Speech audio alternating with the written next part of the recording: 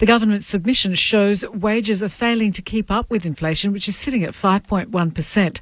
Workplace Relations Minister Tony Burke says that the gap between what comes in and what goes out is particularly stark for low-income earners. They're the people most affected by the cost of living crisis. They're also the people with the least capacity to have any assets at all or savings to be able to draw down on. The government recommends that the Fair Work Commission ensures that the real wages of Australia's low-paid workers do not go backwards. Anthony Albanese will be joined by his senior foreign affairs and trade ministers when he makes his first bilateral visit as Prime Minister to Indonesia this weekend. In what's become a rite of passage for new Australian Prime Ministers, Mr Albanese has chosen Jakarta as the destination for his first official visit to meet Indonesian President Joko Widodo. Mr Albanese will be joined by Foreign Minister Penny Wong, Trade Minister Don Farrell and Science and Innovation Minister Ed Husic as the government seeks to forge closer ties with Australia's biggest neighbour. Mr Husic says it'll be an important visit. Hugely grateful to be part of that first trip with the Prime Minister. I think there are opportunities for us to work closer with our immediate neighbours, notably Malaysia, Singapore, Indonesia and New Zealand, on common problems. The United States says it's readying its North Asian military units in response to information that North Korea will conduct a 7th nuclear weapons test in the coming days. It comes as the state was temporarily appointed as head of a top nuclear disarmament forum at the United Nations, sparking immediate criticism. The US nuclear envoy Sung Kim says the defence forces of Japan, South Korea and the US are preparing protective measures ahead of the expected test. Furthermore, we are prepared to make both short and longer term adjustments to our military posture as appropriate in responding to any DPRK provocation, and as necessary to strengthen both defence and deterrence to protect our allies in the region. US Republicans examining a bill to strengthen federal gun control provisions say they won't be rushed into passing the laws. Democrats in the House of Representatives have tabled the 41-page Protecting Our Kids Act they say will reduce the likelihood of further horrific gun massacres. But North Carolina Congressman Dan Bishop says proponents of the bill are refusing to entertain amendments, and that's not acceptable to Republicans. There's a willingness to just ram through this package, and the answer is, we don't have any patience for you if you're objecting. The voices are raised, the accusations are made, Republicans are complicit. I can tell you this, and let me be clear, you are not going to bully your way into stripping Americans of fundamental rights. A Melbourne man who was acquitted over a gangland murder because of the Lawyer X scandal is now suing the barrister who convinced a key witness to give evidence against him. Court reporter Danny Tran. Farouk Orman spent 12 years behind bars after he was found guilty of being the getaway driver during the murder of underworld figure Victor Pearce in 2002. But in 2019, his conviction was quashed by Victoria's Court of Appeal because his lawyer, Nicola Gobbo, was also a police informant who encouraged a key witness to give evidence against him.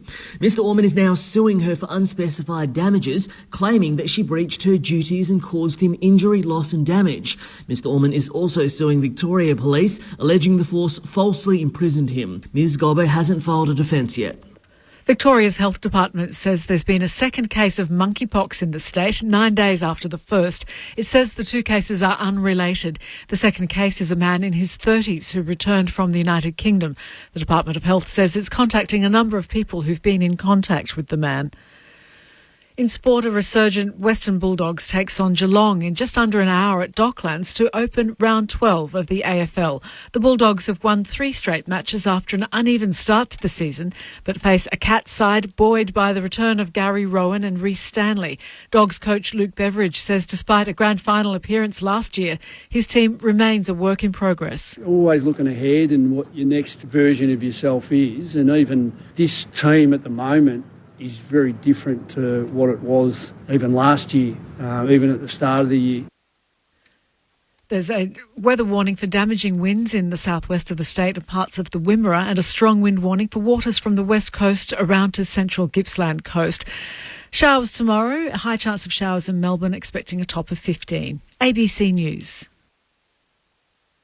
ABC Sport now has its very own newsletter, and we'd be pumped to have you on board. Woohoo! The ABC of Sport will provide a wrap of all the best stuff that's happening in sport every week. Simply go to abc.net.au/connect and get ready for a sport hit. In your inbox every Friday. Get on board with the ABC of Sport newsletter. For content that makes you think. Or allows you not to. ABC Sport. We begin this broadcast by acknowledging the traditional custodians of the land on which this match will be played today and pay our respects to their elders past, present and emerging. We extend that respect to Aboriginal and Torres Strait Islander peoples listening. AFL. Runs into the 50, steps on the right foot, scores a level. This is awesome. What a moment to be here. Roll up, it's time for the show. Forget everything that you know. You ain't seen nothing like this. It's impossible to resist. Kicks from 45. It starts right, but it's coming back. It's a miracle at the Adelaide Oval. You ain't seen nothing like. Akers hard up against the boundary in the right. Oh, that's one of the goals of the season. That is incredible. Buddy Franklin steps forward now. He's done it. A legend joins the immortals. Grandstand AFL. Grandstand AFL.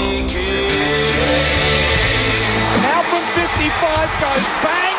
Oh, he kicked it. He has kicked it. Welcome to the big top. He can be a game breaker, this kid. And he'll kick the goal. It's what he does best. Silvani 2-on-1. Silvani! What a mark in the goal square. We're gonna be kids. Throws up from 55. An unbelievable finish. Shuts it down. The big man sorts it out there. This would be absolutely extraordinary. He is all class. Bolton runs toward the boundary to kick a miraculous goal. He can't believe it. Gives it everything he's got. It's going, it's going, it's there. The superstar on the left. He's got a third. Brilliant.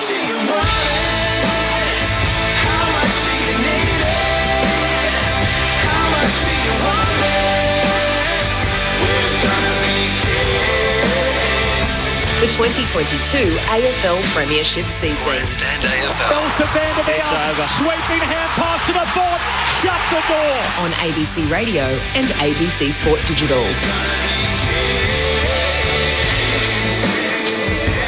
The last two beaten grand finalists, the Western Bulldogs and Geelong. Let's see how they stack up against one another midway through 2022 on the quest for their club's next premiership. The Dogs have won 3 in a row for the first time since last year's final series.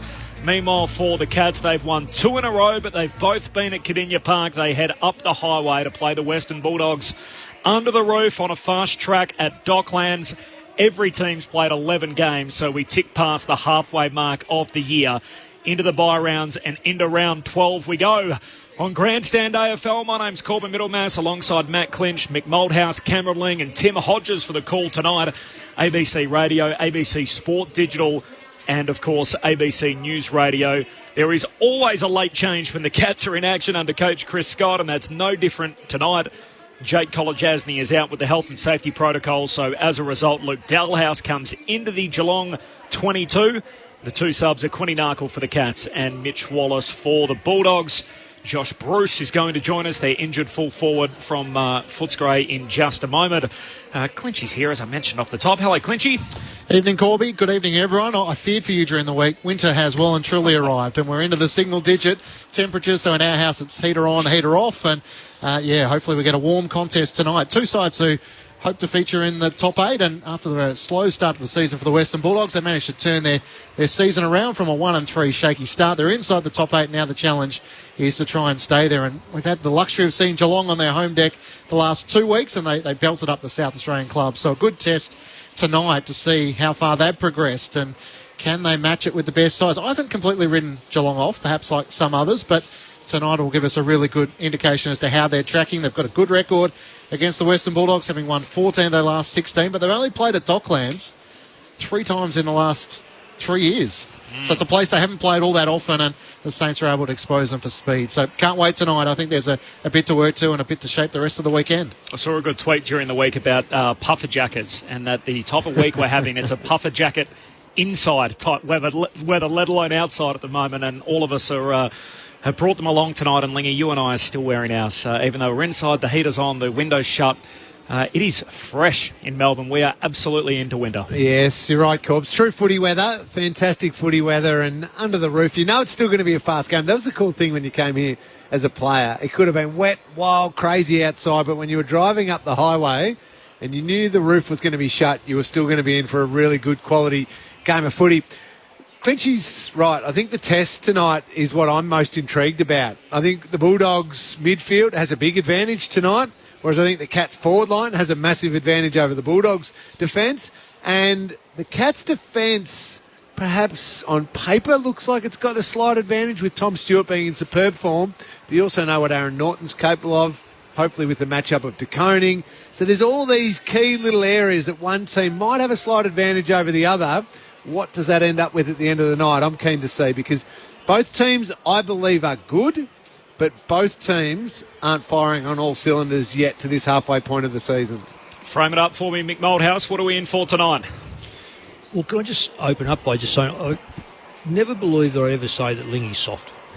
But sitting next to a bloke with a puff jacket... Say it, Mick. Say it. I'm going to say it. Now, Clinchy, I don't know where you come from, mate. You've got your sleeves rolled up. Now I'm ready to go, You've got no socks on. I've got socks. Not that I can see. Well, they're very low. I don't do my jacket to get here. Now, I know I've got bellowed blood in me, but I cannot believe... And Corby, yeah, look, I can understand... I'll take it all on board. Soft Western Australian. Yep. South of the river. South of the river. And north of the river is Eagle territory, and they're not soft. What am I looking for tonight? I'm just intrigued with this game. I am totally in agreement with what Lingy said. They're very, very good, or they can be just off, and when they're just off, they're just ordinary. There's a couple little stats. The clearance rate out of the top two for Western Bulldogs, Macrae and Liberatory, is 150. Parfitt and Selwood is 100. Even if you come down a bit further, they line up. So clearly that is their strength. The Cats, to me, have probably got the best two forwards playing together, and their backs held by Stewart is very hard to go past. And that's going to be... This is one game where you might dominate the middle, but can you break through that Geelong defence, particularly with Stewart down there being able to be the general? And let me say, if it gets in the front 50, I think Geelong will score. So I've been throwing this one around all week, and I've only gone the Bulldogs marginally because I think they probably will win in the centre and keep it away from the forward line enough to maybe have enough shots on goal. What about the talk from Chris Scott about Sam De Koning a few weeks ago when he played Max King? Potentially the next Djakovic v Carey sort of matchup in the competition. Now all of a sudden he finds himself against Aaron Norton tonight, but as you outlined, Lingy and Mick, it may be what happens at the other end that decides the game and what sort of matchup they're going to have for the Tom and Jerry combination of Tom Hawkins and Jeremy Cameron. Yeah, I can't wait to watch the De Koning-Norton matchup. That'll be brilliant. I hope they both go for their marks and fly, and loved Darcy Moore versus Charlie Curnow last week. It's sensational to watch. But yeah, you're right. Down the other end of the ground, what is that matchup going to be? And how big an advantage can the Cats get? Stengel and Close have been excellent for the Cats as well. So it means the Bulldogs defenders can't help in the air as much as they'd like to. So that's going to be the big challenge. But all of these different contests shape up as a ripper game. We're going to say hello to Josh Bruce and also Tim Hodges, who's downstairs for us again on Grandstand AFL. Hodgie. Hi, Corbin. Hi, team. Nice to be with you, and it's nice to be with this man. And Josh Bruce, you were introduced at the start of the program as the injured Bulldog. You've got news. You're now no longer injured from next week. You're back in the main training group. That must almost bring a tear to the eye. Yeah, well, that's right, mate. It's good to be on air, guys. Thanks for having me. I did some final testing today at the Victoria University, and just did some final lab testing and stuff, and some strength testing, and got cleared to train full contact with the group next week, which is kind of what I've been doing anyway, but it's kind of cleared to play as well. So timeline will probably be the VFL game after the bye, which is a Friday night game at Icon on the 17th of June. So hopefully have a run around there if I'm feeling up to it. If I'm not feeling up to it in terms of my training and stuff, I'll push it back a week. But it's kind of up to me and up to the coaches now, which is exciting. Was there close to a tear in the eye when you got the all clear today? Yeah, well, it's a funny thing, rehab. It's kind of like Stockholm syndrome, you know. You kind of get used to it, and today was kind of my last big rehab session. And I did, once I got through it, and I kind of knew that I was going to tick off the strength stuff because of how well I've been going in the gym. I did have a little bit of a well up in the eye, and it's certainly been a long and hard road back, and not quite there yet, but definitely on the way. Are you still confident, and you're probably sick of watching it, are you confident you can have a meaningful impact on this team on the field as they strive to go one better than last year? Yeah, I think so, and I think it's going to take time. Like it's not as though I'm going to come but straight back in and be able to play elite AFL footy. I've done all the work in rehab, but rehab's a different story to playing at the top level in one of the best teams in the comp. So whether it takes me 2 or 3 weeks in the VFL to find the form and then another week in the AFL, I'm not really sure how it's going to look, but all I know is that I've got full confidence in my knee, I've got full confidence in my fitness, and the rest is kind of just a suck it and see type thing. That's great news, Josh. Doggies fans coming into the ground today will have a smile on their face listening to that. That's enough on you. I'll send you upstairs for the boys to talk about the game. Mick Malthouse and Cameron Ling.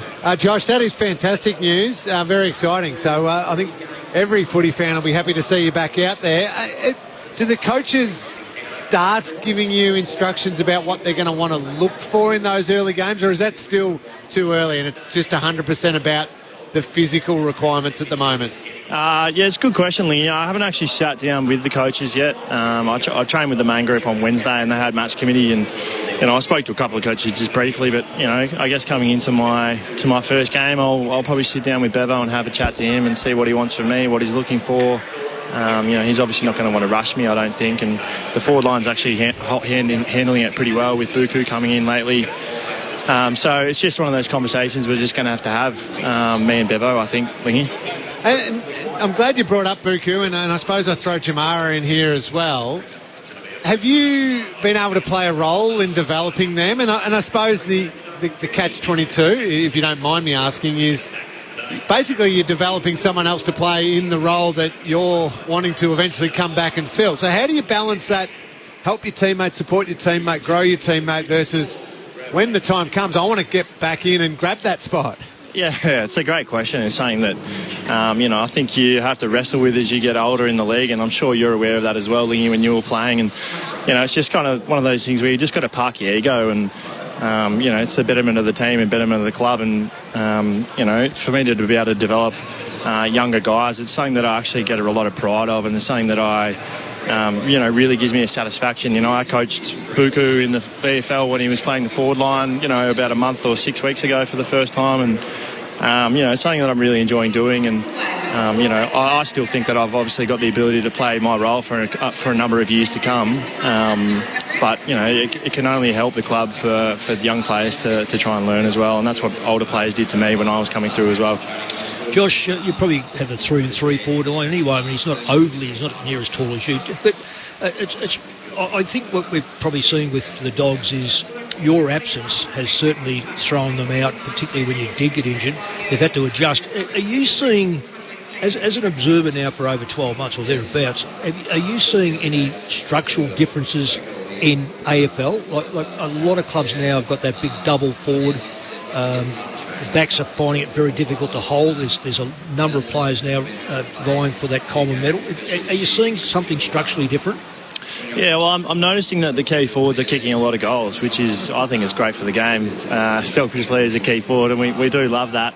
I am noticing that most teams are playing obviously 2 big forwards and sometimes even 3, with resting mids and obviously the ruckman as well. So it's an interesting way that it's shaping up. Obviously Carlton have got the 2 prongs tonight. Obviously Hawkins and Cameron are going elite. They're in the top 5 of the Coleman, and me and Naughty were going well last year. But I think, last year we were able to play 3 tools, as you said. We played 3 and 3 with Tim English playing majority forward for the first half of the year. And I think it might have thrown the mix out a little bit, me coming out, and just because they're used to me and the consistency of that sort of contest down the line. But, we've found a pretty good mix lately, and, we're really relying on guys like Dunkley and Bontempelli playing a fair bit of forward time and kicking goals, as we've seen in the past month or so. Have you done any work, or you've been listening to any work that has to be done with the backline? The backline for you guys is generally reasonably small compared to most, and given what you just said about those key forwards, you're right, there's more dual key forwards now. You didn't mention Kennedy and Darling. I know they're on the decline, but nonetheless they've had a magnificent impact on football, and we're seeing it now from Brisbane are trying to get that. Sydney's had it. So do you think your back line can get through, number one? And I know you're going to be proactive for them, but can they get through against these top-line dual forwards, particularly with their bulk and height? Yeah, I mean, it's an interesting one. I think we defend probably slightly different to other teams in the fact that, we are a little bit undersized, but we tend to not really focus on matchups per se. We kind of play a 1.5 mindset, so we've got guys that are defending their guy and half of the next guy, and everyone's sort of doing that around the field. So we're relying on obviously a high pressure game and obviously turning the ball over inside our forward half, which is the way we want to play, so hopefully we can turn it over before we get there. But I do think that at times, if we're not up to scratch or we're losing contest or we're losing stoppages and the ball's coming in hot, then we can lose contest down back. We've seen that. But that's not the defender's fault. That's the game plan. That's the way we're trying to play. And if it doesn't pan out that way, then that's sort of on the mids. It's sort of on the forwards. It's on the coaches as well. Sure. Well, listen. Just before I go, all the very best, mate. Coming off a knee like that, and it was such a. I was here watching. We were all here watching that. And it was devastating for you. So we really wish you the best and hope you can get back and play a big part for the Bulldogs. Thanks, Mick. Appreciate it. Josh Bruce is with us from the Western Bulldogs. Josh, it's Matt Clinch here. Luke Beveridge made the reference to Aaron Norton being the one cost so far this season. Can you give us a bit of an insight as to what you've seen, the major improvements in his game? Obviously, banged up a little bit early in the season, had to physically work his way through that, but just the constant presence in which he's been for the Bulldogs side with you being out. Yeah, I mean, he's an incredible athlete. He's an absolute specimen. I'm looking at him right now, talking about him. We're giving each other a little thumbs up. He's my boy. Ever since I got to the club, he was 19 or 20 when I got to the club, and he's now 22. He's matured a little bit more. He's the strongest bloke at the club in the weights room. He's got an appetite for the extras. He's got an appetite for work rate, an appetite for all those things, and he's just gotten better physically. And he's able to get some more contests and be stronger in the contest, and we're seeing the fruits of that. I think he's the best contest player in the game. So it's a privilege to watch him, and I can't wait to jump back on the field and ride his coattails to a flag, hopefully. And you did a little bit of coaching with the AFLW and a development role while you were out. Did that whet the appetite? Is that something you'd like to do in the future going forward? Yeah, it really did. Yeah, it was funny. I was really missing that buzz on game day, the real intensity that you feel, and especially during the final series, it was obviously quite sour, watching at times, and then just to be involved in the box and to be involved in the win, the losses, and you're almost in the cut and thrust of it. It was very exciting. I really enjoyed it. I'm really enjoying the development side of it. Obviously there's girls that I worked closely with, and when you see the fruits of your labour, of them improving week in, week out, it does make you feel good. So it's definitely something that I'll be pursuing post-career. Josh, Lockie Hunter, it wasn't so long ago he was in the leadership group at the Western Bulldogs. He really took a break from the club and from footy a few weeks back now, and it feels like we haven't really heard about him at all. Where is he and how's he going? Yeah, no, he's going well. He's in Melbourne, so he had some personal issues happen there, and obviously the club has really respected the privacy that everyone's been able to afford Lockie, through the challenges that he's had in his personal life, and I don't think it's too far away for him to potentially make a return, just to training and to get back into the fold per se. I know that he's in Melbourne. He's in good spirits. I speak to him quite regularly. Yep. And that's probably as much as I can really say on the subject, to be honest. No, that's all we wanted to know. Just on Patrick Dangerfield too. So he was re-elected this week as the AFLPA president. Made some interesting comments midweek about a mid-season trade period and what that would look like as a current player in the game. Now that we've reached the halfway mark of the season, do you think it has merit? We've obviously got the mid-season rookie draft as to whether we introduce a trade period element as part of that. I think it's an interesting one. I think, I wouldn't mind seeing it. I think it'd be pretty cool to, if you were playing in the twos all year in a really strong team and you just knew you were not going to get a look in for the second half of the year, and there was a team potentially needed your exact position and they were going to play you for the rest of the team, and that's something you wanted to do. I can't see why it shouldn't be allowed. But, obviously, I feel like the player would obviously need to agree to it. It can't be just something that the clubs can decide. But, I'm not dead set against it. Yeah. Josh, your time's appreciated. Hopefully we see you back out there soon. I'm sure a lot of Dogs fans will mark down June 17, a return through the VFL. We'll chat down the line. Appreciate you jumping on. Thanks, guys. Josh Bruce from the Western Bulldogs downstairs with Tim Hodges The mid-season trade period, Lingy, just on that aspect, do you think that's something in the game's future? I don't want it to be, Corbs. Okay. And a couple of reasons. Yep. One is, I believe it's the art form of creating a premiership list, is you establish your list in the late in the previous season and the decisions you've made in the preceding years, but late in that season, how you trade, the free agents you acquire to perhaps support what you've been building, and then your national draft. And then you carry that list through, and if you are good enough and you can create that list together and you have the right backups, you know that you might carry an extra ruckman just in case, you go deep in the midfield because you want numbers through there, whatever it might be, and you win that premiership, that's an art form. That is a skill. The other quick reason why I don't want it to happen is the idea that a team can just give up on the season.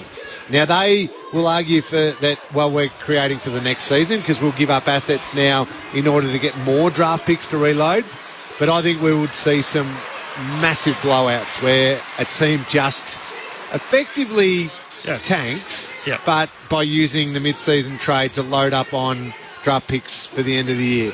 And I don't like that. But I'm stronger more on the fact that the team that wins the premiership deserves because the way they built that list and they carry that list for the entire year. And they have contingencies in place and they have depth of list and quality and all that sort of thing. So I don't want it. I'm happy to hear a different opinion, but Mick? I could not agree with you more. I think it's like the 22 players are on the ground and somehow or another a 23rd player gets down there and helps that side win the game. Coaching is about the side you've got. The club should be about the side. Don't give people an out. If you're just say you're an 8th side and you're able to go and pick a player and the top side doesn't get a pick, and they've worked that hard over that 12 months or 2 or 3 years, you don't happen to get on top of the ladder. It takes you time to get on top of that ladder. Melbourne didn't just fall into a premiership last year. It took them a few years of self-analysis and players and maturity. And let's say an 8th side. Who's 8th at the moment? It's the Western Bulldogs. And all of a sudden they're able to go and get a key back, which is probably the one thing they're lacking. And all of a sudden they go from being an 8th side to a 1st side, and that Melbourne side who was on top all of a sudden goes, well, it's not fair. So nothing in the AFL is fair. Nothing is fair. So no one's going to look at it and go, oh, it's unfair. But Lingy is spot on. There is this element of sides going, and I'll be writing about it soon. In fact, I've written a little bit about it for this weekend. But West Coast, for instance, they're that far behind now. At Gaff, is he worth more now than next year? No, he's worth more this year. So therefore, do you put him on the table to get something for him next year? Same with Kennedy, if he wants to go around, or Darling wants to go around, because they're not going to win premiership for him. So that's at the end of the year. Then you start to look at what you're going to do. But you don't want sides going, oh, well, if we lose him now, we're going to go, guess what we're going to finish? We'll finish under West Coast this year because we're not going to win another game. There is too much manipulation that can take place and so many finger points. And the moment you have doubt, people will look at you and go, they've tanked. But it's a name that we do not want entering this competition. And we've already got 2 teams that are historically bad, as you touched on, Lingy. The last thing that we want is to add more teams into that conversation and the gap between the best and the worst. The other thing I'll add to this to balance out what my opinion is, I think there should be a greater ease of movement of players come the end of the season. Now, traditional fans aren't going to love that because they want to hold on to, they're my favourite players and everything like that. I think the horse has already bolted there a little bit. There's movement of players. I think it should be easier for players to move around and you can be more creative in your list build. But once that list is locked away by a certain date, that's the list you carry for the entire year. And if you're good enough, smart enough, lucky enough to win that premiership, then fantastic, you deserve that thoroughly. But make it easier when there's the time to move, but don't add it into the mid-season. Well, so even this one it was a little bit of a worry because it's pinching players from other struggling clubs. teams. You have to be being on top of the ladder in Adelaide or South in the State League. And you, now everyone goes, well, it's a feeder competition. Well, you try telling the supporters that. So I think there's a lot of things that we have to look at. Full game preview with Mick Malthouse and Cameron Ling coming up. It is the Dogs and the Cats under the roof at Docklands on Friday Night Footy. Down the leg side, and it's a brilliant one-handed take. A legend joins the Immortals. your daily sports conversation, download the ABC Sport Daily podcast. This is ABC Sports coverage of the 2022 AFL Premiership season. We're gonna be kids. Grandstand AFL On ABC Radio and ABC Sport Digital. The sun is down, it's freezing cold, and that's how we already know that winter's here for Western Bulldogs and Geelong. Friday night footy as we pass the halfway mark of the year into round 12 and into the first of 3 weeks of what we know as the bye round. 6 games each weekend, and it starts with really the oldest domestic rivalry tonight. Cats or Dogs? And there's one late change for Geelong, which has become customary. Jake Kolodjasny is out, and he's entered the health and safety protocols. So as a result, Luke Dalhouse comes in, the premiership-winning Bulldog, to play against his old team. The 2 Medi subs, Mitch Wallace for the Bulldogs and Quentin Narkle for Geelong. Corbin Middlemass alongside Matt Clinch, Tim Hodges on the boundary, Mick Malthouse and Cameron Ling, your grandstand AFL experts, as they are every Friday night in Melbourne throughout the season. Mick, I've got a psychological one for you off the top here. During the week on Wednesday, driving rain, freezing cold in Melbourne during the week, the Western Bulldogs decided to train outdoors. So they were in the driving rain, having their full main session in the elements, sludging through the heavy ground. And the Cats were indoors on the basketball court doing some drills, obviously knowing that they're playing under the roof at Docklands.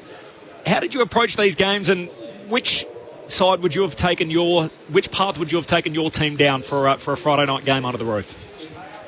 There's a couple of things that you have to look at. One is, what time of the year is it? How weary are your players? Because there's, and particularly at Western Oval, when I was out there, it was underwater most of the time. But the ground now is a lot better, so therefore you're probably training on top of the ground. You know, it might have got a little wet. There's no question about that. There's a couple of things. One is, on a wet ground like that, sometimes if you're not in good, if you don't have confidence, you can actually lose confidence because your touch goes, so you just try to pick up a piece of soap. The other thing is, sometimes it's really good for your confidence because you are able to actually picture the ball where it's going to go. As long as it doesn't get too heavy. Look, we've got so many footballs these days at training, that won't be an issue. Geelong they're an older side. It might be just better for them to come off at round 11 off their feet. I think every club's going to be looked at differently, and every player's going to be looked at differently. And I heard someone say the other day, this player never trains on the Friday before a Saturday game. Because, why? Because what do you get out of Friday? If it's only for appearances, you might as well stay inside and get touched inside. So I haven't got if you said to me when I coached Footscray, I'd say to you, no, we'd get off the ground because you're of the state of the ground. What about the psychology of it, though? This is going to be a week where we're going to be ready to hit the contest hard, therefore we're out in the wet. Let's prepare ourselves. We start now. Yeah, but I don't think that's...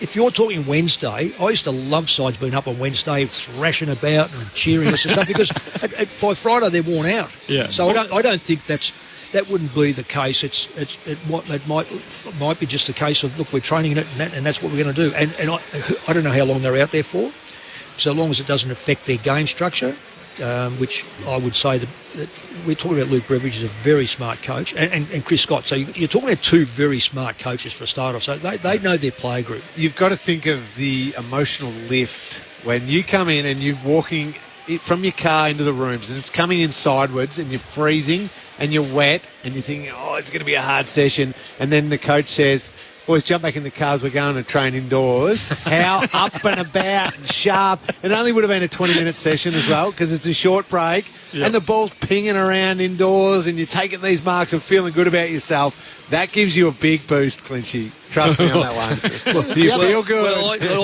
But I also there... And I wasn't going to say too much about that. I reckon it can make you soft. You've already said that in our box. It's becoming a pattern. In here, there's a real pattern emerging. I think that's soft spelt SAWFT as well. It's soft. Very smart. And for those that remember what the Cats were called many, many years ago. We dispelled that. I know you did. But you're now starting. Look, I don't know, it's old age creeping in, or you just, you don't like the cold or whatever. Now, you've told us already you don't like the rain, because beforehand you said, my boys are going to have to train and play in the wet tomorrow. I'll let them go, and I'm staying home. I like the Friday nights being personal. This is comfortable for me. Let's get uncomfortable. We got Geelong and the Western Bulldogs coming up. There's one late change for the Cats. So Colin Jasny out with the health and safety protocols. Luke Dalhouse comes into the starting 22 for the Cats. The umpires are out there who are awaiting the arrival of the Western Bulldogs. So there's a guard of honour with a number of fans that have made a guard of honour, a line either side of the banner as the Bulldogs are about to make their way up the race. The stadium lights dim with the red, white and blue accent, and you'll hear the roar in the background as the Dogs are led out by Marcus Bontempelli. They get Bailey Smith back this week. Mitch Wallace is the Medi sub. Bailey Smith missing the trip to Perth with illness. They didn't have any problems without him. They had 16 different goal kickers and won by over 100 points. Meanwhile, for the Cats, they've made 3 changes from the team that was far too good for Adelaide last Saturday afternoon. Stanley, Rowan and Dalhouse all coming in. Their Medi sub is Quentin Narkle. The Western Bulldogs, the first team out on the ground here at Docklands. Corbs, when I look at these two teams, I think to win a premiership, and it doesn't always work as perfectly as this, but to win a premiership, you generally aim to have a top 5 attack and top 5 defence. That's just terrific balance. Sometimes it can skew where you can just be so elite in one area that you might slide a little bit in the other, but generally you have to be balanced in both. These two teams are starting to balance up those sides of their games pretty well at the moment. At the moment, Geelong, 5th in defence, 5th in attack. The Dogs, 7th in defence and 4th in attack. So thereabouts and Geelong are just fitting in the top 5 in both. When you look at who we consider the benchmarks of the competition, the Demons, 2nd in defence. Mick, they're absolutely elite there, but they're 7th in attack. So a little bit lower than expected. And Fremantle, number 1 in defence. So Freo and Demons 1 and 2. Freo slide down to 12th in attack. Yeah. So Geelong and the Dogs, compared to the two, let's call them best teams in the comp, and maybe throw the Lions in where they're 6th and 1st. So the Dogs, Cats and the Lions are probably the 3 best balanced teams when you're talking about just for and against points. Is it Carlton there at all? Carlton are sitting, so they were really interesting when I was doing this. They're 9th in defence and 6th in attack. Yeah, so they just fall outside. And sorry, I'm just going to ask you one more. The Saints, just tell me where the Saints are. Saints 3rd defensively, but they slide down to 9th in attack. Okay. So, yeah, it was just interesting that these two teams, who we all, I think, agree aren't firing on all cylinders yet, are still pretty well balanced between attack and defence, and Cats are 5th in both, and Dogs are almost top 5 in both. Okay, if you said where you follow the Cats, tell me, where do you think the weakness is at the moment? Middle of the ground. Middle of the ground. So without question. Outside spread in the middle of the ground. And if I said to you, where is the Bulldogs' strength today? Middle of the ground. So, and we've always said the middle of the ground determines the result of the game, but this is one time when it may not. Are you with that in regard to... Because the Dogs seem to have a deficiency in height and perhaps weight against the forwards that Geelong will throw at them. Yeah. Total domination by the Dogs in the middle of the ground. Yep. We'll see the result go Dogs' way. But just a win to the Dogs in the middle of the ground then may not actually relate to a win. I think Geelong's got enough other weapons that they get over the top of them. But if the Dogs can obliterate the Cats in the middle of the ground, then that's huge. But just on stoppages and that, if we've got some time here, Dangerfield is the second for the centre clearances in the competition and averages 3.6, so he's not there. Yep. Clearances overall, stoppage clearance, McRae and Liberatore, no Geelong players in that. When you look at score involvements, interesting, Hawkins is the chief one for the Geelong. Yep. Then you've got English is second overall, Bontempelli and Smith. So they've got numbers right through. And the tackles are interesting. Geelong are a very good top-end tackling side. Yes. Very good top-end tackling side. We always say, I know that's one of the MOs that you say about the Dogs is that they're a competitive side and contested football. But when you look at Geelong's tackling, their top end, and I don't, there's a few that don't, but when you've got these blokes occupying... they just go all the way down. Tackles, Blisgarves, Parford, Atkins, Guthrie, Selwood. And even inside 50s. Inside 50s is interesting. It's a winger like Smith, and he's been a revelation for them, really, because they don't move the ball that quick off the back line. So it's an interesting mix all the way through both sides. When you were saying about strength versus weaknesses, Cat Fanton's listening right now, Mick, would put a big circle around a name that you just brought up for the Dogs, Tim English. Yeah. It has been a constant that the Cats haven't been able to cement that number one dominant ruckman. Reece Stanley's back. Mark Blitzarves will play the backup role. But English score involvement's really high for the Bulldogs, so important for the Dogs. Against Stanley, who once every 5, 6 weeks, 7 weeks can have a really good game, but then can fluctuate with his form. I reckon we almost saw Toby Conway, the kid they drafted. Well, they named him as part of the squad, but then all of a sudden he wasn't.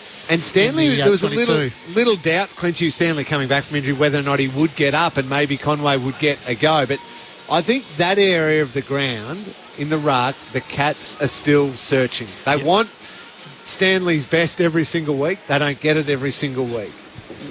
What else they do and how they use blitzarves, that can give them an advantage against certain other ruckmen, but not against all ruckmen. So, look, last week, it's interesting because I was on ABC in the West on the Saturday, and I spoke to Matt Boyd, or we spoke to Matt Boyd, and of course Fremantle come against Melbourne. I said, well, if one of these players get off the leash, you're in real trouble, and that's Oliver and Petrarca.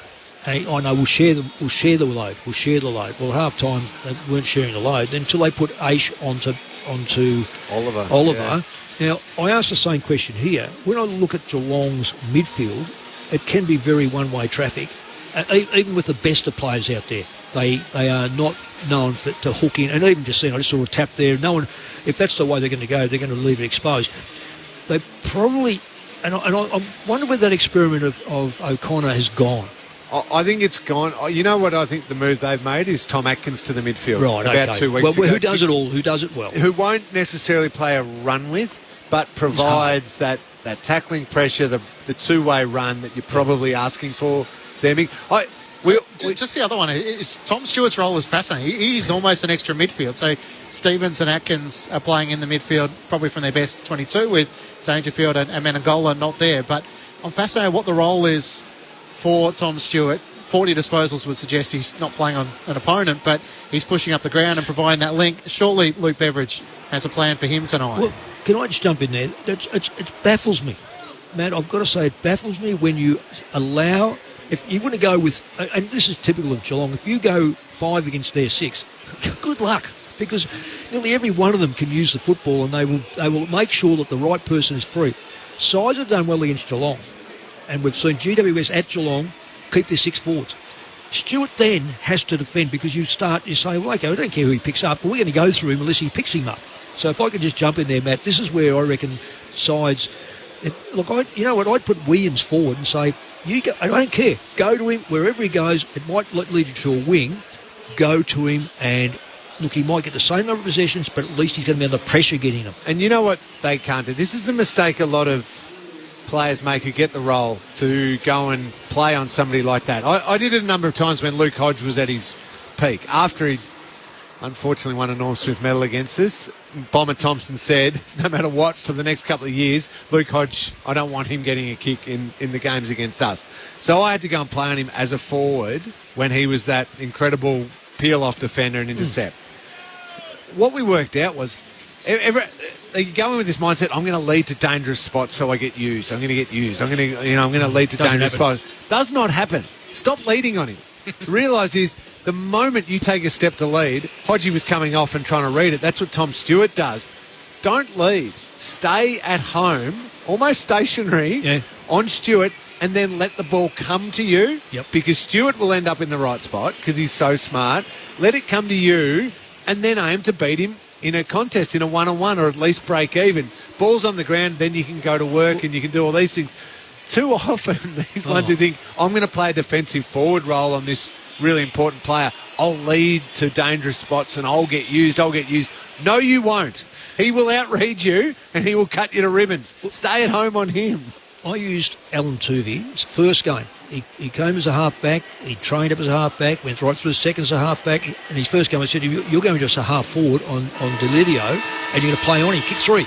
Yep. He kicked 3 because he did exactly that. He didn't because he couldn't find space, because he's not a player that will find space. He just said, this is where it's going to be. I'm going to be here. I'm going to beat this player one-on-one. And when he decides to run off, I'm still going to be in that same spot. Lee Brown was classical with us. We put Lee on most of the best forwards for his little cameos until he went in the ruck. And at the end of it, they were going, I don't know, I'm supposed to pick up Cloak. No, he's picking me up, so I drop off Cloak and end up. And you know who kicked the first goal? Lee Brown, because the man who he picked up was saying, no, I'm on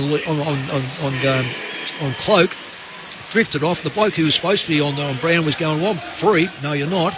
So there are methods of doing it. I wonder when one day someone will wake up and go, we can't let Stewart dominate the game, whether he plays half-back, free ball, or plays on the wing. Well, you think it has to be tonight, because that's the one you can't let him have that space. On the flip side is Bailey Smith coming back in for the Dogs. He's the one who gets that outside run for the Bulldogs. We've done games here as this team, watching Bailey Smith run around and get it 40 times without anybody going anywhere near him. So you'd think that that's the type of player Geelong have got to put some time into.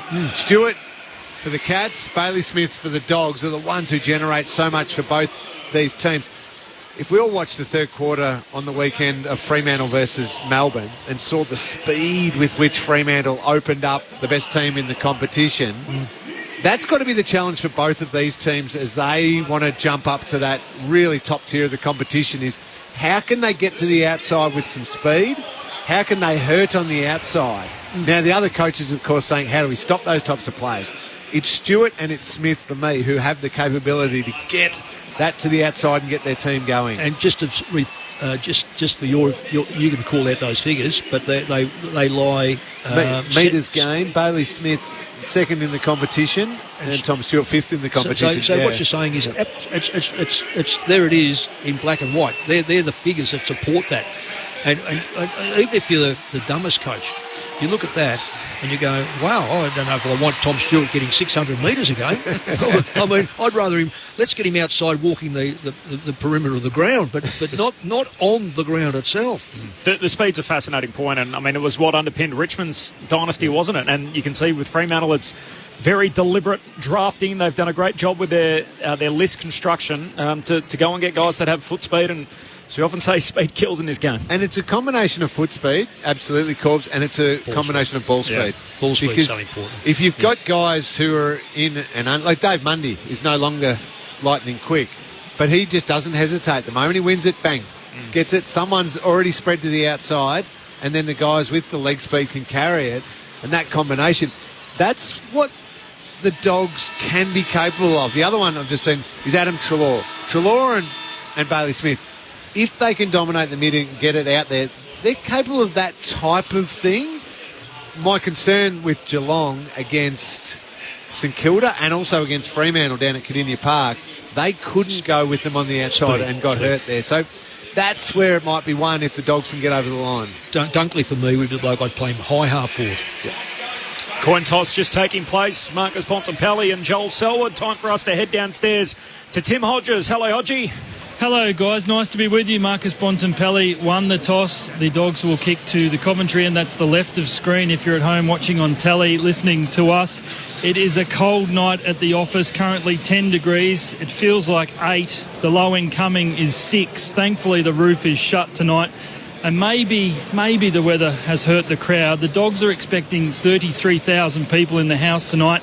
I think we're still some way off that, approaching 30,000 right now for the start of the game. Just repeating, one late change at the Cats. Jake Kolajasny is out. He has entered health and safety protocols. Luke Dalhouse comes in to the 22. The medical subs for the Dogs, it's Mitch Wallace. For the Cats, Quinton Narkle. And earlier, great news, Josh Bruce joined us on ABC Grandstand. He told us he got the all clear today to leave rehab. He said he brought him to tears. He will join the main training group from next week. His return from his ACL last August will come on Friday fortnight, June 17 in the VFL, which will warm all Doggies fans' hearts who are listening to us. Absolutely. Hodgie and footy fans beyond that, I'm sure, as Tim English, a little bit of push and shove with Tom Atkins in the middle. Quick tip, Mick, who wins tonight? I've gone to the Dogs all week, so I might as well stick with them. I don't know. Lingy? Cats just. Of course. Got to go with the Cats. Clinchy? Yeah, I'm with the Cats as well. The last two beaten grand finalists, Geelong and the Western Bulldogs, halfway through 2022. As we turn past the halfway mark, how close are they on their quest to their club's next premiership? Let's go in round 12 on Grandstand AFL. You're with Matt Clinch. English and Stanley do battle in the middle of the ground. Stanley straight down to Selwood for Geelong. Hand pass over his shoulder, trying to link back up with Stanley. Ricocheting the kick was Cam Guthrie, bounced into an opponent and came out to Williams on the wing for the Dogs. Kicks forward, straight to Tom Stewart, who lined up alongside Cody Waitman for the opening bounce. Short boundary side with a kick which finds Joel Selwood. The Geelong skipper plays game 250 alongside Chris Scott at the helm. So a milestone for two Geelong players there. The player and coach back to Stewart inside the defensive 50. And then all the way back to Mitch Duncan, 35 metres out from his defensive goal. So 40 last week for Tom Stewart. He's got 2 already. As Duncan, member of their 2011 Premiership team, the youngest member, he kicks out wide to Buse, heads down the wing, Parfitt no mark, slips past his fingertips into the path of Bailey Williams for the Bulldogs. To Treloar, hand pass in the middle for Libba, jams it on the boot, kicks a high bomb inside 50. De Koning floats across, no mark for Geelong, scrapping for it, Dunkley off his knees, hand pass to West, shoots a hand pass back to Scott, kicks to Norton, one-on-one with Stewart. Stewart tries to spoil and does so successfully on the second bite, kills it over the goal line, and a rush behind the first score of the ball game. 70 seconds in, the Western Bulldogs one behind, Geelong yet to score. Just seems to me Geelong are trying to control the ball all the way up into their forward line. No big long kicks in, just all control. Stewart long to Blitzhouse and Stanley. Stanley put a good block on. Blitzhouse took the mark long to Hawkins. So the big boys getting involved early for Geelong. Pokes the king into the pocket. There's Jeremy Cameron, all on his own. And Jezza has it on a 45-degree angle. He'll shoot from just inside 50. That was seamless transition from Geelong for defence into attack. Yeah, it was good awareness, wasn't it? Because, Mick, you're right, there was control, short kicking when the Bulldogs were set. But as soon as Blitzarves took that mark, identified they had one-on-ones up the ground, got it to Hawkins as quick as possible, and then on to Cameron. 5 goals behind Charlie Curnow in the race for the Coleman. Jez is on the board with the opening goal of Friday night footy. The Cats lead by 5 points. They're 1 straight 6, so the Bulldogs 1 behind. We played 2 minutes in the opening term on ABC Sport. 8 marks to none. And if this is the way they're going to play, then there's going to be a lot of football played behind the centre to set it up. A little bit more width than there is down at Geelong, so therefore they've got a little bit more room to move. Their forwards, one thing about Hawkins, he doesn't worry about having to come up the ground, which is a good sign. So if he comes up the ground, he's dragging players up and leaves pace behind him. So very well done by the Cats. He's now into outright second in the Coleman medal race as well. Jeremy Cameron up to 33, so he's 4 behind the leader. And Charlie Curnow. Cats with the first of the night. Bank in the middle. On the way down, Stanley knocks it into space, but straight to Treloar of the Dogs. Sweeping hand pass away to the bot. Up over halfway, kicks the Bulldogs deep to Norton, who flies, but De Koning stands in front of him and takes the intercept mark. And fullback for Geelong. Cats in their white shorts and their hoops tonight, their traditional jumper, and the Dogs a home game, so decked out in the royal blue was the long kick to the wing, and Bailey Williams takes the intercept mark, playing a little further up the ground in recent weeks. Comes out wide to English, looks for Waitman in the pocket. Over the top, though, De Koning again. Another intercept mark, and the rising star from last week showing us why. 3.5 minutes into the opening quarter, Cats with the first goal. Sends the Cats towards Hawkins at half-back. English got a hand into it. He was shoved out of it. Yeah, it was paid by the non-controlling umpire. Good spotting. Clear free kick to Tim English. He's streamed forward from the last ruck battle, so trying to impose himself here. Kicks inside 50. Stewart's there. Takes the mark over the shorter Dunkley. Straight into the middle of the ground with a kick to close.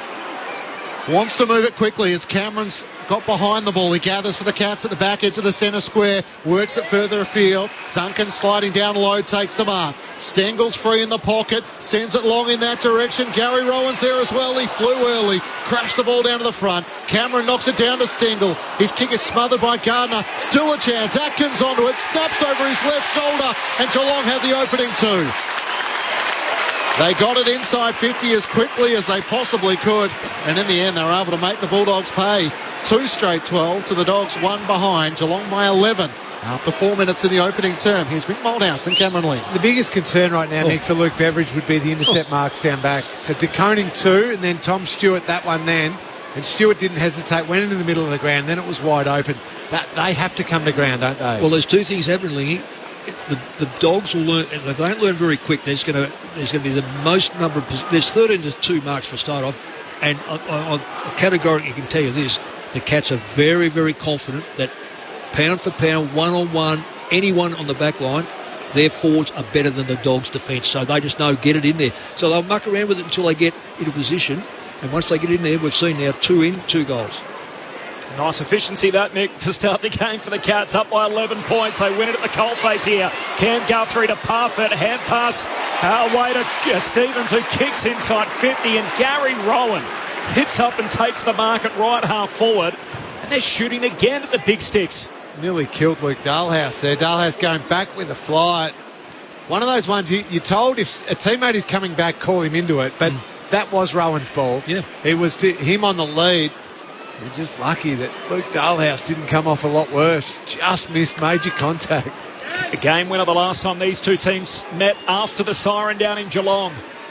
Their third tonight. 3 entries, 3 goals. The Cats are ready to work.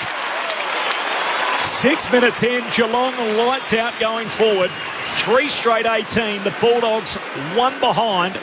Geelong by 17 points. Grandstand AFL, Mick Moldhouse, Cameron Ling. Well, it's going to be a massive worry, this. The Dogs have cleared 2 from 3, I think it is, 2 from 3 clearances. Yep. But when the Cats get the football in a stationary position, in other words, a marker free kick, and it's only been marked so far, the Dogs are hanging off them, so therefore Geelong are able to use the player that's free, generally in the corridor, and then they can just pick their mark. Because, as I said before, they look so comfortable knowing that they can beat their individual opponent. 3 different goal kickers, all mark, all looked like they were going to kick the goal, all felt comfortable leading at the kicker. Mick Moldhouse with you on ABC Sport. 14 marks to 2 the Cats' way. Back in the middle, English tries to do his own roving, can't get the clearance. Parfitt's hand pass straight to Bontempelli, cleaned up by Stanley. Back to Parfitt and now to Isaac Smith. He runs the broadcast side and takes a bounce. Looks up to half forward, kick never got to Rowan. Great one-handed mark. Bailey Dale made that look far easier than it was. Juggling it on his right palm. His kick was inaccurate up the line, and Stanley gathers for the Cats, gets it to Guthrie. Got a kick away as he was tackled by McComb. Spills out boundary side. Karmas over the top of it. Now Zach Guthrie over him. Umpire's going to pay holding the ball. And Geelong will take it just in front of the 2 benches. Cats by 17 points. Good decision. You jump on the footy. You've got to get it out. So here's Zach Guthrie in front of the interchange gates. Down to half forward. Rowan climbs and in the end spoils out of play. Playing the role of the defender in the front half and a boundary throw in. 60 out from the Cats goal. But Isaac Smith, I think he's just showing us that right foot's just there for balance for Izzy at this stage of his career. Left footers just love getting under their left. Not Don't at all. that right. Not at all. 17 points, the lead for Geelong. They've kicked the first 3 from the boundary throw in. Clearance at inside 50 here for Stengel. Kicks a high bomb into the pocket and it's punched out of play. O'Brien there with Rowan, the 2 redheads, and we'll have a boundary throw in 40 metres out from the Cats goal. They've been super efficient so far. 4 inside 50s for 3 goals straight. The Dogs have just the 1 behind, 8 minutes in. So Keith to Cameron, Gardner on Hawkins from the throw-in. English knocks it down. Cooper Stevens for the Cats. A couple of goes at it. Can't link up with Dalhouse, who then became the tackler on Dale. That's holding the footy. Didn't get a hand pass away. And Luke Dalhouse, the late inclusion for the Western Bulldogs, with a chance on 50. Gives the hand pass off to Duncan. Flying start, dangerous on the run. Just carries the goal line. O'Brien's there. They're just going to check upstairs that he was the wrong side of the goal line. But this would be a 4th goal for the Cats, and certainly the early intent is shown. It's just touched. Yeah, reckon he's just the right side of it? Yeah, I think so. All the ball has to be across the line. Is it O'Brien? Did you call Grinchy? Yeah, great effort. Did not give up on it. I reckon he's got just got a finger on that one. This has been what the Bulldogs have been wanting for so long. Keith, Gardner and O'Brien all played together.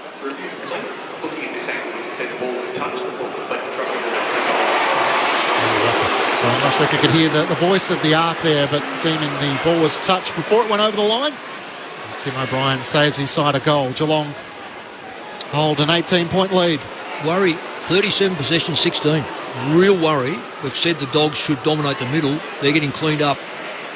Dogs flat-footed to start. Here's Caleb Daniel on the kick-out. Looks for English. Competes in the air. No mark. Spills down underneath Izzy Smith. He knocks it away to Cameron. Hand pass to Parfitt. Geelong at centre-half forward. Trickles a kick into the pocket. O'Brien wants the safety of the boundary line and finds it. Knocks it out of play with Dalhouse hustling out after it. Boundary throw in forward pocket for the Cats.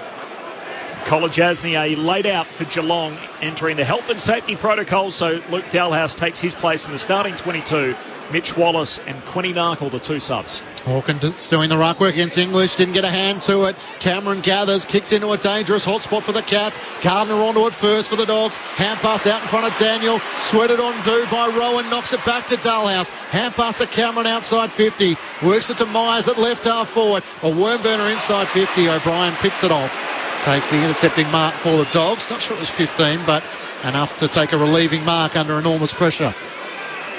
He's had a bit to do early. O'Brien in the defensive 50 as he kicks along to the wing. Calmus arriving late, spoils it away from blitz halves and over the boundary line. A throw in on the wing. And that's a good sign for the Cats. The Dogs had no targets whatsoever to go to and no run whatsoever either. So it's stationary for the Dogs at the moment. Blitz halves in English to do the ruck work from the boundary throw-in. Blitz half swats it down, but Bontempelli on his knees. Hand pass out to Scott, and they win it at the stoppage. Hands it to McRae. Great chase down tackle from Parfitt. Knocks the ball free. Close, keeps his feet. Swings a hand pass down to Myers at half forward. Off to Selwood. Kicks into the pocket. It's wide. Too wide for Dalhouse. Out of bounds on the full. It'll be a free kick for Richards and the Bulldogs in the back pocket. Geelong 3-1, the Bulldogs just one behind. Cats by 18 points, 12 minutes in. Richards wants a switch play into the left back pocket. He finds Alex Keefe. You see the Cats really guarding that switch. The Dogs were so intent on doing it. They're going to get out, just no. Back to Richards, almost run down by Rowan. Got it up to half back, a free kick for over the shoulder. It's going Geelong's way, and Zach Guthrie will take it. So another inside 50 coming up. The 7th for Geelong, 4 for the Western Bulldogs. As Zach Guthrie looks at options inside 50, just puts it in the direction of Tom Hawkins. O'Brien set himself in front, off hands, comes down to Daniel, trying to link up with Bailey Smith, picked up by close to Myers, put his head down low, couldn't get a clean hand pass away, and Tim O'Brien for the Dogs works it back to Dale, who switches to the right back pocket, and Tim English takes the mark. Number 1 rated ruckman in the comp this year, Tim English, but playing just his 7th game after a stint on the sidelines. Goes long down the wing. Stewart puts his fist through it. Back in this centre corridor. Treloar can't claim it. Spills to Close. The 1-2 with Stevens. Close kicks to centre half forward but turns it over. Richards to Treloar, and now Bailey Smith back the other way. Heads out wide to Norton. He can mark uncontested between wing and half forward. Looks inside the forward 50. Chips down to Dunkley, who marks 55 from home. He's out wide at right half forward. Norton's worked hard to get back to this contest. He's just going to lob it up in the Norton direction. Got checked on the way through, and a free kick for Norton. Outstanding work rate, Aaron Norton. Fantastic. Really fantastic winging. Yeah, took that mark out on the wing as the outlet, and he worked so hard. It was his movement that drew the shepherding in the marking contest. Great play. I'm sure the umps will be on the lookout for that after the comments from his coach in the last fortnight. Aaron Norton to get the Dogs in business. Jeez, hit the fat part of the footy and sprays it wildly across the goal face. It was on a very slight angle, 15 metres out. Missed to the far side and lucky in the end to register a behind. Particularly being left-footed, Corby. Yeah. That's a dreadful miss. Zach too, he goes the barrel with the kick in duties. I'm not sure he executed it as well as you would hope, and Caleb Daniel takes the mark. Smallest player on the ground in the middle of Docklands. Out to Dunkley, kicks wide for Scott, who had a couple of metres on Buse, and he marks just inside 50. 10 metres in from the boundary in the right forward pocket.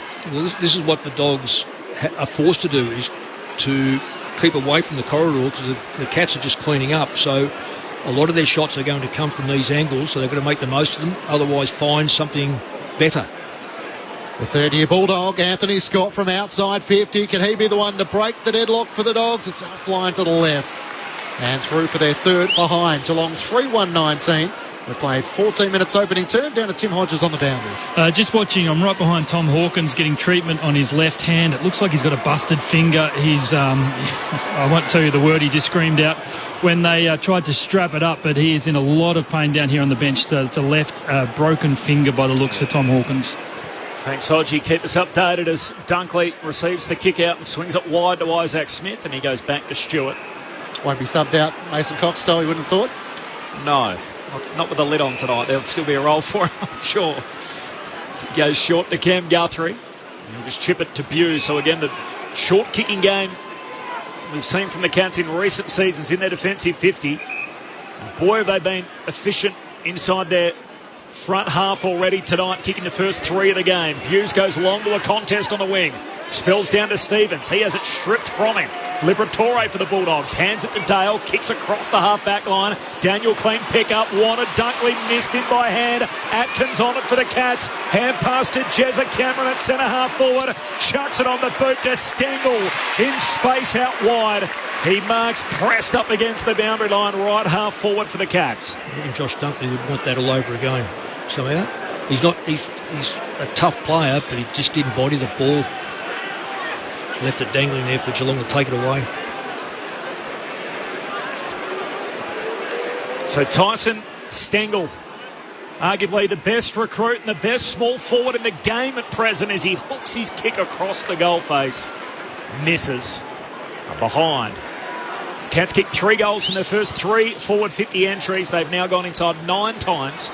They're 3-2-20. The Western Bulldogs are 3 behinds. We're 17 minutes in. Bailey Dale looks at options for the Dogs. Kicks wide to Daniel. He didn't have to break stride, but pulled it in with his fingertips. At right half back for the Western Bulldogs. Setting up for the switch again here, the Dogs. They really want to transfer play, but Cats defending it fairly well. Dale forced a kick long down the line in the direction of Scott. Over the back, O'Connor spoils it out of play for a throw-in. Centre wing, Geelong leading by 17 points. 3-2-20 to the Western Bulldogs. 3 behinds on ABC Sport. So there's a clear intent when the Dogs are held up in their defensive 50. They want to switch it. There's 3-4 players all lining up on this side of the ground. They haven't been able to do it effectively yet. Karmas rocking with Stanley. Stanley wins it down. It comes to Daniel. Hand pass to Scott. Under pressure, he's lost it. Duncan to Sockers the volley to centre half forward. Dale flies. No mark. Spills to Jerain. There's plenty of Dogs jumpers. Hand pass to Keith. Away to Richards. Stengel never gave up on the chase. Affects the kick. Not a good one. Bouncing out the wing. O'Connor run down by Bontempelli. O'Connor off his backside. Gives it to Blitzarves, and he's helped out a play. And a boundary throw-in just forward of the wing for the Bulldogs. Still looking for their first goal. It's the Cats by 17. Cameron, Atkins and Rowan, the goal scorers for the Cats. Thrown back in. Puku Karmas outsized against Blitzhouse, who won down the tap. Liberatore trying to break clear. He was taken high. She's good around the contest, Libber. It's like his hands are vacuums. He sucks up the ball. They're making a mistake, though, the Dogs, because, again, they're leaving Geelong with 6 backs. And they just can't find the extra forward at the stoppage.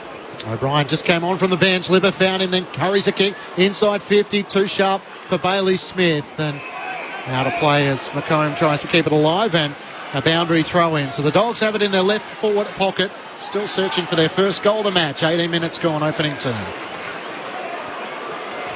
Umpires in yellow tonight. A boundary ump spins us back into play. Both rucks miss it completely. Karmas has a second go. Tries to knock it down. He's Libber again on the bottom of the back lingy. He's wrapped up and a ball up. 30 out from the Dogs' goal. He just hunts and hunts the footy. So good in that couple of metre radius when the ball hits the ground. Karmas still rucking. Stanley swats this down though. McRae half forward for the Dogs. First possession. Hand pass away to Daniel. Spears his kick to Liberatore.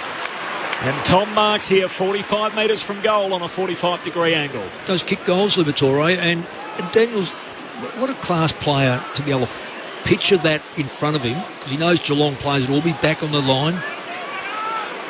He's just clever with ball in hand, isn't he, Daniel? Fantastic. I mean, I know that's stating the obvious, but does he give him that little bit of time, shape to kick long, just at the last second? Lower it down. In comes Libber on the set shot. His kick fades out to the right and behind. Another one for the Dogs. They've got 4. Geelong are 3-2-20. They lead it by 16 points, approaching time on in the first. Tim Hodges on the boundary. Any update on Tom Hawkins, Hodgie? Yeah, he's just gone back on the ground. So it's a mangled left finger, the one beside his thumb. He's had it strapped to his middle finger. I reckon Corbin or Clinchy, you might take the week off if that happened to you. It took him 5 minutes and he's back on the ground and he's in this contest now and he's got it. Stewart to Blitzhouse, long to centre half forward. Hawkins into Cameron in the right forward pocket. How's that for slick ball movement? We're not that old. So they work it from one end of the ground to the other. It was a bit of a dicey kick from Tom Stewart, but he made it work with Mark Blitzhouse's support. And now the footy's in the hands of Jezza Cameron. It was very, very poor play. Steps out, snaps on his right, for his second. Jeremy Cameron has it. And after the Cats kick the first 3 goals in the opening 6 minutes of the match, they answer again in the 20-minute mark. It had been a pretty even 10 or 12 minutes.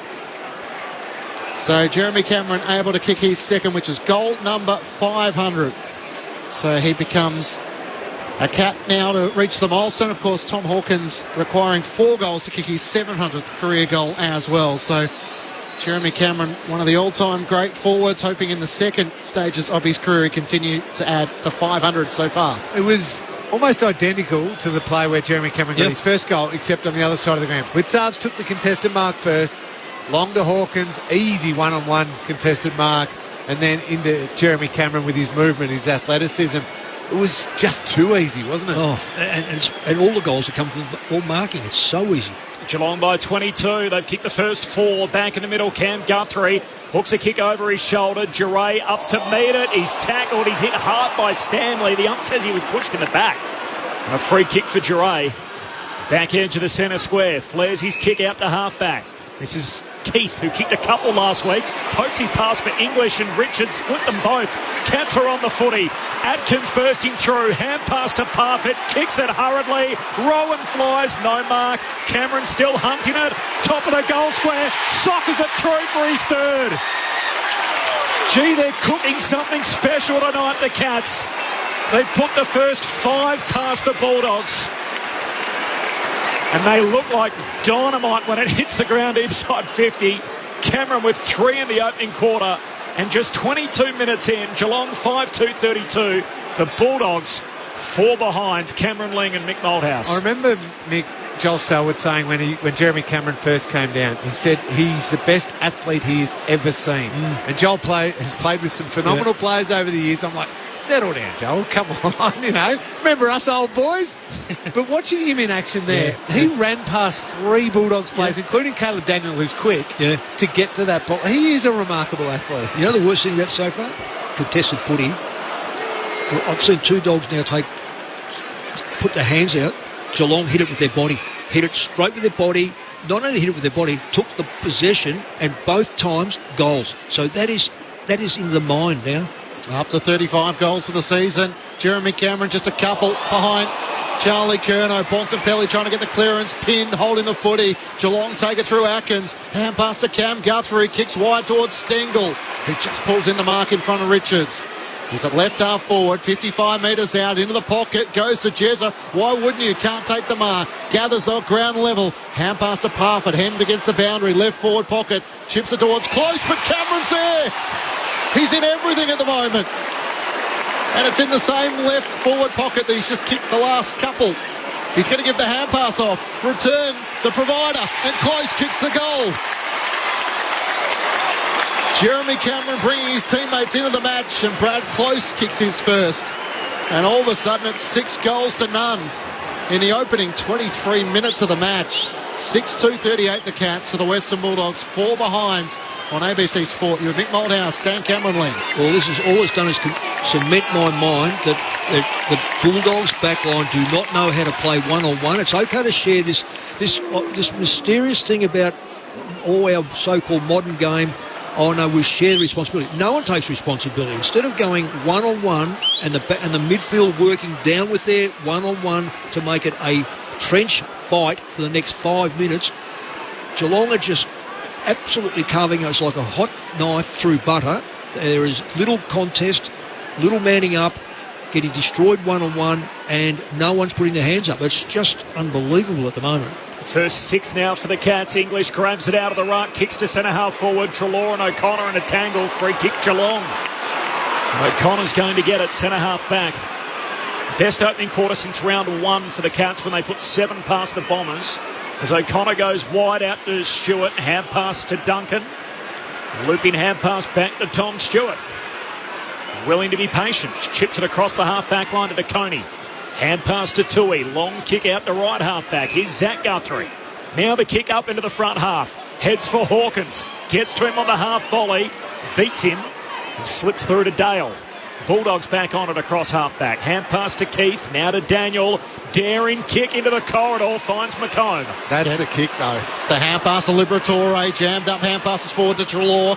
Now wider still. McNeil works it to Bailey Smith. Has it left half forward. Tucks the footy under his arm. Sends it long towards the goal mouth. Up over the top. Duncan spoils it away from Riley West. And through for a minor score. The Bulldogs still searching for their first goal.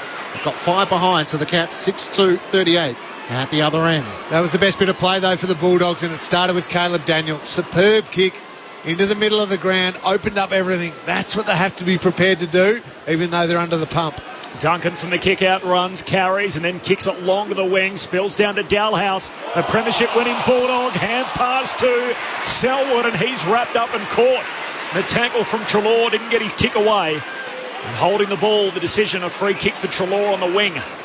But even then, Geelong are holding their back 6 in position, so he couldn't play on because he would have been kicking it straight to Geelong players. They're playing beautifully, the Cats. Short to Richard, short to Daniel, now short along the boundary line to McRae. Plays on, no one stands the mark, looks into the pocket, and Riley West leaps up and takes the mark against the boundary line, 30 from home. They do have to go wide there, but at least smart enough. If they bomb that one long, Geelong probably intercept mark. At least they're a chance from here. It's not ideal yet, but clever ball use for what presented. New roll for him across half forward. Riley West, he shanks that kick. High bomb to the top of the goal square. Still dangerous spot. Spoiled down to Libba. Hooks it through from 20 out. And the Dogs at last. They're in business. At the 27-minute mark of the opening quarter, Libba kicks the Dogs' first goal of the night. Geelong 6-2-38. The Western Bulldogs 1-5-11. Geelong by 27 as we close in on the quarter break. 75% chance when Geelong go inside their 50th scoring. That is unique and damning by Geelong. It's fantastic by Geelong, damning by the Dogs. The other side, 9 times in and still scored 6 times. So they're going, what's that, 66 or thereabouts. So again, but the difference is Geelong are getting theirs in marking positions, 30, 40 metres out. The Dogs are getting theirs right on the boundary. Every time they look up and see Stewart, then they've got to go wide. And until they can find that 45 metre one inside the front 50, they're going to be chasing all day.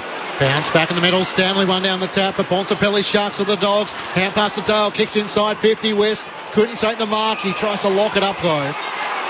And in the process gave away a free kick in the back. And Zach Guthrie will take it on the defensive 50. Chips it laterally for Tui, boundary side. Still has it at right half back. 28 minutes gone in this opening term. He gestures for a bit of tempo footy. As he looks long down the line, instead decides to go short. Back to Zach Guthrie, who has it just inside the boundary. Counts by 27. So Zach Guthrie just goes long down the line. Stanley, the target, works his way to the front.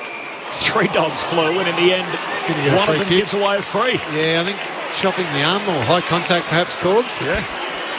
There's 4 in the pack, 3 of them Bulldogs, and the ball went out of bounds off hands, and now the free kick for Big Reece Stanley. He's got a lot of tape on him, it must be said. He's got both calves heavily strapped coming back from that ankle injury. Goes back to Zach Guthrie, all the way back to DeConey, to Stewart, and all the Blondies getting the touch as he swings his kick out to the City wing, and here's Mark O'Connor. Defensive side of the logo, City side. High kick to a contest. Gardner arriving late, spoils it away to Bontempelli. Hand pass out to Dale. Did he have his jumper tugged without it? No, said the umpire. Atkins puts a high kick back inside 50 and Parfitt at the drop, takes the mark on his chest, immediately wants to move it on. Duncan's all alone in the corridor.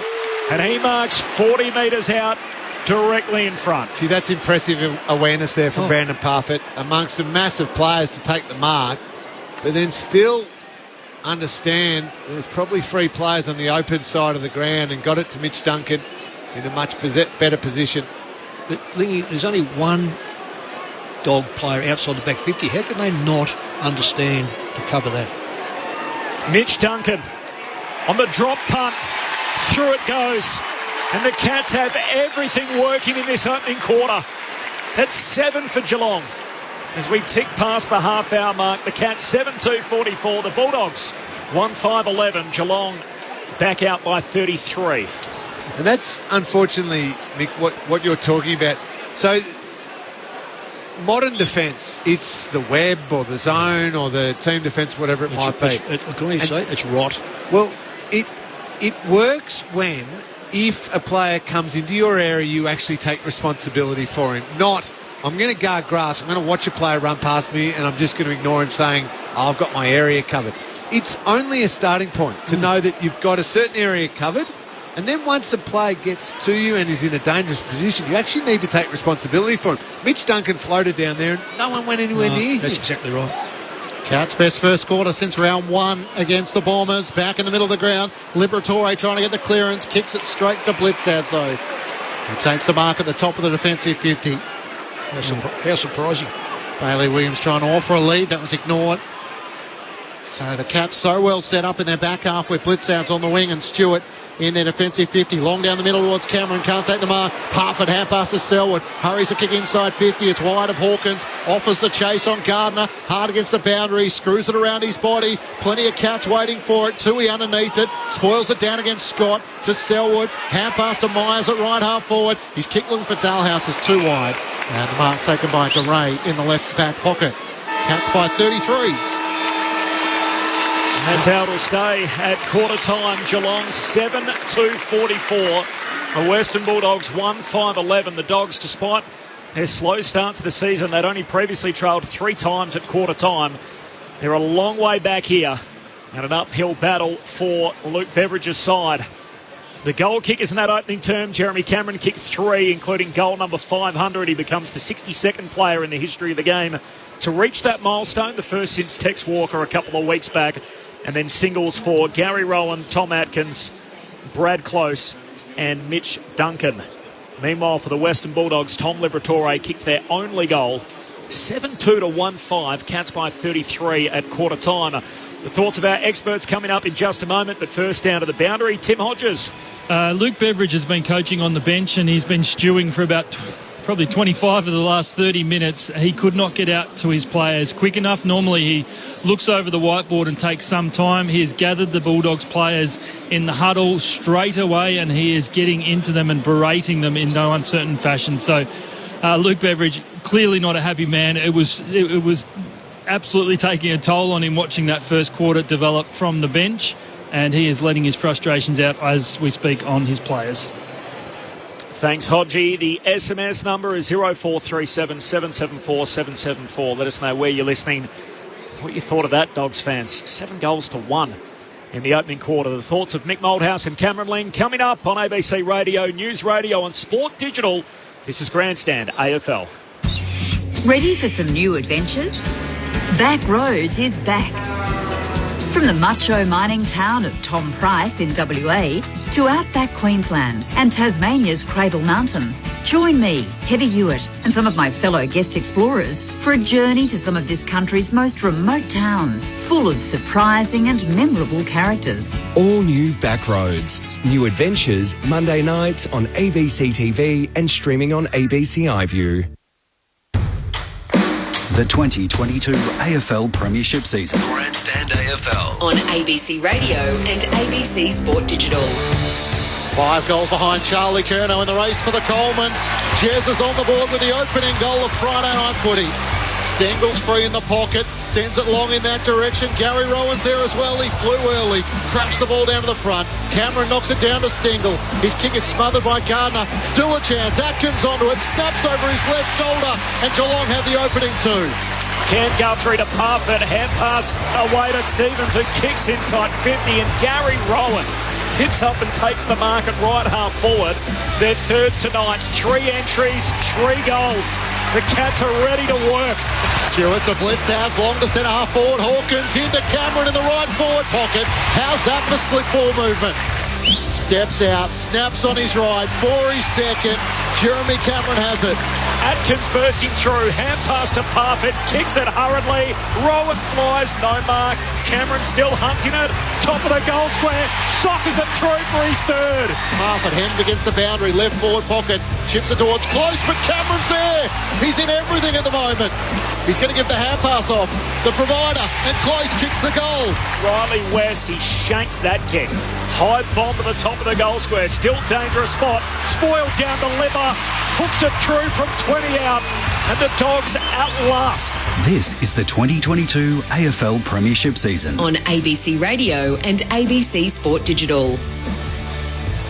They had to wait 28 minutes, the Bulldogs, for their first goal in the game. They also had to watch 6 go through at the other end. The Cats lead it by 33 points at quarter time, 7-2 to 1-5. Corbin Middlemass, Matt Clench, Tim Hodges on the boundary. The thoughts of Mick Moldhouse and Cameron Ling at quarter time. Well, Mick, you remarked regularly throughout that quarter about the ease with which Geelong moved the ball. And when we were coming into this game, we were talking about the strengths of each team, thinking the Bulldogs had the big advantage in the middle of the ground, Cats perhaps the advantage up forward, which is being shown at the moment with Jeremy Cameron on fire.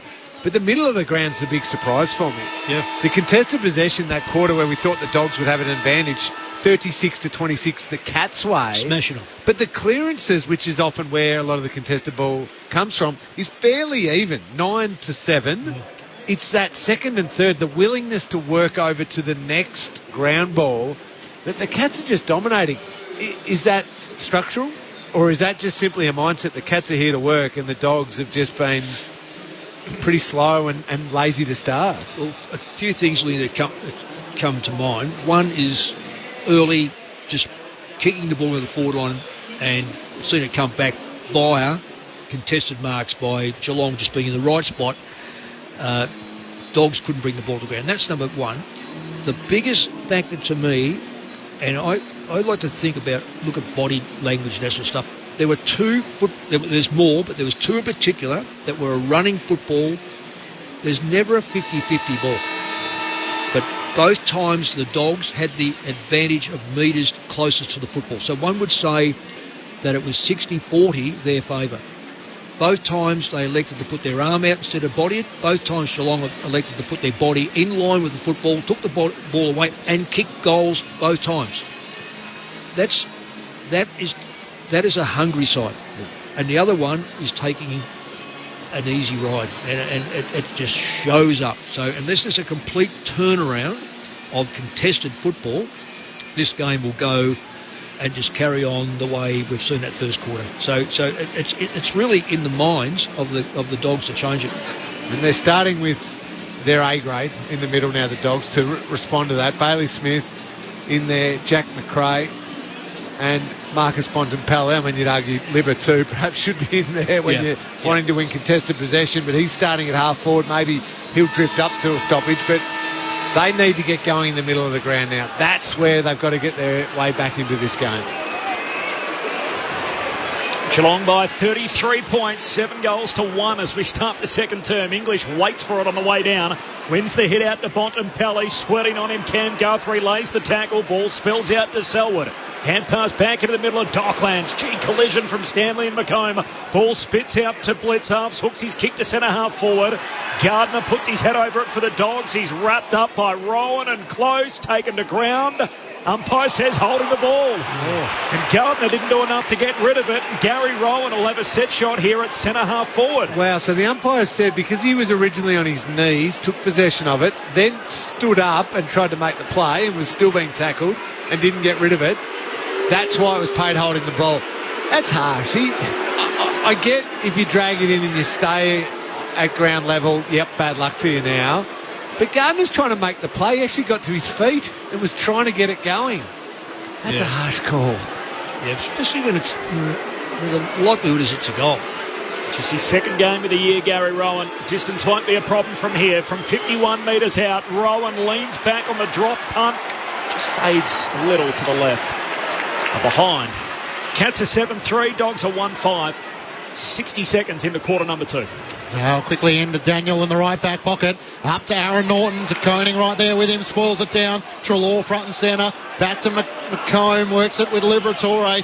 To Treloar, to Bailey Smith. Ran into a dead end. The handball game comes undone. Buse to the Cats. Hand pass to Duncan. Now Tom Stewart slow to rise as Selwood kicks into the middle of the ground. Risky ball. Didn't bounce well for O'Brien. Atkins made it work. Got the hand pass to Parfitt. It was smothered though. Spills out in the middle of the ground. DeRay for the Dogs. Hand pass to English. To Liberatore. Draws an opponent to McRae on 50. Vacant goal mouth. Clears Norton and to Koning. And rolls end over end in front of Buku Kamas in the right forward pocket. Might just head down. Tim Hodges on the boundary. Tom Stewart. Yeah, Tom Stewart, he went to get up and then fell straight back on his bum, which I was worried about concussion. He's come off and he's got the doctor and he's looking at his jaw. So that is a real concern for Tom Stewart. You're spot on, Hodgie. We just saw the replay. It was Bailey Smith, and it was the point of the shoulder got him in the jaw. Norton grabs it out of the ruck. Hand pass away to McRae, to Treloar, to Bailey Smith. He goes back to McComb. Now 51 out at half forward. Kicks to Karmas, top of the goal square. Spoil comes from Zach Guthrie down to Buse. Runs back into trouble. Hand pass miss. Zach Guthrie and out of play. And I feel I need to add this each time now because of how sensitive we are. Absolutely nothing to answer for exactly. Bailey Smith. Boundary throwing alongside the behind post, deep forward for the Western Bulldogs. They trail by 34 points, a game high, 3 minutes into the second. Norton doing the ruck work against Stanley, but Stanley sharks it to the front. Cam Guthrie hard against the boundary. Underground hand pass to Selwood, works it to Buse against the line. Waitman put pressure late, but enough to get the kick up to close. He takes the mark on his chest at left half back. Real good strength by Geelong. Almost man for man, they just look bigger and stronger and demonstrated that so far. Anytime there's a loose football, it is definitely going towards Geelong. Yeah, they're ready for the contest tonight. Short to Buse from close, who finds Tui, still inside the defensive 50. Looks to switch it to the outer side, kick towards Stanley. Bontempelli underneath it, the Bont forced the spoil. And it goes out of play. Tim Hodges on the boundary. Yeah, so the doctors looked at Tom Stewart's jaw. They seem to have ticked off on that. Then they go to the video screen and look at the contact and the hit, and they're worried now about concussion. So he's been taken down to the rooms where he'll have a concussion test. And just the way he was out on the field when he keeled over and went on his backside, I worry about that. So, he's gone down to the rooms to have that test now. Thanks, Hodgie. Dogs from the stoppage. Liberatore drives the kick inside 50. Off hands, it spills to DeConing. Hand pass away to Tui. He works it out wide to Duncan, who just bangs it down the city wing. And Selwood, arriving late, puts the spoil in over the top of Geray. And it's out of bounds for a throw-in. The difference of kicking it into Geelong's forward line compared to the Dogs' forward line is cheese and chalk. Yep. The Dogs are fighting each other in the air. The Cats, it's always one and the other one stays isolated, aren't they? Yes. From the throw-in, Stanley, just a little tug on English's jumper. No free kick. Dogs fans aren't happy. Hand pass went away towards Duncan. He floats a kick down the wing. There's a mark taken by Parfitt. Is it going to be paid? It will be. I don't even think he knew it was his mark. Just landed in his lap. Off a few sets of hands, perhaps. I was about to say, he might have got a touch from a couple of the Bulldogs players there on the way through, and now he just dances around. Bailey Williams on the mark, kicks inside 50, sitting underneath it. Keith, is he going to get the footy? He will. The Bronx cheer as a free goes the Dogs' way. He's going to have to come back with it. Tried to get the quick switch. Wanted to centre it to Daniels, but the umpire hadn't set the mark, so now retreats back to Bailey Dale, who has it at the top of the defensive goal square. This is so foreign to the Dogs. Oh, risky kick down the middle. O'Brien couldn't take it. Tom Hawkins pitches it, snaps on the left and sends it straight over the goal umpire's hat. The Cats make the Dogs' errors pay the full price, and Tom Hawkins is on the board with his first goal of the night. It's 8-1, and it's getting ugly. 5 minutes gone in the second term, and there's a bit going on off the ball. What did you see, Nick? Selwood, Close and Tom Atkins for the Cats. Yep. Three of the bigger scrappers in the Cats teams as they were trying to head to the bench. Just perhaps got in the path of a few of the Dogs players trying to enter the arena. Clinchy and a little bit of argy-bargy. When you're 8 goals or 7 goals up, you can do it. The Dogs just have got the football in the back line and don't know what to do with it because they cannot exit it. And that is credit to Geelong, but I think the Dogs now have to start to take some daring and start to run the ball instead of kick the ball. If you can run the football over the top of that line. Geelong by 40 points as English wins the hit out back in the middle. Liberatore just wrestles it from Stevens. High up and under to centre half forward. Dunkley running after it, knocks it forward to West. Takes on the tackler, got a hand pass out to McComb. Brushes aside a couple, kicks inside 50. Waitman looking for the free, doesn't get it. And the intercept mark will be taken by Zach Guthrie. He went flying forward, Cody Waitman. He tried to accentuate it, but I think it was still there, Corbs. It was a bit of a push. Zach Guthrie goes long to the city wing. Slips past Tim O'Brien. Stanley knocks it out in front of Isaac Smith. He soccers it along the boundary line. Stengel wants to keep it in. Hand pass over his shoulder. It's been pinged for a throw. And a free... Oh, in fact, it's out of bounds. The line, yeah. There we go. We're going to have the boundary throw-in. So. Oh, yeah, I just saw the replay then. Zach Guthrie did give Cody Waitman a shove, and it's a little... Maybe a case of the boy who cried wolf. Yep. Umpire thought, no, you're faking that one, but I reckon that was there. Lives in the memories of Bombers fans from that elimination final. Here's McRae, gets the clearance away. Hand pass to Scott for the Dogs. They work it around the outer wing. McComb almost run down. Just broke the lunging tackle of Parfitt. Kicks long inside 50. Norton's there and almost had it. Had a big piece of it. Now the ball at ground level, trying to knock it clear. Sliding in down low was Sam de Koning. Picked up by Riley West for the Dogs. Hand pass to Treloar. Thought about the hand pass to Dunkley. Now retreats back to McRae. Archer's out on the left. Kicks towards Waitman. It's a 2-on-1 for the Dogs. At ground level, Waitman picks it up in front of Williams. Snaps on the right and misses. 1 goal, 6 for the Dogs tonight. To the Cats 8-3. It's Geelong by 39 points. He's been pretty accurate all year, Cody Waitman. It's his bread and butter. 14 goals, 4 on the season now. And the Cats a slow play in the defensive 50. Tim Hodges on the boundary. Brendan Parfitt is coming to the bench. Something wrong with his right arm. He can't move it at all, and he came straight to the bench. So I'll report back to you. They're out the back again here, the Cats. The long kick up the middle from Isaac Smith. Onto it, Jeremy Cameron. Kicks to half forward. Hawkins takes the mark. Looks for Stanley drifting forward. It was an odd option. Trying to win a one-on-one on the behind line. He spills it through for a minor score. And Hawkins gives up a shot at goal from left half forward, 45 out. That was an intended alley-oop, just trying to put it on his head to favour Stanley. Daniel Stockett in the back pocket, underground hand pass to English. The Dogs find their way out through Scott. Hand pass to McRae, kicks long down the line and Riley West marks on his chest. Turns and wants to kick inboard to Dunkley. He just pulls in the mark in front of Close. Has options on the broadcast side. Switches it out to Williams. He looks now inside 50. Thought about long to Waitman. Pulls the kick to Libbo. 2-on-1.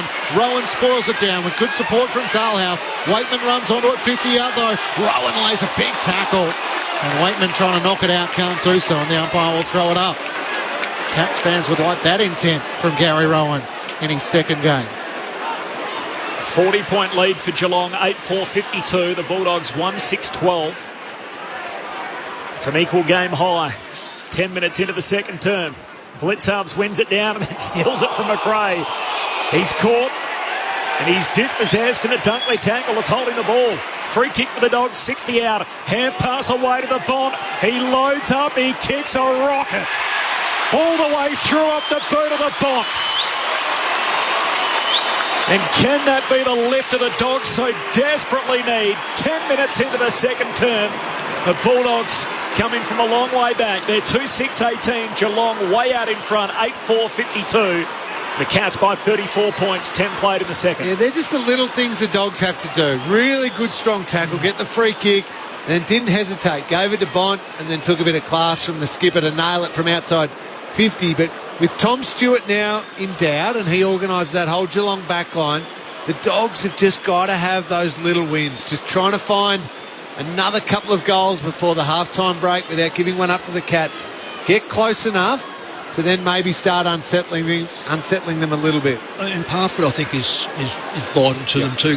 Very tough player in the middle, and he may well come back on again. Tim, you might know a bit more about him. Mick, he's getting his right elbow strapped heavily now. They're going to try and get him back on the ground, but Tom Stewart, as you say, remains down in the rooms with that concussion test. Blitzarves one down the tap, but Karma's got the clearance. Hand pass to Bailey Smith. Kicks inside 50 and doubling back. Zach Guthrie with a good mark. filling the void for Tom Stewart for the moment. That's not a great kick, though. Turns it straight over, and Bailey Williams played on. He gets the hand pass to Karmas, to Liberatore, long inside 50. West, the shorter opponent, inside 50, can't take the mark. And it's gathered by Selwood for the Cats. Kicks over the head of Isaac Smith. One direction, McRae. The other direction, Myers. Myers strung in the tackle. Got a hand pass away. Dale retreats back to Daniel. Left half forward for the Dogs. Back to McRae. Through traffic. Got it back to Daniel. He's going to retreat back to Tim O'Brien. Back on the wing. He's working in a phone booth, tap dancing on the boundary line. Caleb Daniel, they worked it out. So O'Brien all the way back. To Gardner under pressure. His kick affected. Bounces straight to Cam Guthrie. Now he's one out in the cage. Gardner there with Hawkins. Gets a spoil in. And Keith back to lend a hand and did well to mop it up. Keith kicks out wide to O'Brien, who marks at half back for the Bulldogs. They got a chance to reload as he chips short to Daniel. Gardner did well then. One out against Hawkins with the quick entry. Just laid off the body enough to have Hawkins doubting sort of where he was going to position himself. Brought it to ground. Well played. Daniel short 45 to Keith, and now across the ground to Richards. Long kick one side of the centre square to the other to Bailey Smith. Hand pass to Bailey Williams. Kicks to the top of the goal square. Slips through to Karmas. Buku into the open goal and up into the top deck. Dogs have two in a row for the first time tonight. The Bulldogs 3-6-24, Geelong 8-4-52. 13 minutes into the second quarter, the Dogs walk one in, and Geelong's lead is cut to 28, and they're banged up on the bench. Well, it just looked like it was hard work, but they were able to control the ball from the first time out of the back line and find some space on the wing. And you find some space on the wing, then it drew the Geelong players, and then it left open. He had to use the ball correctly. He missed his first two targets. It may have been a fluke at the end, but the ball got in there quickly. That's a couple of times now. Bailey Williams, who's playing on that wing, has kept his width really well and has been the option out. One time it fell short. I think Cam Guthrie cut it off, but he was on, and this time it got over to him. Playing a good role in the last 5 minutes. Bounce back in the middle. Blitz out swings down the tap. Dalhouse taken high. The Cats want to take the advantage through Tom Atkins. Straight down the middle. Kicks long towards Cameron. 1-on-1 with O'Brien. Good body positioning. And the Bulldogs defender takes the mark, backpedaling. Kicks up to the wing. Bailey Smith got underneath it. And O'Connor spoils it out of play. Tim Hodges on the bench. Guys, Brendan Parfitt is back on the ground. Have a look down here. I haven't seen this before. Tom Stewart has come back from the rooms and actually looked and asked for the vision himself. I think they're tossing up now, and I think that he's being subbed out right now in front of me. Quinton Narkle is coming onto the ground. They just shook hands. He's handed over the jacket, and Tom Stewart is now out of this game. Trying to convince the doctor he was probably okay. Karmas run down blitz outs who tried to take it out of the ruck. The Bulldogs through Liberatore.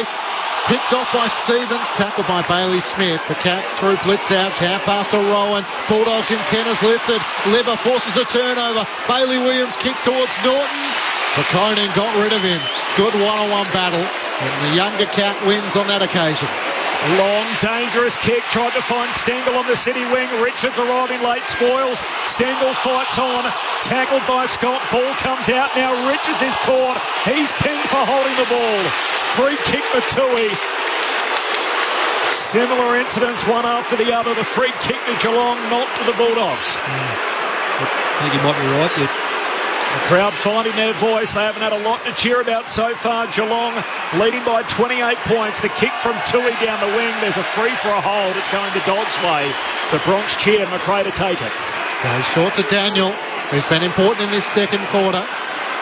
Works it up to Richards. Left half forward. Bontempelli's gone forward in a pack of Cats. It's spoiled.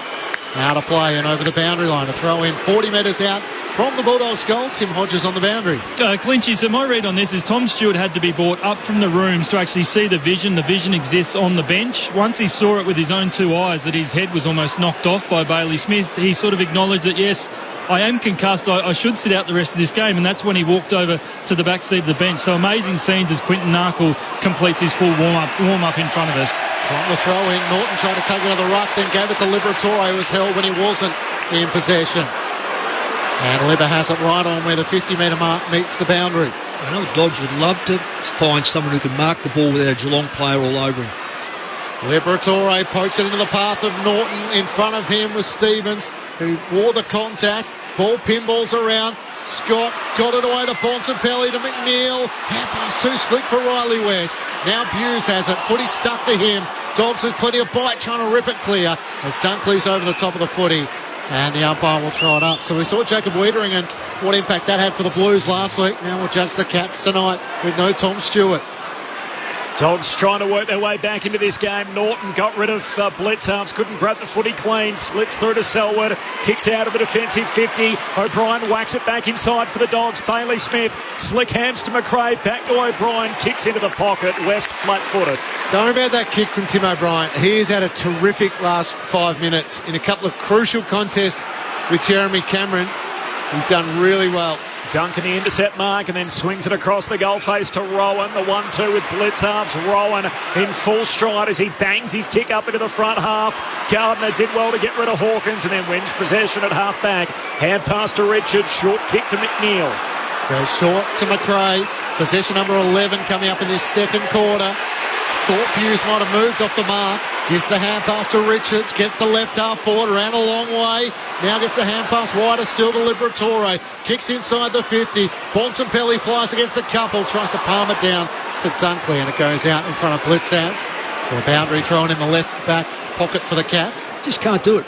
The Dogs cannot find a target inside 50. The Cats are all over them. So if that changes, they've getting enough of the football, the Dogs, they'll be back in the game. Yeah, because they're back in control of the middle part of the ground, yes, the Dogs. 13-5, the inside 50s in this second quarter. Norton does the ruck work, comes to the front. Rowan's kick smothered by Dunkley. Now Buse and Dunkley over the footy. And the umpire can't see it coming clear, so he'll throw it up in the left forward pocket for the Dogs. Geelong by 28 points. They did trail the Bulldogs by 40 earlier in the quarter. Now Tom Stewart subbed out. The Dogs have kicked the last two from the ball up. Bont hands it to McRae. Kicks to the top of the goal square. McNeil racing back after it, but Zach Guthrie grabs possession. Hand pass to Selwood. Bounces a kick out to half-back. Here's Dalhouse against his old mob. Collects, hands it back to Selwood. Kicks down the wing. Cameron in a 2-on-1. Can't complete the mark. Spills in front of Hawkins. He's bowled over. Great work. Bit of tunnel ball. Got it out to close. His hand pass picked off. Here's Giray and the Dogs with numbers going forward. Bailey Smith hands it out to West. Kicks for Norton. Oh, big collision from two Cats. It's Atkins and De Koning who both collide. De Koning a little slow to get up and Duncan off the back flank for Geelong. Kicks down the wing. Giray the target. It's knocked from his grasp by Dalhouse. What a collision. Tom Atkins and Tom De Koning. And De Koning, Sam De Koning, my apologies, just picking himself up with the help of the trainers, but a bit of friendly fire for a young developing back for the Cats. Oh, his ribs. That hurt. That's a massive hit. Joel Selwood's doing the ruck work against Karmas. Free kick going the Dogs' way. Advantage paid. Dale, hand pass to Bontempelli. Here we go. Long kick towards Norton. One-on-one with Rowan and got the support from Blitzhouse. It clears the pack and rolls out a play up against the left behind post. So it seems Gary Rowan's playing a bit behind the ball with Tom Stewart out. But it's interesting. The Dogs still haven't learnt. They're just still bombing the ball. Maybe the quality of the players down there outside of Norton aren't good enough at the moment. Geelong by 28. Shallow throw in. Blitzarves wins it down. Dunkley puts his head over it. Tackle taken out of play. A tackle from O'Connor and a boundary throw in. Forward pocket for the Bulldogs. 15-5, leaning inside 50s, and there's nothing to show for it at this stage. Well, a couple of crucial... Gardner and O'Brien have won important 50-50s as Geelong have tried to go forward, winning it at half-back and firing it back in there. Just ticked into time on second quarter. Geelong by 28. Blitzarves wins it down. Cat dispossessed. Ball spills out towards Atkins. They run and carry. Support from Stevens. Hand pass to Parfitt. Chips looking for Narkle. The sub is just on for Stewart. Narkle can't mark, but it comes back to him eventually. Got a hand pass from Myers and kicks down the wing. Gardner was waiting for that kick. He takes the mark with Jesse Cameron looming on his leg. And Geelong aren't able to stop the play and actually get a mark and then reset their forward line. So the Dogs are keeping their back line intact superbly at the moment, playing it well. Gardner long down the wing. Karmas can't take the mark. Narkle onto it for the Cats. Long towards Selwood and Williams. They charge into each other. Liberatore at ground level. Hand pass to Daniel. Works it back to Williams. The Dogs winning some more one-on-ones. Hand pass through the middle of the ground. Treloar to Karmas. Ran into a dead end with Duncan coming the other way. Got it forward to Smith. Hand pass to McComb. Inside 50. McNeil's all on his own. That's the first time. With good play, but the Cats try to defend a lot of numbers in the middle, and the Dogs end up getting the one clear ball out and set them up for this. I reckon this could be the first shot in a reasonable area. Yeah. I think we've gone nearly 2 quarters to do it, so it's great credit to the Cats. Yeah, and the Bulldogs have forced Geelong to lose all of their structure. Forward of the footy. Now they're going to make them pay. Kicked a couple of goals last week against the West Coast Eagles. Lockie McNeil, 8-3 for the season, in good hands, starts at the left goal post and steers it through.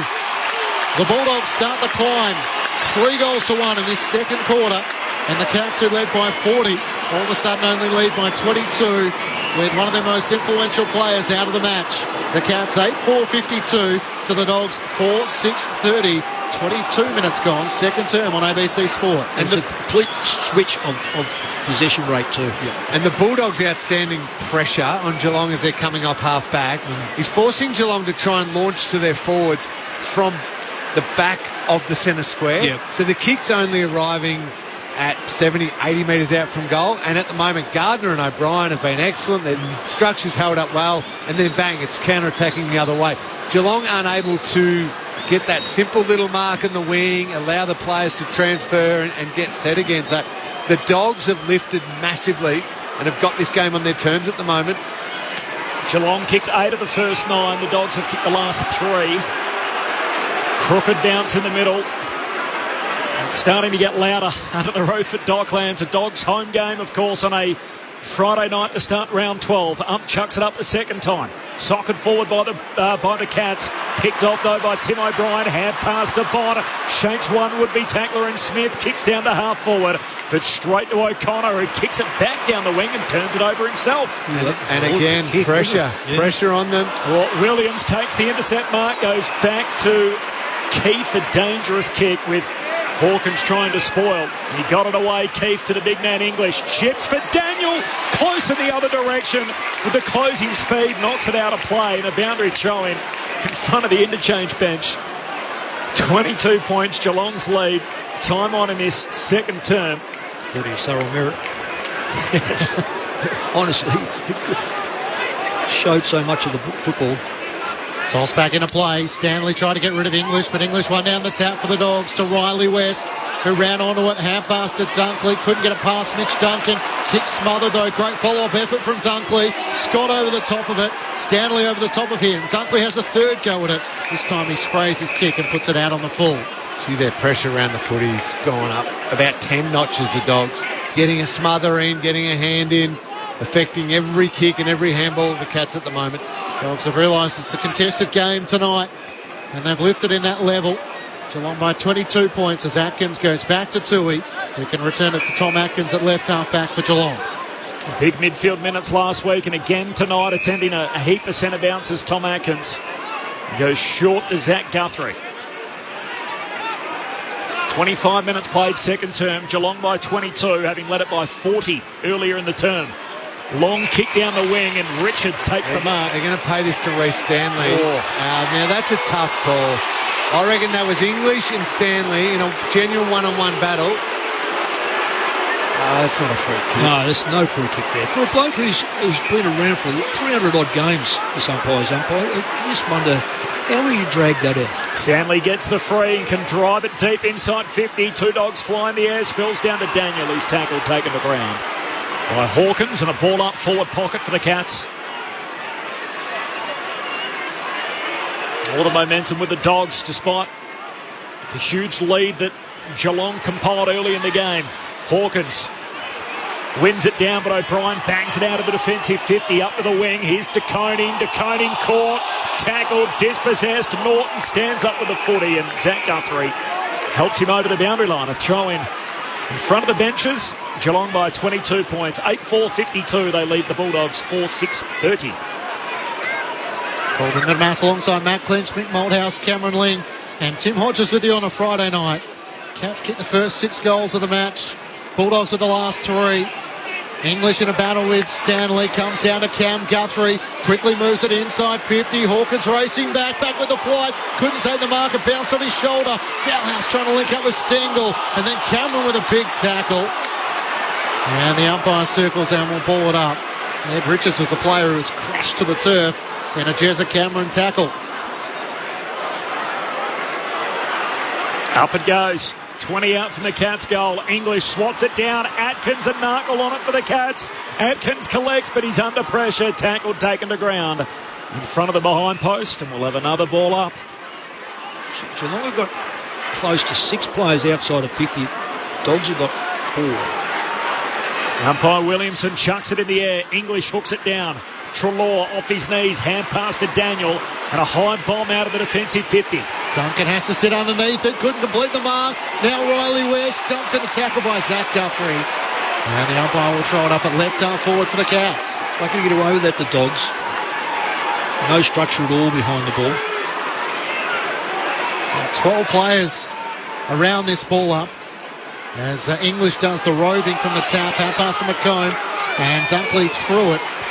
The non-officiating umpire picked it up, and Cam Guthrie rolls the dice with a risky kick into the middle of the ground. It was a blazer pass that hit the chest of Isaac Smith, who is right on 50, and you would think on the run, this is certainly in his range. He wants to kick the camera into the pocket. Now he veers back to the right, just has a big hoof at it. It's offline and misses to the right. Rush through for a minor score. Geelong's lead is 23 points at the 27-minute mark of the second term. It was an odd setup from Isaac Smith. You would have thought that's well within his range if he went back and had a proper ping at it. Yeah, I reckon he got himself in a bit rushed by playing on, thinking I'm looking for a pass, and then sort of did neither. Daniel hurried kick into Richards under pressure, kicks down the wing out of the grasp of Duray. Here's O'Connor, Cats back with it, hand pass to Dalhouse between wing and half forward, kicks inside 50, and Stengel marks against the boundary line, 40 out. It's almost a mirror of the first quarter, though. The Cats are getting their shots really wide now, or relying on rushed front and centres. The Dogs controlling so much of this quarter, looking more dangerous when they go forward. This would be a goal if you could kick it. It would be an amazing goal, but it would be completely against the momentum of this quarter. We're inside the final minute of the term. The meter's running. 23 points Geelong's lead. Stengel from wide out against the fence. His drop punt is a little skinny. He misses everything. Score remains Geelong by 23. 29 minutes travelled in this second term. No score. And the set shot from Tyson Stengel. 1-3 in this quarter to the Bulldogs, 3-1. Running away with a long kick was Gardner. He had an avenue in the end in Riley West, and he found him at right half back. Fullback going short to English will now continue around the wing towards McComb. Atkins back with a flight. Zach Guthrie right there. Trying to knock it out was O'Brien, but straight to Narkle. Kicks to Hawkins, who got rid of Gardner and marks on his chest. So dangerous in a one-on-one marking contest, and there's few that have the physical strength to match it with the tomahawk. It's an amazing kick by... Well, they're going to play a penalty here, the Dogs, because they had an opportunity to clear that ball. The Bulldogs know all about kicks after the siren. They'll take one after half-time rather than after full-time, as Gary Rowan did to them. Here's Tom Hawkins looking for his second. After the half-time siren, Hawkins from 45 metres out starts it right, and it will stay right. And a minor score to close out the half. So the Cats lead by 24 points. They got out by as much as 40 points, but the big story in that second quarter was 2 minutes in when Tom Stewart was subbed out, eventually after suffering a knock to the jaw in a collision with Bailey Smith. He is out of the match, and Quentin Narkle comes in. So the Cats lead by 24 points after the Dogs hit 3 goals, 1 in that second term to the Cats 1-4. 8-6-54 Geelong to the Western Bulldogs 4-6-30. Jeremy Cameron booted 3 goals in the first quarter. Individuals to Duncan, Rowan, Hawkins, Atkins and Close. Meanwhile, for the Bulldogs, their goals have come through Bontempelli, Liberatore, Karmas and McNeil. Momentum with the Dogs in that second quarter, kicking the last 3 of the game. After falling behind by 40, as Clinchy mentioned. So a 24-point advantage for the Cats at half-time. The thoughts of our experts, Mick Moldhouse and Cameron Ling. Well, great response by the Western Bulldogs. Outstanding. They were belted in that first term. But everything we spoke about, Mick, at quarter time, the Dogs weren't doing and needed to do, they came out and did. Controlled the clearances, very good in the contest, won heaps of the footy and took the game on. Their pressure was enormous and caused Geelong to cough up the footy and look nowhere near as effective going forward. And built those goals, 3 goals for the quarter, just close enough now with Tom Stewart subbed out for the Cats and the one who really controls things down the back for the Cats. They've got to go into this halftime break realising that if they can replicate that quality of football again in this quarter, then it's more than just game on. They're well and truly in this, because Stewart being out, Geelong are disorganised back there, and they're reliant on Hawkins and Cameron trying to pluck a mark against often 2 opponents. It was a terrific response. Got to do it again, though. Yeah, totally agree. The difference between the two sides is when the Cats go inside 50, they inevitably find a target that can have a shot on goal with confidence. Now, I know that quarter probably didn't happen, but you just have this feeling that sort of pressure the Dogs brought just then, they have to maintain that for both quarters, so right through both quarters, whereas the Cats, any lull in that, and they will find a Cameron, they will find a Hawkins, they will find a Rowan or a Close that's in a good position, because the Dogs do open up that line. Now, admittedly, they got an extra player back, but that's only because they elect to take someone away from their forward line and push another one back. So the difference is when the Dogs go forward, Norton doesn't look like getting near it. The Conning is absolutely all over him. Then you say, well, who's going to kick the goals? And quite frankly, they're all fighting each other in the air. If you ever look at the goals kicked, Liberatore's kicked one, Bonapelli's kicked one from outside 50. One was Buku was in the goal square, and McNeil was the only one that even. And that was 40 metres on a slight angle, so we'll say that was probably the best bet, but that was a quick movement in there. Any general play in there, they can't find targets because the Cats do set up well. Look, without trying to coach it, you've got to be able to you basketball it around the 50 until you see an opening that's going to be a player who can kick the ball 40-odd metres. Because what's the use of going back in there? Because Stewart may not be there. But the Cats are so well versed in when that ball hits the deck, they go for it. Down the other end, I hate seeing the 2 Dogs fly together, because inevitably they'll fall over each other and someone stands up and it'll be the opposition player. So there's a real contrast here. The Dogs are in it because of their fight. Yeah. And that's the only reason why you look at the scoreboard and go, well, 4 goals down is better than being... Corcoran's could have put it 5 goals down. But to me, it's still a long way back. Sam De Koning, we saw him in that collision with Tom Atkins. We were just watching the replay then, that would have hurt a lot. Young man, so impressive, only 21 years of age, rising star nom last week. What is it about him? And obviously his matchup with Norton tonight, how have you seen it? Well, I've seen it in favour of De Koning to this point. He's been very, very impressive. I think the way he's being taught to defend first, ultimately play on the best forwards in the game, but then also back himself. And it's rare to see a player so young and so early on in his career, game number 12 we're talking, be willing to go for those intercept marks so often. Even when he's maybe third in line, he's still backing himself to go for it. That's really rare and really crucial in his evolution as one of the, hopefully, top defenders into the future. I think Aaron Norton and the Western Bulldogs have got to be smarter with the way that the ball is delivered to him and the way that Norton's playing him. If it's long and it's high, De Koning has real confidence because he knows often Blitzarves is coming back to help. He's got trust in his other defenders. They'll all work together and he can go for it. But if that ball comes in just a bit lower, a little bit faster, those still a 40-metre kick, but where it really travels through the air quick because it's low, then you start searching for, hang on a second, where's my opponent? Where's Aaron? And Aaron Norton is so good in the air. That's the sort of ball that's got to come into him. Norton's got to get on the move more and swoop late at the footy and not park himself under the ball.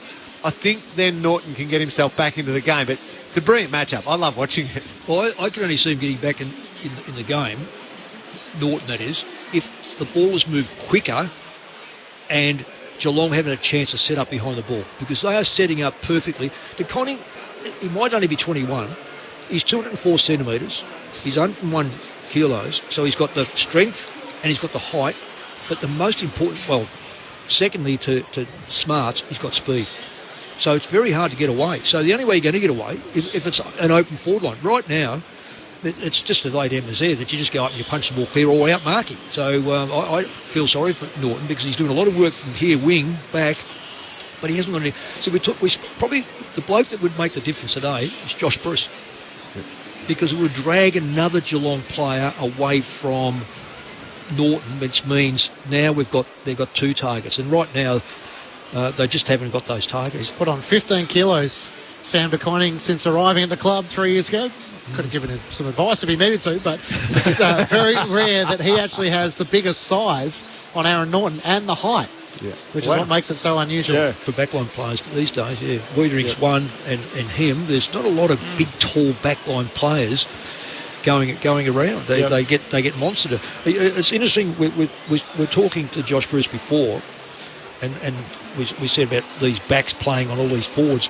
I had Michael Brennan, who would be lucky to be 6'2", 6'2.5". He had Lockett, Dunstall, Ablett, Modro.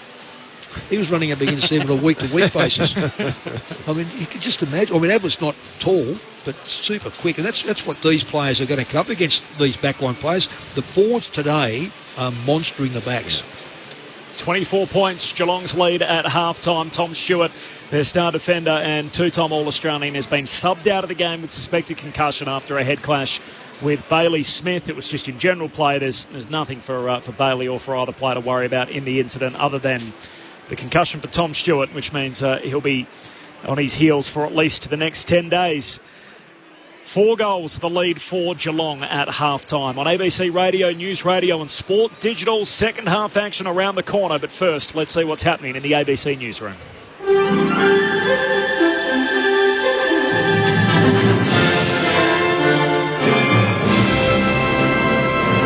ABC News with Glenn Lauder. The Foreign Minister's diplomatic tour of neighbouring nations will continue on Sunday when Penny Wong heads to Indonesia as part of an official delegation. The Prime Minister, Anthony Albanese, will lead the trip. It'll also feature the Science Minister, Ed Husic. Meanwhile, Penny Wong's been in Tonga today, where she's told leaders Australia's committed to working with the region collectively to deal with a world that's more challenging. We want regional security to be dealt with, to be the responsibility of the Pacific family, of which we are a part. And we will continue to engage with our friends, our partners in the region. The former Nationals leader, Barnaby Joyce, says the government should intervene in the gas market and trigger the gas security mechanism. Mr Joyce was one of the architects of the mechanism, which limits the export of gas to ensure domestic supply. The government says such a move would only come into effect until next year and is looking for more short-term solutions to ease the critical supply shortages. But Mr Joyce says it should be triggered now. There is a federal mechanism that shuts off, that allows domestic supply of gas. That was put in place basically with myself and Malcolm Turnbull. Now, I think that should be activated. A Northern Territory man accused of killing a woman with his car and then trying to hide the body has appeared in Darwin Court. 23-year-old Joshua Mason's facing multiple charges, including hit and run and misconduct with regards to a corpse, after a major police investigation following the discovery of a human leg on the Stewart Highway outside Darwin. Mr Mason's lawyer has indicated he'll likely plead guilty. 50-year-old Deborah Mason's facing similar charges, accused of helping Mr Mason hide the body. Police have formally identified the deceased woman as a 43-year-old and say that her family has been informed. Health experts say anxiety is one of the main symptoms that goes with patients, along with long COVID. South Australia's new long COVID clinics are investigating the aftermath of COVID for those still experiencing symptoms like fatigue and breathlessness months after contracting the virus. A specialist at the Royal Adelaide Hospital's COVID clinic, Dr Angela Mulga, says anxiety issues need to be addressed as part of other treatment. One of the most common symptoms we've seen with the long COVID umbrella is anxiety and also depression. And whilst this may be short term, we want patients to be able to access the care early in their recovery to allow them to have the best chance of recovery. Hospitality NT is urging the Territory Government to end the vaccine mandate for workers in 2 weeks' time. Currently, workers in high-risk settings, including hospitality and retail venues, must be triple vaccinated against COVID. The Chief Minister, Natasha Fyles, says the public health emergency is due to end on the 16th of June, but hasn't confirmed whether the mandate will be abolished at the same time. Hospitality NT's CEO, Alex Bruce, says the Territory is very reliant on interstate and overseas workers and the mandate's a barrier. We are now seeing backpackers trickle in. They're not all triple jabbed. They've been able to work across the country.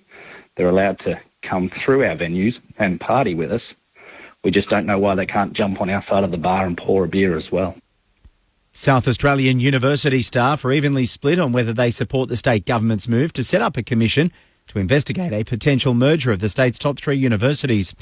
Yesterday's budget allocated $1 million to employ 3 full-time employees, led by a commissioner to consult with stakeholders on the issue. The National Tertiary Education Union's Dr Andrew Miller says some staff are worried establishing the commission will predetermine the outcome. If the commission was not about a merger, but about what a healthy sector looks like and genuinely explored the shortcomings of our sector, they would support that because that's really important work. Overseas, the US House of Representatives has been debating a new bill aimed at reducing gun violence following a spate of domestic killings. The House Judiciary Committee wants to raise the age for buying certain guns to 21 and restrict weapons trafficking. The legislation's been opposed by some Conservative Congress members who say they're exploiting the recent massacres. But Congressman Jerry Nader says it's time for strong action on firearms. You say it's too soon to take action, that we are politicizing these tragedies to enact new policies. It has been 23 years since Columbine, 15 years since Virginia Tech, 10 years since Sandy Hook, 7 years since Charleston. That is the latest ABC News. For more at any time, you can download the ABC Listen app. If you love sport, we've got the podcast for you. ABC Sport Daily, your daily sports conversation. I don't know if you heard him say that they weren't here to put socks on centipedes. Well, you wouldn't want to ask them that. Essentially, his dad thought as a kid that he was a little bit overweight, and so we gave him 2 options as a sporting journey, either into rugby league or into the fight game, and he decided to get into the boxing gym. Find it wherever you get your podcasts. The 2022 AFL Premiership season. Grandstand AFL. On ABC Radio and ABC Sport Digital. Now retreats back to Bailey Dale, who has it at the top of the defensive goal square. Oh, risky kick down the middle. O'Brien couldn't take it. Tom Hawkins pinches it, snaps on the left and sends it straight over the goal umpire's hat. Free kick for the Dogs, 60 out. Hand pass away to the Bond. He loads up, he kicks a rocket all the way through up the boot of the Bond. The Richards long kick, one side of the centre square to the other, to Bailey Smith. Hand pass to Bailey Williams, kicks to the top of the goal square, slips through to Karmas. Buko into the open goal and up into the top deck. Dogs have 2 in a row for the first time tonight. Karmas ran into a dead end with Duncan coming the other way. Got it forward to Smith. Hand pass to McComb. Inside 50, McNeil's all on his own. Lockie McNeil. 8-3 for the season, in good hands, starts into the left goalpost and steers it through.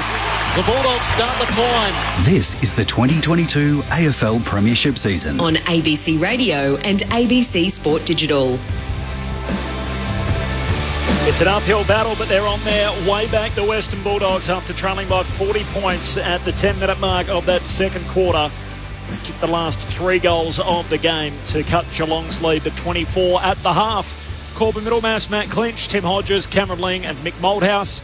The SMS number is 0437 774 774. A shout out to Jed from Geelong, said listening in the general admission seats at Docklands. I'll be honest, I wasn't expecting that start. I don't think too many of us were, Jed, but a nice start for the Cats. Their 40-point lead pegged back. So the Cats now by 24 at halftime, but they have lost arguably their premier player in Tom Stewart, the 2-time All-Australian winner, subbed out with concussion. A couple of the other codes quickly. The NRL tonight, it is round 13. 30 minutes to go between the Panthers and the Bulldogs, and no surprise, Penrith lead that 22-12, so a 10-point lead for the reigning premiers. And in the Super Rugby, we're down to the final 8, so quarter-final weekend. And one of the Aussie teams has already been sent packing. So the Crusaders 37-15 over the Queensland Reds. So we're down to just the Waratahs and the Brumbies as the last two Australian teams in the battle for the Super Rugby crown. Clinchy, I know you were watching the NBA Finals earlier today, Game 1 Yes. of the best-of-7 series, and what a comeback from the Seas. The Boston Celtics, 120-108, beat the Golden State Warriors. Wasn't a lot of work being done from about 11:30 till about 1:30, but entertaining to see the Warriors take Game 1. You've also missed the cricket. England were all out for 141, and New Zealand were all out for 132. So the wickets have just tumbled. Day 2 from Lords. New Zealand in their second dig, 1 for 11. Oh, wow. Has Anderson got that one too? He's bending it everywhere. Yeah, Jimmy in his fourth over has got one. Has got the one wicket. Yeah. Sunday teams: Fremantle and Brisbane Lions. Lloyd Meek and Ethan Hughes back. Out go Chapman, Walters and Taberner, all through injury. McCluggage is back for Brisbane. Robinson and Archie to 2 outs. Meanwhile, for the Pies, Tyler Brown, he's been left out of the Collingwood team. That's their only change at this stage. Obviously, you have to drop one with the Medisub. Meanwhile, Hawthorn, there's no Howe, Granger, Barras and McGuinness all omitted. Frost is suspended. Scrimshaw's injured. They do get some big ins. They finally got a ruckman back, so Ned Reeves is going to play. Gunston and O'Meara, some brand name players back for the Hawks, and Cole Hartigan also has been named among the ins for Hawthorn for the Sunday games. Now, Mick, during the week you were off to Waganya. We've been following your progress to go and help the Waganya Footy Club. How was the trip? It was fantastic. They're just salt of the earth people. The actual club rooms are terrific. I don't know how old they are, but they were able to hold over 200 people for our dinner. New netball courts. The ground was in terrific nick, lights and things like that. It was a bit of fog. It was quite cold up there, believe it or not. And I know all the kids have gone across the border to play because of they just want to play football. But there's an under 12 group that were kids that were left over. I think they play various competitions. So they were all there early. Then we had a fair few on the training track. Had a dinner. Raised. Look, I'll stand correct on this, but around about 16,000, which is fantastic. A lot of people put their hands in their pocket. Even the breakfast next day, I thought that was done by raffle, and they made a lot of money there. Through Shane O'Sullivan, we had 4 tickets to the Carlton game. The 2 jumpers, Collingwood jumper and Carlton jumper, still to be auctioned yet. So all up, and let's get to the field on Saturday. Yeah. They haven't scored too heavily in the last few weeks, but they scored 25 points. So I'm hoping it's 3 goals. What's that, 7 as opposed to 4-1? That's a lot more shots. And the opposition kicked 114. So it was a loss under 100 points. Yep. So that's a dramatic improvement from 400 to 4 or whatever it was. Yeah, that's exactly right. So I think what it did, it galvanised the town. They were all saying, look, we have the team down, so we're going to follow them. So I hope that they can get a few more players there and build that club, as long as they don't die. It's 140 years old, that football club. It's fantastic. It was a great day and a bit. You going back this weekend, just every week? No, I won't be going back this weekend at all. Maybe we should take the whole team out there one weekend. I think you should go out there and call the game. It'd be interesting you calling that game, Corby. I'm with you, Mick. I reckon we could have a road trip for sure in our future to Waganya. Big shout out to everyone listening in that part of the world after Mick's visit during the week. Second half action upon us here. It's the Cats by 24 points on Grandstand AFL. You're with Matt Clinch. The two captains alongside each other. We're waiting a good 20 seconds before the umpire was ready to bounce the ball. Opening tap went the way of the Dogs, and the Bont can't break clear as Selwood lays the tackle. A couple of young Auskick fans got an up-close and personal look with the Bulldogs as they cannon into them, running back out after their break. Treloar with the clearance, hand pass to Bontempelli, who just busts through traffic, kicks towards half forward. McComb and Waitman right into the back of Zach Tui. Now the umpire deemed there was a shove, so Cody Waitman's going to get the free kick as he was propelled into the back of Zach Tui. He has it at left half forward, goes wider still, and McComb takes the mark. This is the interest to see where they can find a target that can have a shot on goal. Feels like this is where a bit of the challenge of the match is going to be towards English. Can't take the mark. Waitman front and centre. Dodge, weaves, twist, hand pass to English. Brushes off the Duncan tackle. Snaps on the right. It's curling, but not enough back. And misses out to the right-hand side. So first behind of the second half the way of the Dogs. 23 points, Geelong's way. They had a good little look then. Tim English versus Jed Buse, with English coming at the footy. He'd be angry at himself that he didn't swallow that one, Tim English. Duncan to Isaac Smith, kicks Geelong long to the wing. He wanted Hawkins, but Richards drops in the hole and takes the intercept mark. Short to Liberatore. He looks down the city wing again to Bailey Williams, who marks between wing and half forward. The crowd not happy, they believe Cam Guthrie just crept forward on the mark. The umpire wasn't buying it, so Williams kicks to the top of the goal square. Trying to claim the mark, Scott and Waitman flying through for the Dogs. Hand pass a turnover. And the Cats get it out of the defensive arc through Atkins. He kicks down the wing, and Gardner with the intercept mark. The Dogs playing in their front half at the moment. Looks to switch play into the middle of the ground. O'Brien takes the mark out to DeRay on the Dogs side. Now wider still, and Treloar marks it left half forward. Had the short option in Liberatore, ignored that. Now Norton leads into the pocket. It's not a good enough kick. Touched off the boot. Duncan's kick smothered by Libba. Onto it to Koning. Trying to slot it forward was Duncan, and now he's hurt as it comes away of Myers. Works it to Zach Guthrie at right half back. He kicks up to Rowan. It's this kick that's hurt the Cats. Oh, that's a beauty though from Rowan. Got it to Isaac Smith, who marks in the corridor. Alongside the centre circles and a chance to go forward. That's a horrific kick. Bounced off Dunkley on the way through as it slips to the bont. Hand pass to Treloar. Dogs back the other way. Kicks out wide from McRae. On the logo Dog side. Hits up Liberatore. Outer edge centre square. Hand pass to Treloar. On the run. Kicks for Waitman, who marks in the pocket. And Cody Waitman's got it. 5 in from the boundary line. Left forward pocket. A horrible turnover from Isaac Smith in the middle of the ground. As soon as he shanked that one, the Dogs were open everywhere. Cody Waitman, as clever small forwards do, just found that little bit of space, didn't have to lead too much, just waited for his teammates to get it to him. Had very few set shots tonight, the Bulldogs. Cody Waitman snapping, hits the post. Near side or behind. We touched on this throughout the court. Lockie McNeil's goal, we had that shocking miss from Norton. The miss here from Waitman, there hasn't been too many more than that they've had set shots tonight, period. I'm watching Geelong on the mark in these. They put 2 players out there so they can cover the short and long, so they're putting the player off the mark. It's a good tactic. Duncan's kick in, set Zach Guthrie a challenge. He brings it down to the front, and the players form on top of that. Tim Hodges on the boundary. Guys, just watching Brandon Parfitt down here on the bench. He came off the ground in the second quarter with a right arm injury. He had the elbow heavily strapped. Then he started the third quarter on the bench. He's had his wrist strapped down. They've strapped his thumb. His arm is in so much pain. I wonder if he might even be subbed out if Tom Stewart had not already been subbed out of this game.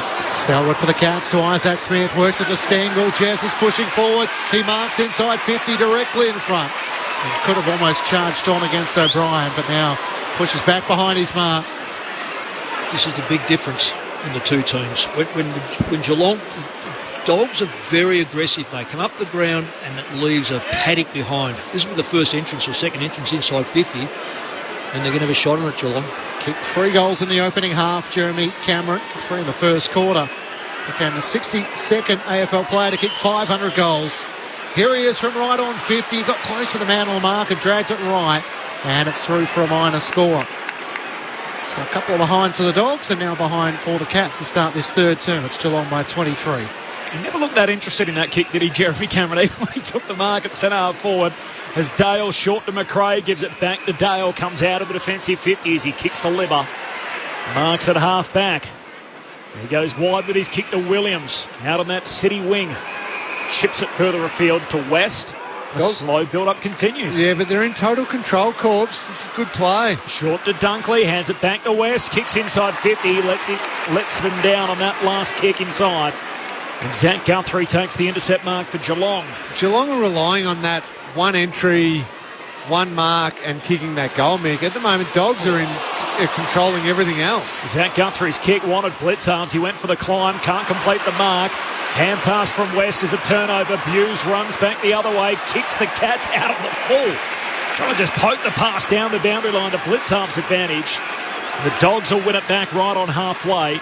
23 points Geelong's lead. We haven't had a goal as yet through the first 6 minutes of this third term. If the Dogs can get some composure with their last kick inside forward 50, the game is right there for them. Well, they're controlling everything at the moment, except as you say, that entry, but also the back side when Geelong break, they find space. Dunkley to Scott at half forward, long inside the 50. Bontempelli is there alongside Norton. And off hands it goes out of play in the right forward pocket for the Bulldogs.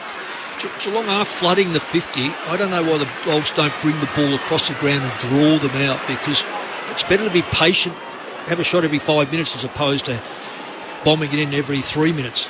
Toss back into play. Norton doing the ruck work against Stanley. Knocks it down to the front to Liberatore. Tackled by Myers. Hand pass to Waitman. Trying to get it back to Williams. Hard against the boundary and now eventually across. 45 metres out from the Western Bulldogs goal. It's a congested forward 50. So they're going to have to think their way through it or try and create something from a set play from a boundary throw in here. Cats by 23. Stanley and Norton, they both miss it. Slips through to Dunkley. He's tackled, taken to ground. Half forward for the Bulldogs. Bulldogs at the moment have got the extra one, but he's the ruckman and he's still not behind all the players. So you'll get caught in between for sure. Norton fumbles it out of the ruck, spills to Williams. Hand pass to McRae, to Richards. Dangerous kick across the ground in the centre square. Cameron collects. He's tackled front on by Treloar and the ball held in. Two former teammates. Still on the attacking side of the centre square for the Bulldogs. Cats lead it by 23. 7 played in the third term. From the throw up, English won it down. Little towboat Parfitt's way. Tackled by Treloar. Thrown to the turf. Test out that elbow. And the umpire will throw it up on the city wing. Just short of right half forward for the Dogs. Now that's descent for sure. Parfitt's way. Treloar asked him what was wrong with it. And so a costly one, although only momentarily, as Duncan turns it over. Traditionally a great kick, but straight to Treloar. And now the Dogs on the break. Kicks to his good mate Dunkley, charging forward. He marks just inside the boundary, where the 50-metre up meets the boundary. So outside 50, hard to the right. It's a tough shot on goal. Yeah, the old days used to wear out all the grass in the goal square. At the moment, they're wearing the grass out right there. Dunkley just pokes it towards the teeth of goal. Blitzau set himself in front of Bontempelli and hugs the mark as he claims it to his chest. So, excuse my ignorance here, Clinchy. That it was a ball up back there. Treloar puts his arms out saying, why wasn't that a free kick for holding the ball? Yep. So can you pay a free kick for dissent? I thought it was only a 50-metre penalty. It's a good question. Long kick from Blitzarves is chopped off again, so the Dogs again win the territory battle as Dale hand pass away to Richards. Now the long bomb inside 50. Blitzarves spalls it away from DeCone, his own teammate. Loose footy, 30 out, Dogs goal. McCone, hand pass to Liberatore, snaps goalward, kicks the first of the second half. A second for Libba, both in similar fashion. Can that be the tone setter? The Dogs have kicked the last 4 either side of the main break, and Geelong's lead cut to 17. 9 minutes travelled in the third term. Geelong 8-7-55. The Bulldogs 5-8-38. Well, it's hard work though. I know it's under 3 goals now, but it is so hard work. That's taken, best bet of 7 or 8 live minutes to actually have it, and even that was a brilliant non-preferred side of the body goal that hung in there. That could have gone either way. I agree it's hard work, Nick, but they are in total control of this game. Yeah, but you still got to be able to score. Yeah. I mean, you need, you get a great soccer side, you get no striker, you nil all. Norton's got to get in the game somehow. Bounce sprays out to the right, so that's going to be recalled. Cats by 17 points, got out by as much as 40 in the early stages of the second quarter. Tom Stewart subbed out of the match with concussion. English took it out of the ruck. Stanley misread it. Spiralling ball straight down the middle. Buku Karmas underneath it. Can't take the mark. Atkins tries to break the Bontempelli tackle. Got it to Stevens. Kicks through the middle and Stanley takes it. Looks further afield. Dalhouse is on. He marks between wing and half forward. Thought about the hand pass and now gives it to O'Connor, who looks inside 50. Hawkins takes the mark. Gardner completely misread it. Unlucky though. That ball floated and swirled and went everywhere and landed in Hawkins' lap. I swear Cody Waitman is suffering from the boy who cried wolf. Yep. Because I reckon he got another massive shove in the back and was not paid because he, again, probably accentuated the push, but it's there. Yeah. Should have been a free kick. Connor's been kicking like that all night. I think he's kicking a bag of spuds. So Tom Hawkins deep in the right forward pocket, kicking from 45 metres out. He has one. His shot is across the face of goal and misses to the left-hand side.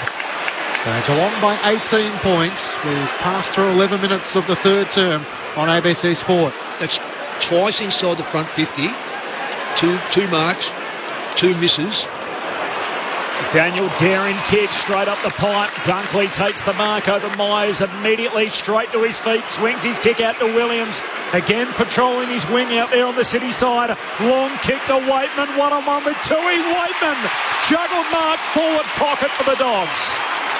But Mick, on your point about Geelong, 2 marks, 2 shots at goal, that is what they're totally relying on. Oh yeah, I understand that. If they don't nail them, the Dogs are not only going to just come back, they're going to go steamrolling over the top of them. They are owning this game completely. Yeah, I totally agree, but the danger is you can do all this hard work, even this is a difficult shot.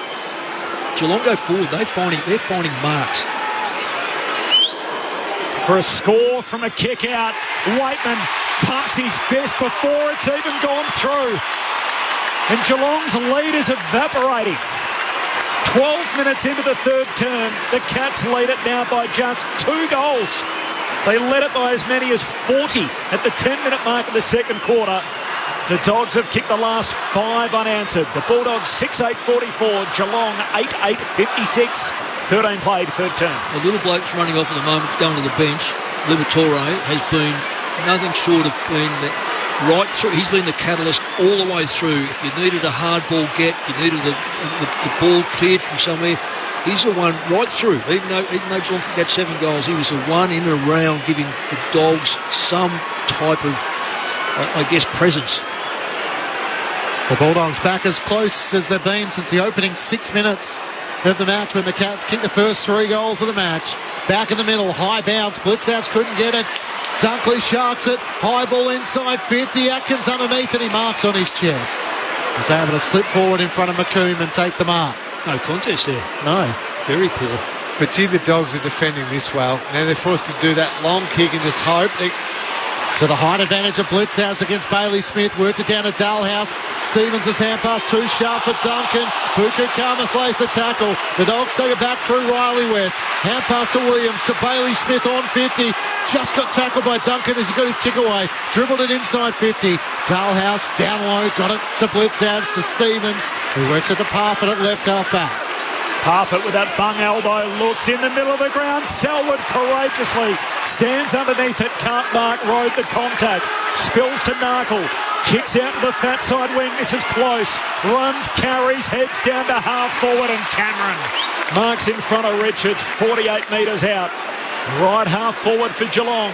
Set up for the run around on the left foot here. He did the right thing. Got back off the mark.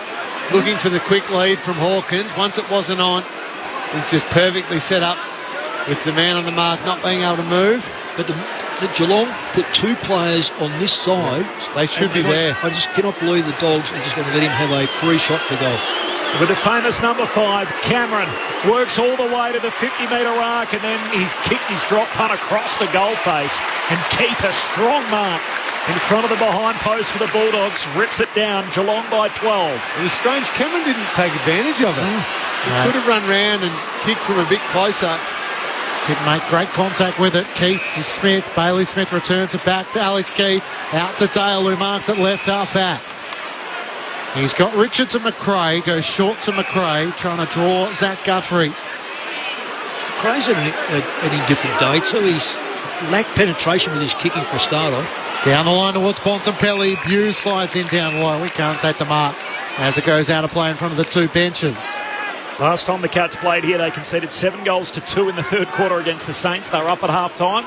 Remember that game, Lingy? I do remember that one. I think you had the young blokes here, didn't you? All the way up from Geelong. I had 6 of them with me. That was silly. Silly indeed. So on the throw-in, Myers can't keep it alive, and with McRae there, right there by his side. Throw it back in. So that was the 20-minute period where the Saints just blew Geelong off the park. English is having a massive impact on this game now. The Dogs have kicked the last 5. Geelong kicked 8 of the first 9, so that's the reason they lead it by 12 from the boundary throw-in. Bailey Smith missed his target. Hand pass ends up out of play. And the way the Dogs are getting it to the outside now and spreading it and moving it through the middle of the ground is reminiscent of that Saints game. What the Dogs don't quite have yet is that real connection with their forwards, but it's starting to come because of the dominance through the middle part of the ground, especially this bloke. Karmas rucking with blitz halves. He wins it down to Liberatore, the man Lengy alluded to, kicks to half forward. It's knocked out of play by Zach Guthrie, a boundary throw in half forward for the Dogs. It's an interesting thing that just happened then. Norton and De Koning next to each other. De Koning has it all over him because Norton took his eyes off the football to even defend the ball as opposed to go for a mark. So that's a big win by De Koning. Kicked a goal in every game bar one. Aaron Norton, that was against the Bombers. He's rucking here against Stanley. McRae tries to scrap for it with the ball in contest below them, and the umpire will come in and ball it up 50 metres out from the Bulldogs goal. Riley West playing as a defensive forward as well. Son, of course, of the Bulldog great. Stanley knocks it down to Close, who knocks it on to Parford. Hand pass to Cam Guthrie down low, and Hawkins takes the mark on the Dock swing. Quickly inboard to Selwood. Now can the Cats move it quickly in transition? Spots Isaac Smith free. Has it between wing and half forward for Geelong. Tui's pushing forward. Smith goes more direct than that. Long towards Gary Rowan. He's got 3 to compete against. Richards couldn't take the mark. Buku Karmas is back there. He couldn't gather. Daniels hand pass out in front of Cameron for Geelong. Can't pick it up. Goes to ground. Knocks it towards the right behind post. And Close eventually is taken over the boundary line. Good pressure from Ed Richards and a boundary throw in with the Cats now in attack, leading by 12 points. Bulldogs have kicked the last 5 in the game after trailing by 40 points. Geelong lead it by 12, approaching time on in the third. For the boundary throw-in, they all miss it. Bounces through to Scott of the Bulldogs. Hand pass to McRae. Away to Liberatore. Kicks out a defensive 50. Norton holds out Zach Guthrie. Takes the contested mark on the wing. Swings a hand pass to the run of Bailey Smith. His mullet flapping as he kicks down to half forward. Big collision, Dunkley back into traffic. Spills to Atkins of the Cats, kicks to Selwood. Got it to Isaac Smith. They've got 3 players on the City side. Rowan takes the mark. He's between wing and half forward, trying to sum up the options. His kick is smothered by Riley West. Ricochets out to Stevens, and then West lays another tackle. Careful not to fall in the back, and the umpire will throw it up. All of a sudden, that slick ball movement from the Cats is just not the same as what it was in the first half. No, but the scrap and fight of the Dogs has been impressive. Just getting a hand in or a smother then from Riley West, affecting every possession. And a push in the ruck contest. And no, he just held him out. Just held him totally out. Yeah, the Dogs wait. Buku Karmas to take it. Karmas pinch hitting in the ruck tonight. He swings his kick wide to Dale. The All-Australian half-back told to go. Not a heap up ahead. Runs, carries, his sweeping hand pass to Williams. A newfound winger for the Western Bulldogs. He goes back by hand to Daniel. Hand pass back to Williams. Defensive side of the wing. Just kicks beyond it. Norton the target. De Koning in from the side. No mark. Spills to McNeil. His hand pass close to the boundary line. Stanley wants it to go out. It won't. McComb keeps it alive. Dogs back on it. Over halfway. Hand pass to McRae. He kicks long inside 50. Ball spills down underneath Scott, who's tackled, and the umpire says, I'll have it. Brian Myers laying the tackle. The ball up here. 35 out from the Bulldogs' goal. Right half forward. Cats by 12, approaching time on in the third. They've kicked 2 goals to the Cats, 2 behinds from the throw-up. Liberatore can't break clear. Stanley works it back to De Koning. Hand pass to a stationary Parford. To Dalhouse, hard against the boundary. And eventually taken out under the pressure of Bailey Williams. A throw-in 60 metres out from the Western Bulldogs goal. Just recapping too, Tom Stewart subbed out of the game early in the second quarter. Suspected concussion after a head clash with Bailey Smith, so he's played no further role after 9 disposals in the first quarter. Karmas once more doing the ruck work against Stanley. Knocks it down to the front. McRae, jab pass towards the boundary side. Can't clear it. Stanley has a go. Straight to Karmas. A lot of players around this. Liberatore trying to charge his way through. Lost it. Here's the chance for the Cats. Close. Got it to Cam Guthrie. Hand pass to Parford on the wing. Doesn't have a lot of options. He's backpedaling and sold a couple of times around Caleb Daniel. Kicks to half forward where Gardner takes the intercepting mark. And Jeremy Cameron with a ghastly stare. Kick it inside 50. Gardner goes back to Richards. Richards switches play out to the dog side. This is Anthony Scott at half back. Geelong by 12. 21 played third term, but the Bulldogs have kicked the last 5 goals. Scott down the wing. Zach Guthrie in from the side. Can't complete the mark. Spills to Libber. Shoots a hand pass out wide for West. Clever. Just knocks it on to McComb. Shanks the would-be tackle from Stevens. Kicks to Karmas. One-on-one with Stanley. Stanley ragdolls him out the way and he's paid the mark. Dogs fans aren't happy, but no free for Buku Karmas. And Geelong can reload. He goes back to Cam Guthrie. Short kick to Atkins. Marks at centre half back. Geelong by 12. Time on in the third. But again, nowhere to go. Atkins in the corridor. The quick turnover.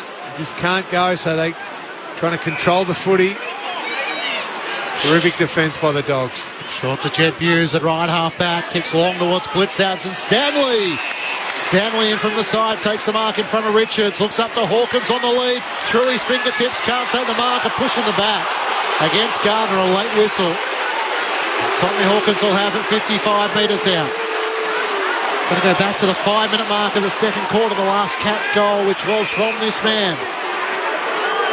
Doesn't want to have the shot, pokes it in the camera direction against Keith. It clears the 2. I thought Keith might have got a hand onto it. The umpire didn't think so. Out of bounds on the full. And Caleb Daniel will take the free kick. Cats kicked 8 of the first 9 in the game. The Bulldogs have kicked the last 5. Geelong by 12. Daniel from the free. Just drew everybody on the ground except Anthony Scott and then hit him lace out at half back. What a weapon that is. He had the entire field going one way and knew exactly where he wanted to go. We've heard of the look-away kick. That was the look-away hand pass. That was the look-away kick from Caleb Daniel. His teammate, though, in Gardner's let him down as they try to switch plays. Kicked it over Bailey Dale's head. And it bounces out of play, so a neutral ball and a boundary throw-in, 30 out from the Cats' goal. He's improved Gardner, but his kicking hasn't. So, but defensively, he has a real crack. Boundary throw-in, Hawkins grabs it out of the ruck, hand pass to Myers, outside 50, slips through his hands. Duncan mops it up for the Cats, gives it to Cam Guthrie's hand pass, a turnover.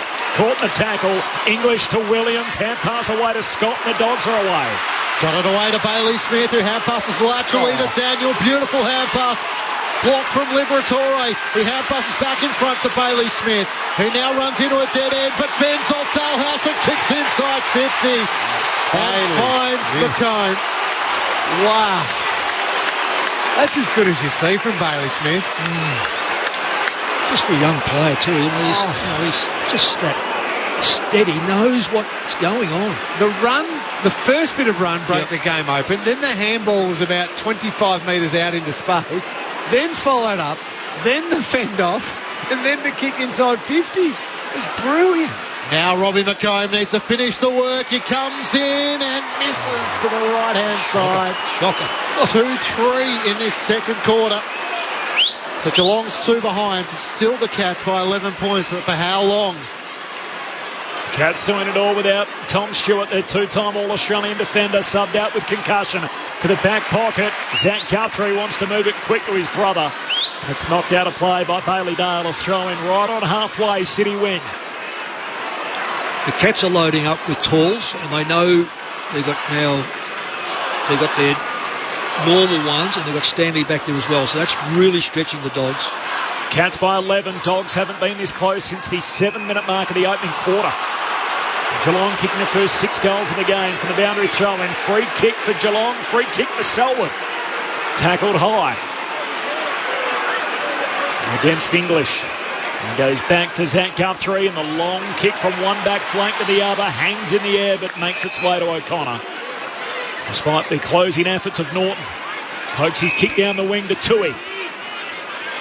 Geelong by 11 points, but their last goal came at the 6-minute mark of the second term. We're now 25 minutes down in the third. Tui in front of the interchange. To a contest at half forward. Stanley flies in from the side, spills down to McRae. He's tackled by Parfitt, taking the ground. And a ball up, half forward for the Cats. Geelong by 11. Won't be a long quarter, just the 2 goals scored so far. A lot of numbers around this ball up on the 50 for the Cats. Stanley, beautiful tap down to Parfitt on 50 to Stengel. Can't get around Gardner, who just held on. And Stengel seemed like he was going to break past him and run the boundary line. A throw in 45 metres out from the Cats' goal. Well, I just criticised him for his kicking, but that was a magnificent tackle for a tall man to take a player who's quite fleet-footed. Thrown back in. English went early, one down the tap to himself. Squeezed the kick to half-back. Duncan onto it for the Cats. Long towards full forward. Blitzav's trying to work it down to close. Just couldn't combine with him. Richards kicks it into his teammate. In Dale, it pinballs around. Cam Guthrie to Stengel. Centering kick. It's just too wide for the intended Joel Selwood. Riley West gets back there. Tackled by Hawkins. Gets a hand pass back to Dale. And now to Daniel in the right back pocket. Looks for Bailey Smith and Waitman, the two blondies, close to the boundary line. Waitman knocks it down to Bailey Smith and they'll work it out of the phone booth. Hand pass to Bailey Smith. He gives it off to Treloar. Kicks down to half forward for McNeil. Atkins getting back, tries to spoil close to the boundary line. Atkins finds the safety of it. And Bontempelli was streaming forward inside 50. They just couldn't beat Tom Atkins. Well, I need to get across and pat him on the back, Atkins, because he come from nowhere to get to that. That's just outstanding defensive play. The Dogs were out. A goal-saving effort to see it out of play. Thrown back in, Blitzavson. English, palm down to Selwood, the Geelong captain. Works it back to Duncan. Long kick around the city wing, close in front. Keith spoils it away from him. Races back onto it. Sidesteps around Jeremy Cameron. Made that look easy. Hand pass to McRae. Back to Dale at centre half-back. He can switch play inside the defensive 50 to Gardner. Out to the Dogs side to Richards. Time starting to run out towards three-quarter time. Richards takes two bounces, gets centre of field, kicks inside 50. He was put down as he got his kick away. Clumsy from Stanley. Now, this should be downfield, shouldn't it, if he was taken high as he got his kick away? No, he's saying it's as the kick, like we sometimes see Clenchy with the push in the back. It's a mark there on the other end, isn't it? No, there was no mark taken inside the Bulldogs 50, so it's going to come back to Richards, and you'd imagine the match review officer is going to have a look at that. So the umpire said it wasn't late, it was as he kicked. Well, yeah, that would be the interpretation, because if it was late, it would be downfield. So the umpires deemed it was as he kicked it. Richards goes long and across the ground as Keith takes the mark, chips up over halfway. They're not happy, the Dogs fans, with the men in yellow tonight. And their team was slow to get going. They conceded 8 of the first 9 goals, but they have come all the way back. As Alex Keith, who was a goal kicker last week, decided to unload on a barrel there towards the top of the goal square. The Cats were awake to it. And now there's a bit of push and shove as well. And the two teams are involved in a bit of a melee. Zach Tui's had his jumper ripped. Oh, Bailey Smith, Corbs, may have headbutted Zach Tui. Wow. On the reap, Zach Tui acted as though he's copped one to the forehead. Bailey Smith certainly looked like it in the footage that I just saw. I don't want to go too hard just now, but there's certainly something happened between Bailey Smith and Zach Tui. Watch this, guys. So we've just got it on our box there. Oh, he certainly threw his head forward, and Tui reacted absolutely when they were grabbing each other's jumpers and sort of drew his forehead into Tui's head. And Tui leapt back and looked as if he's marked up on the top of his head as well above his right eyebrow. It's certainly started to draw a little bit of blood, so Bailey Smith will come under a fair bit of heat for that from Michael Christian and the MRO, I'm certain. The old Liverpool kiss. Oof.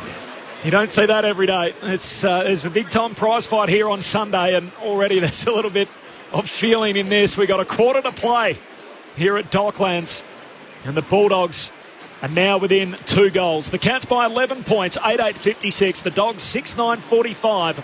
Final quarter around the corner on Grandstand AFL. Did you know that ABC Listen has a little sibling? Hi. The ABC Kids Listen app with music to move and podcasts to play. ABC Kids Listen stimulates curiosity, fires imaginations, and fosters good listening skills. Wow! That's a funny noise. Discover a world of entertainment that will spark creativity in the minds of your little ones and get them up and moving. Download ABC Kids Listen today, free from your app store. the 2022 AFL Premiership season. Grandstand AFL. On ABC Radio and ABC Sport Digital. Loose footy, 30 out, Dogs goal. McComb, hand pass to Liberatore, snaps goalward, kicks the first of the second half. Daniel daring kick straight up the pipe. Dunkley takes the mark over Myers, immediately straight to his feet, swings his kick out to Williams. Long kick to Waitman, one-on-one with Tui. Waitman, juggled mark, forward pocket for the Dogs. For a score from a kick out, Waitman pumps his fist before it's even gone through. And Geelong's lead is evaporating. This is the 2022 AFL Premiership season. On ABC Radio and ABC Sport Digital. Cats' last 5 scoring shots have all been behinds. The Dogs have kicked the last 5 goals in the game after falling behind by 40 points. The Dogs are back within 11. It's the Cats who lead it at three-quarter time. We've had a bit of everything tonight. We had moments ago what looked like a headbutt from Bailey Smith towards Zach Tui as the pair were in a wrestle, and a melee after the three-quarter time siren, certain to come under scrutiny for the match review officer.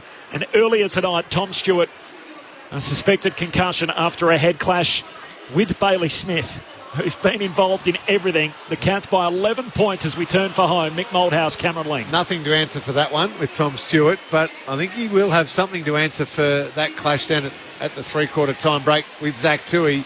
But let's park that. That'll be for somebody else to decide, Mick. Just on that, Bailey Smith has been reported for that incident. So okay. That's one of those unfortunate positions where the umpires can't do anything. Three-quarter time siren's gone. They can't pay a free kick. All they can do is say, you're reported, go to your separate areas. So they're a bit powerless in that scenario. Just want to go back just prior to three-quarter time with Ed Richards, and the ball going into probably 20 metres out, drop mark, admittedly. I would have thought that play would have been a ball up, if not marked there. I know the rule is if you haven't scored, okay, comes back, but that seems to be... Was that... So he deemed that... As he kicked rather than late. If it was late, it would have been downfield where the ball landed. As he kicked. They're saying as he kicked. Yeah, we see sometimes the push in the back paid and it's brought back here. We don't often see the too high. For me, it's almost a worse... It's a penalty. Kick, therefore it should be more penalty. Yeah, but I understand. If it's as kicked and it's not late, then it's from the spot where the infringement took place. The Bulldogs were dominant, absolutely dominant in that quarter, Mick. They're capitalising bit by bit on their work. Three goals in the second term, 2 goals in that quarter, but they are in total control of this game right now in general play. Without getting any sort of reward. Big reward, yeah. There was one step shot from 40 metres out. I can't remember who kicked that. Missed a pretty simple goal. That was McComb, wasn't it? McComb missed that. Outside of that, they're being wide. Waitman's kick was wide. Long run kicks, a couple of spoils. Liberatore's goal was fantastic crumbing type goal or pack goal. But I know it's under 2 goals. For sheer dominance, to have only kicked 5 goals 4. So they've dominated the second and third quarter, and they've kicked 5 goals 4 to 1 goal 6. You still think you needed to go. The Dogs need another 30 minutes like that to maybe get in front. If they get too aggressive on the back line and start to push up, because Geelong will get them out the back every time. They will, but they're trusting their pressure. Well, it's so enormous. It's creating those turnovers and chances for them. Oh, this will be a good finish, I reckon. The Dogs are going to keep coming. We're expecting a blockbuster on a Friday night. It's an interesting way of getting here, but we've got a close one as we turn for home. The Cats by 11 points. The Dogs for the last 5 in the game. Stanley wins it down. Hand pass from Selwood out to Cam Guthrie. He's tackled. Pack forms behind him and a ball up again in the middle. Tim Hodges is on the boundary. Much activity downstairs, Hodgie? No, just watching Luke Beveridge. He's part fan, he's part coach, he's part motivator. He's just doing everything he can to get his Bulldogs up from coaching on the sidelines. Ball up again alongside the centre circle. Stanley down to Atkins, shoots a hand pass forward straight to Dale, gives it to Treloar. He's dispossessed in the tackle. Cam Guthrie squirts a kick forward. Keith can't trap it, spills to Rowan, pokes the kick to Hawkins, who bangs it through from the goal line. A second for Hawkins, and the Cats steady the ship. Geelong back out by 17 points, 60 seconds into the final term. Geelong 9-8-62, the Dogs 6-9-45. Mick Malthouse, Cameron Ling. Well, that's exactly what I'm saying, that anything falls out the back. The Dogs are so aggressive with where they're marked. They mark 10 yards in front of their opponent. In those situations, I would say that you've got to have an extra behind the ball that the Cats do. Just for that particular reason. You can always drag him forward, but if you're all at the football, it's all dark and no in. I mean, you've got to get the football, and you can't allow that the ball to get out. Mick Malthouse with you on ABC Sport. So the Cats' first goal since the 5-minute mark of the second quarter. Back in the middle, a chance for Stanley, who was about to emerge for a throw. So it's coming back the way of Tim English. Takes the ball in the middle of the ground. Hand pass forward to Bontempelli. Ran into Blitzhouse. Gets the hand pass clear to Smith. Bailey Smith gets a hand pass forward towards the Liberatore. He was taken high by Buse. Libba has been massive in this game. Gee, strong standing up in a tackle. Right on 50 for Tom Liberatore, who wants to go short. Norton on the lead. Comes out to Koning right there with him. Gets to the back. Scott can't get onto it. Stanley cleverly got it out to Myers. Hand pass to Atkins for the Cats to Buse. Back to Myers. Works it to Selwood. Still inside the defensive 50. Now out to the run of Duncan, who goes wide to Close. He marks it left half back for the Cats, who lead by 17 points. Big time goal for the Cats and Hawkins to start this final term. The Dogs with all the momentum into three-quarter time. Close long down the wing. O'Brien spoils down to Smith. Breaks one tackle. Got a free. Advantage applied through the hands of English. Treloar and now out to Daniel. Runs to 70 out at half forward. Looks for the astronaut who leaps up. Norton can't complete the mark. Spills down to Isaac Smith. Still no whistle. Gives it away to Cam Guthrie to Blitzhouse. Hand pass into really hope to centre half back, but Bontempelli the only one there. He gives it to Keith. Hand pass away to Dale with the running start. Kicks it on the run. Dogs won't go away. And Bailey Dale puts the margin back to 11. 9-8-62. The Bulldogs 7-9-51. They keep on trucking. 4 minutes into the final term. Both goals to start this last quarter have come on the back of enormous pressure. Yep. And creating the turnover. On that occasion, it was the pressure on Blitzarves who just fed out the wild handball because he was under so much pressure. The Dogs create the turnover, and Bailey Dale with terrific run from behind. It's a beautiful kick of the footy. This pressure, Lingy, the tightness is going to come in, so the game might open up. And so there could be high score. There may not be. It may sort of make more mistakes, but it just looks like the game is just slightly opening because there's more room in the forward line, certainly for the Dogs. We had just 2 goals in the third quarter. We've had 2 goals in the opening 3 minutes of the last. Back in the middle. Cam Guthrie tries to soccer it clear, but Treloar runs onto it. Squeeze a kick towards Bailey Smith. Couldn't get a disposal away, but Libba could. Gets it out to the Bond. Kicks to Norton. Finally some separation. And he marks on his chest with a beautifully laced out pass from Marcus Bontempelli.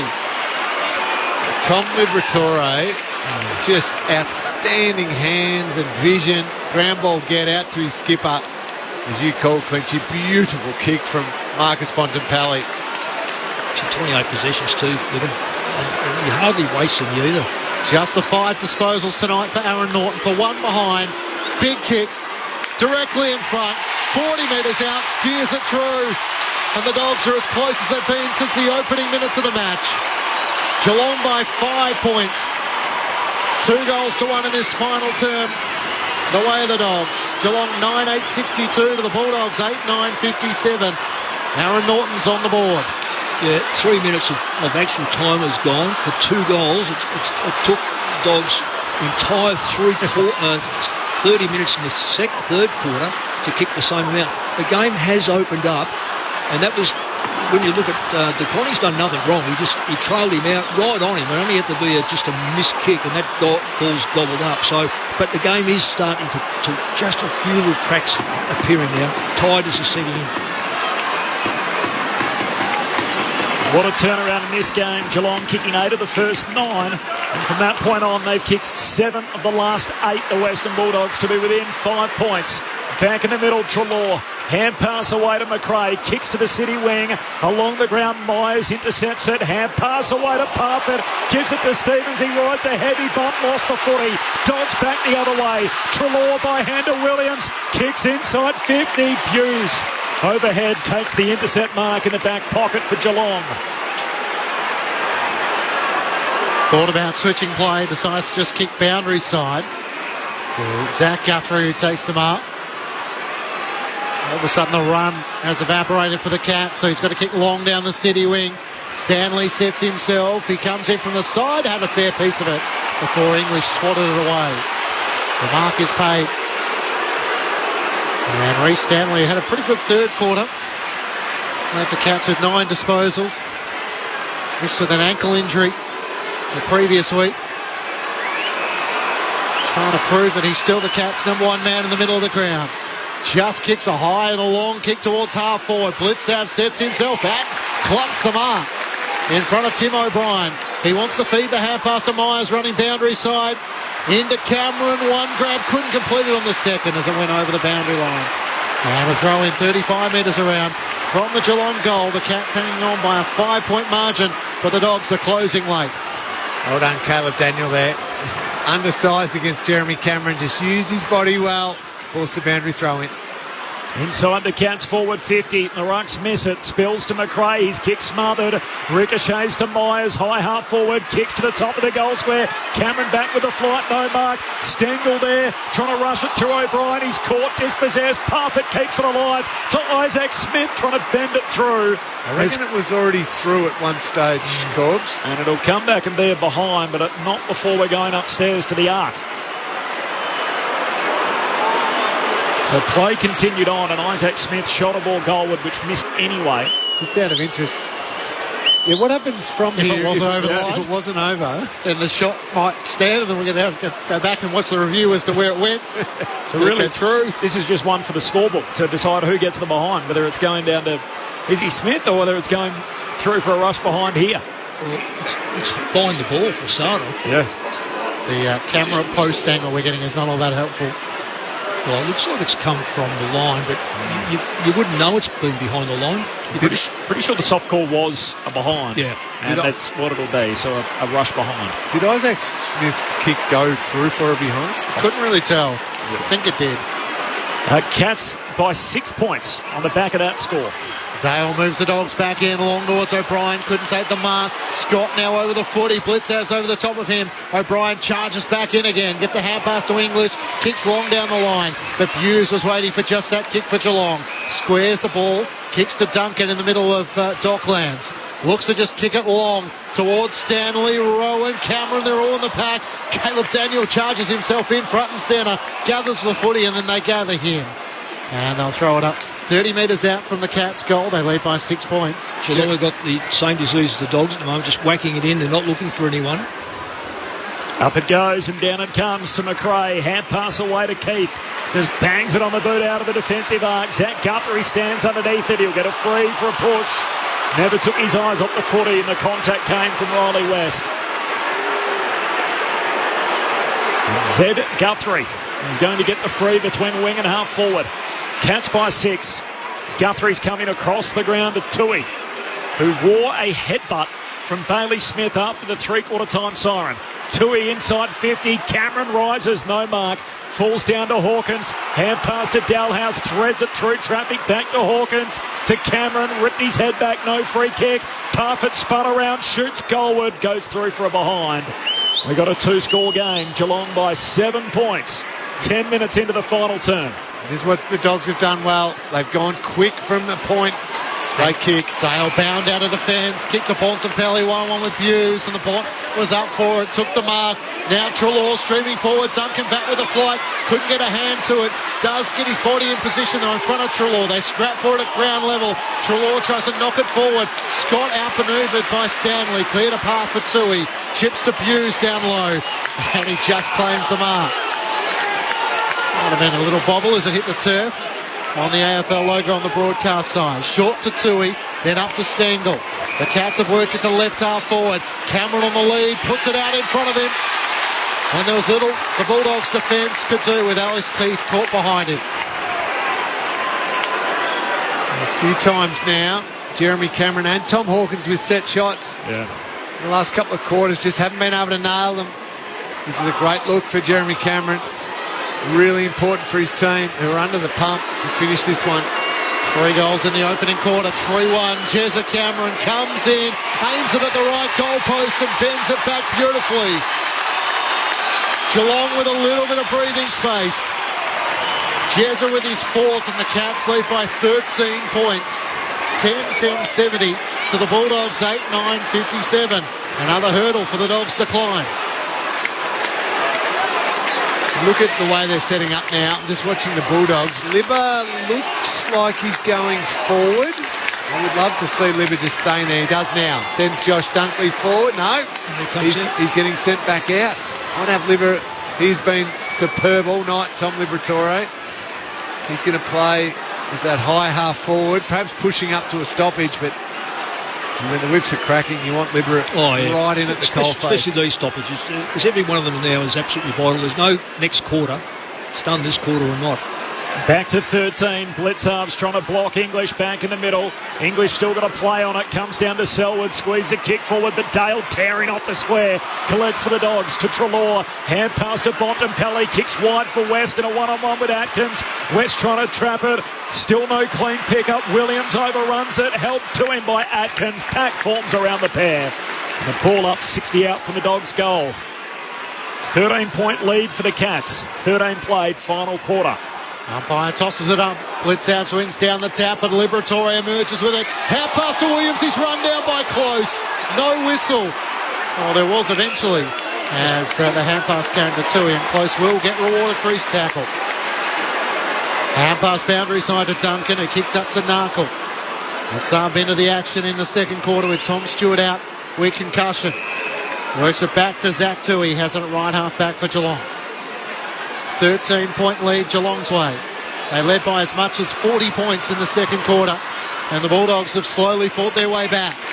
Kicks into the middle of the ground, a well-weighted kick to Mitch Duncan, who marks inside the 2 circles. Hand pass to Zach Guthrie, who had a fumble, had to give it back to Duncan. He goes a barrel, long kick towards Rowan, but O'Brien set himself in front and takes the contested mark for the Dogs. He's had some great moments tonight, O'Brien.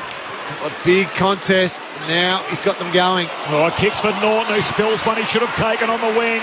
Knocks it to half-back. Norton still going. Atkins almost runs him down. Hand pass to Treloar. Ball held to him in the tackle. Treloar eventually got it out, and the umpire... Something's happened here. Something's been paid off the ball. I think the official has paid a hold on Norton. Yeah, he got grabbed. He got grabbed after he dropped the mark, actually. So Norton... given a bit of a life there and a chance for the Dogs to mop it up. He goes back to Gardner. Gardner swings his kick out to English. Short pass to Bontempelli. Just forward of the wing. Chips it further afield to Dunkley. Hand pass back to the Bont, who keeps on moving. Looks to the top of the goal square. Fist comes from West. Karmas leapt early. Blitzarves knocks it through for a rush behind from 10 metres out. A minor score. 2-goal game. Geelong by 12 points. 10-10. The Bulldogs are 8-10, 15 played, final turn. It's not a bad tip in the cap for Sam De Koning that Aaron Norton's decided to try and get up the ground and just get a bit of his hands on the footy. Well, that's what Norton really should be playing, high. Duncan brings the Cats back into play, spots Narkle, who marks it right half back. Now where to? Chips it over the top, and Myers marks, still at right half back. Just trying to spot up the free options. Tom Hawkins is pushed to half back. He takes the mark, kicks around the boundary line. Joel Selwood marks on his chest. So centre of the city wing, the Cats have it on halfway. Decides to go back to Duncan on half-back and can switch it inside defensive 50, and Koning takes the mark. Sam de Koning, a rising star last week, hand pass away to Tui, chips it to Atkins. Had an increased role in the midfield in the last fortnight. Atkins goes short and wide out to Zach Guthrie. Just trying to take a little bit of the pace off the game at the moment, the Cats, with the Dogs just coming at them so fiercely. Still 10 minutes on the game clock, halfway through the final term. Guthrie's kicked down to half forward. Blitz halves 2 goes out at no mark. Spills to Dale. Closes on him. Great tackle. Arm pinned, holding the ball. Free kick for Close. 55 out left half forward for the Cats. He's going to go back and across to Buse. 70 from home. Chips it to centre half forward to Cam Guthrie. The long-haired Cat at centre half forward looks for Hawkins in a one-on-one, trying to reel in the one-hander. He can't do that. They worked it so that Hawkins had the one-on-one with Ed Richards. It was good play. About this sharing this defence stuff, this doesn't work when you've got a player like Hawkins' size, because you just pick them, you find them where they are and just use it. Ball slips out of bounds for a throw-in. Geelong by 12 halfway through the final term. Hawkins to do the ruck work against English, who knocked it down straight to Close, who snaps over his left shoulder but just misses the left side of the left goal post. So the Cats lead by 13 points. 16 minutes gone, final term. Dale swings his kick in hurriedly, away to O'Brien, who took on the tackler in Rowan. Got a hand pass away to Daniel under pressure. Short kick to Liberatore. He'll chip it out wide to the boundary line for Dunkley. Right on halfway, Cats by 13 points. 17 travelled final term. 2 goals each in this final quarter. Dunkley long to Norton, who takes a strong contested grab and pulls it down in front of de Koning. 55 out. And English by himself. Chips it to him in the pocket. Had to be a free, yep. Gets the contact and gets the free kick in the forward pocket. Blitzarves and Narkle in the marking contest. English got the shove. And he's going to get the free in the left forward pocket. Yeah, we said down the other end of the ground, Hawkins had got the Richards match up. Well, English got Narkle, and they identified it quickly and got it to him. And it's just panic from Narkle, isn't it? Well, English made his run from this wing and cut it round and across. So he certainly worked it out pretty quickly. He wasn't going to have a ruck around him. So English snapping, goaling. We're far from finished. And English pulls the Bulldogs back within 7. 18 played in the final term. The Dogs to 9-10-64. Geelong 10-11-71. The Cats by 7 points. Approaching the time-on mark of the final term. Mick Nolthouse, Cameron Link. It's a couple of times now, Mick. The Western Bulldogs' quick take of the kick out has caused Geelong a lot of trouble. They're scrambling to try and cover it. It wasn't perfect play, but it was still moving pretty quickly down the far side of the ground. And Geelong weren't able to get organised, and that led to English, as you said, running a really good pattern. Terrific pattern. Around and behind the defensive structure that then leads to Narkle v English in a complete mismatch. Yeah, and full credit to Narkle too, because it would have been easy to let him go, but he stayed with him. Now, okay, free kicking, but he was the only one left to do it. Dogs are 3 goals to 2 in this final term. English slipped as Stanley took it out of the ruck. The umpire's going to recall it. Fortunate as the Cats are about to break clear through Joel Selwood. That just bounced outside the circle too. That's no excuse for a trip, but lucky it landed where it did. So umpire tosses it up. Stanley wins it down to Selwood. Underground hand pass to Cam Guthrie. Squeeze the kick out to the broadcast wing. Over the head of Blitzouts. He races with McComb. Back after it. Gathers just inside the boundary. Screws it back towards the 50. Bounces awkwardly in front of Parford. Keith runs onto it. Hand pass to Liberatore. Jams a kick into the middle of the ground. Waitman in front, lunging forward. Takes the mark against Zach Guthrie. He's got Bontempelli pushing forward. He marks in the middle of Docklands against Isaac Smith. Norton on the lead. Here comes the kick. One-on-one with de Koning. Norton up with one hand. Can't take the mark. And onto it, Zach Tui for the Cats. Tui closed down by McNeil. Spears his kick into the lap of Myers. Marks at half-back against the boundary line. That kick out to Norton has to be perfect because de Koning is so quick for a big bloke. 20 minutes travelled final term. Geelong by 7. Myers long down the wing. Stanley, strong grab. In a pack of 5 or 6, comes down with it. Powerful contested mark. And the Cats keep possession right on halfway. He goes across the ground to Buse. The second generation Cat. Swings his kick into the middle of Docklands for O'Connor. Plays on, chips it short to Isaac Smith, still in the back half. Outer edge of the centre square, Geelong by 7. The Dogs got as close as 5 points in this final term. Cats stretch it out to 13. Kick towards Blitzhouse, can't take the mark. McComb one direction. Zach Guthrie the other, and then a big tackle laid by Blitzhouse. Was that a dangerous tackle? You usually see those paid as a free kick. Nothing beyond a free, but Anthony Scott slowly gets to his feet. He's right to continue on. As the umpire throws it up, Stanley takes it out of the ruck at left half forward and then jams a kick inside 50. Rowan in a battle with Keith. Keith gathers, now he's tackled. Did he get a hand pass away? Umpire waves play on. With Rowan over the top and the footy stuck underneath Alex Keith. A throw up 45 metres out from the Cats' goal. Geelong by 7. Time on in the final term. The Cats playing 3 quarters without Tom Stewart. Concussed early in the second term. Up it goes. One down by the Cats. Cam Guthrie squeezes a kick out of traffic. And Jeremy Cameron hugs it to his chest at centre half forward.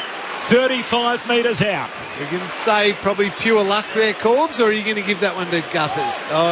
More credit to Jezza. Yeah, I felt like that was just a rush kick and luck. Cameron was doing what a forward should do, be in front and first to move. Yeah. A bit of a lucky one. He's got 4 already tonight. To give him a handful, they'll be tough to catch. Cameron's got 5. And the Cats are out to double digits again in the last. Geelong by 13. 11-11, 77. The Western Bulldogs 9-10, 64. 23 gone final term. Jeremy Cameron with 5. Well, the next score for Geelong,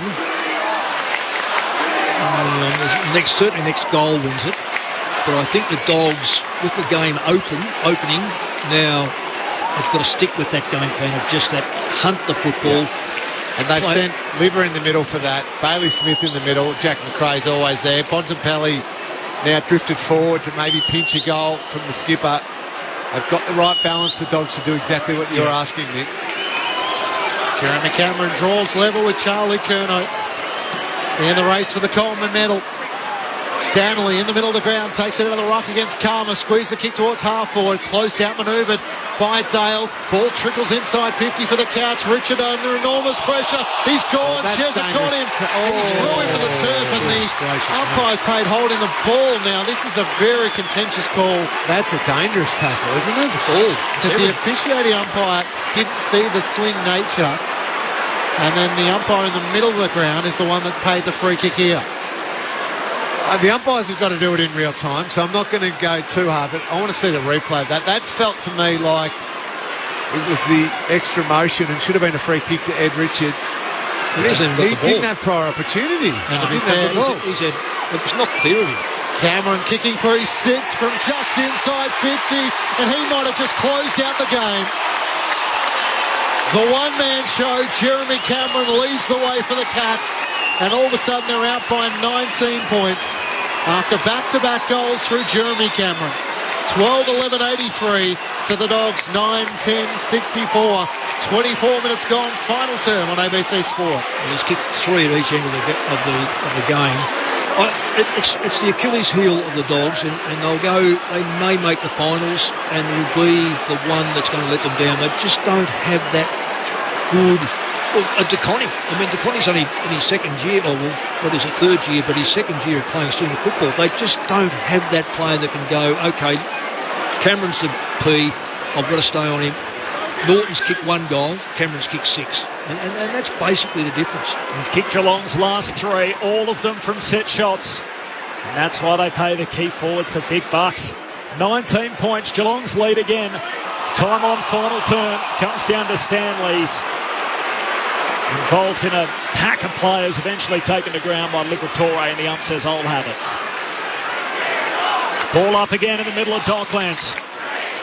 Cam Guthrie tries to squeeze a kick out. Giray falls into the back of his own teammate in Scott. And a ball up again on the other side of the centre circles. Cats led it by 40 points early in the second term. The Dogs got within 5 in this final term, but the Cats steady up with 3 of the last 4 in the game. And all 3 off the boot of Jeremy Cameron. 4th time now, middle of the ground, another stoppage. Still no clean takeaway. The Dogs work it out. Dale to Bontempelli, hand pass to McRae, and they're out. Hand pass to Giray on the wing. Kicks down to half forward. Norton climbing, no mark. Slips through a couple. DeConing out after it. Gee, had his legs taken out by Waitman, who just threw himself in there like a wrecking ball. It's semi-madness, but it is madness to do it because that's a year-long injury. It's the best rule around that one. Thankfully, DeConing okay. Takes the free for the Cats. Kicks down the boundary line and Stengel rips it down with contact in the air. Huge contested mark on the wing. Hasn't been his night in front of goal, but he's won a few good one-on-one battles throughout the night, Tyson Stengel. He sends a high ball in the direction of Stanley. English there with him. Spoiled away in the end by Gardner. Through the fingertips of Atkins for the Cats. Onto it, Dunkley. Hand pass to McComb. Cuts past traffic. Around Myers. Works it to DeRay. Out left half forward for the Dogs. Feeds the hand pass just out in front of Daniel. He has it 60 from home. Kicks towards Waitman. Spoiled away by Blitzhouse. It bounces in front of McComb, but Selwood slid in. Wins it for the Cats. Hand pass to Duncan to Blitzhouse. Now to Tui in the back pocket. Drives it up towards half-back. Parfitt with a shove, and McRae will take the free kick at left half forward for the Dogs. McRae, dangerous, turns it over. Selwood takes the intercept mark back in the outer corridor. Kicks inside the middle of the ground for close. The Cats aren't in that much of a hurry, but they're slowly trickling forward on the counter-attack. Swings a kick out to Hawkins. Puts the pass to Isaac Smith. Between wing and half forward. Short kick to Cam Guthrie. And he marks 52 out left half forward. Coming back to Hawkins. 70 out. Now heads inside for Jeremy Cameron. Juggled effort unsuccessful. And the Dogs off half-back. Dale. Hand pass away to Daniel. He kicks up for Dunkley, who can take the mark defensive side of the wing. Hand pass to McComb. He kept running. Looks up to Norton, a 2-on-1 to Koning. Provided a great block, and Blitzhouse working back. Takes the mark. No, it's Shepherd against Sam DeConing. It's probably there by the letter of the law. Didn't disguise it all that well, and Aaron Norton has it at right half forward. Quickly sends it inside 50 to Waitman. The small forward flies against 2. Duncan and Tui. Duncan with a crucial touch. Knocked it away from Bailey Smith. Got it to Parfitt and hand passes it to Tui in the right back pocket. He gestures for Cameron to lead up and then pulls his kick. Goes short and Myers takes the mark. A well-executed chest move there. Again, Dogs just unable to find that really good little hit-up mark. A simple shot at goal when they had the run of the play. It's been the story of the night. They've been outstanding around the ball and their hunt and their will, but just haven't found the easy goals when they've taken it forward. Myers to close, and now back to Tui in the defensive arc and to DeConing. Closest to the goal at the Lockett end. He's about 30 metres out from the line. And the goal in which the Cats are defending. Short kicking game with Smith. They got the week off next week, the Cats. So Tom Stewart, who will miss with concussion, shouldn't miss a game if he comes back in the customary fashion. Really? The next game will be round 14, a Saturday twilight fixture against West Coast in Perth. Nick, that's a pretty big occasion, and one in which I understand you're going across for. Yeah, 30th year. Looking forward to it, seeing all the lads, and hopefully Peter Matera can get there as well, so it'll be terrific. Free kick here for Geelong. It's a downfield free as DeConing was dumped after getting rid of it, so Close just pokes the pass down to Stengel, who takes the mark forward of the wing. 19-point lead for Geelong. What an amazing night under the roof at Docklands. The Cats started like they've been shot out of a cannon as Stengel kicks down to half forward, spills to Rowan, trying to get a hand pass through. It's turned over. McRae to Daniel off the back flank. Gives the hand pass away to Bontempelli through traffic. Works it out to Ed Richards, boundary side. Drives a kick up towards Norton into Koning. Norton takes the mark. Quickly hand passes it away to Waitman on 50. Hughes almost got him. Waitman's shot on goal. Bounces and bounces through. The kind of transition the Bulldogs would have loved to have seen a little bit more of. They're going to have a look now at we're something. going to see if it just grazed the post, are we? As it went past, or is that what Isaac Smith's pointed out? So we are going to go upstairs. It will be Cody Waitman's second goal if it's given the all clear. So they'll go to the, what's it called? Snicker, the edge technology though, the sound tech. So I think Isaac Smith was questioning, is it kissed the post as it bounced through, but it looks like a bit of a gap there for mine. There's a gap, all right. So that should be a relatively easy one, but unfortunately for the Dogs, that sort of ball movement has come too late in the night. And the review is complete. And the decision on the scoreboard. Goal umpire's right there, so it should be goal or umpire's call. It's a goal. So Waitman with his second late. And the margin is cut back to 13 points the Cats' way. Geelong 12-11-83 to the Bulldogs 10-10-70. So 4 goals apiece in this final term. After Geelong led by 11 at three-quarter time, and it seems certain the Dogs are going to launch a comeback. They got as close as 5 points after Aaron Norton's goal at the 5-minute mark. But the Cats hold on 13-point leaders at the 31-minute mark of the final term.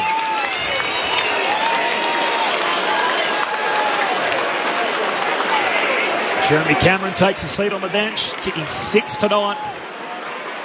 The Cats, the goals really dried up for them in the second and third quarters, while Hawkins and Cameron combining for 4 in the last.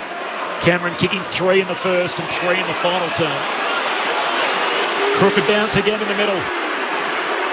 A waning moments to start Friday night footy. Round 12.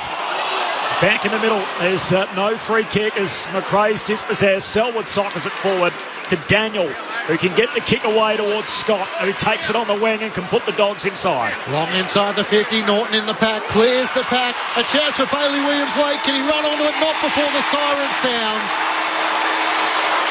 And in the battle for the top 8, Geelong with a giant win to stay in touch with the top 4. And the Bulldogs, as they head to the bye, they're 6-6. The Cats by 13 points. Greatest team of all, we are Geelong, we're always on the ball. We play the game as it should be played, at home or far away. Our banners fly high from dawn to dark, down at Gardenia Park. Cats led by 33 points at quarter time. They kicked the opening 6 goals of the match. They got up by 40 points in the second quarter. They led by 24 at half time, by 11 at three-quarter time. After the Bulldogs kicked 5 goals on the trot, the Cats held goalless in the third term and eventually run out 13-point winners, 12-11-83. The Dogs 10-10-70 in front of 34,370 fans. We are Geelong, we're always on the ball. We play the game as it should be played, at home or far away. Our banners fly high from dawn to dark, down at Gardenia Park. It wasn't quite a one-man show, but on a night in which goals are a premium, Jeremy Cameron was worth his weight in goals. 6 goals, including 3 in the final term. He takes the lead in the Coleman medal by 1 in front of Charlie Curnow. 2 to Tom Hawkins, individuals to Duncan, Rowan, Atkins and Close. Meanwhile, for the Bulldogs, multiple goals, 2 to Cody Waitman and to Tom Liberatore. Individuals to Bontempelli, Karmas, McNeil, Dale, Norton and English. A night in which the Cats lost Tom Hawkins in the second quarter, but they get the 4 points to move to 8-4 heading to the bye. And they jump to 4th spot on the AFL ladder at the start of round 12 of the AFL. Their goal will be to try and stay there by the time the season ends. Amazing night. They had to win it. They looked like they'd done enough to win it early, and then they had to do even more in the final quarter to make sure they got out with the 4 points, kicking 8 of the first 9, as Clinchy mentioned, and then had to steady up when the Dogs drew within 5 points in the final quarter.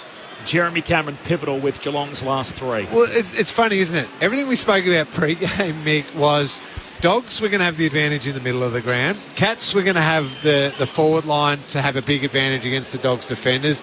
And we thought the Cats' defence would hold up strong enough. Yeah. Well, kind of all things ended up being true. Yeah. Because the Dogs' midfield was on top after quarter time for the whole game.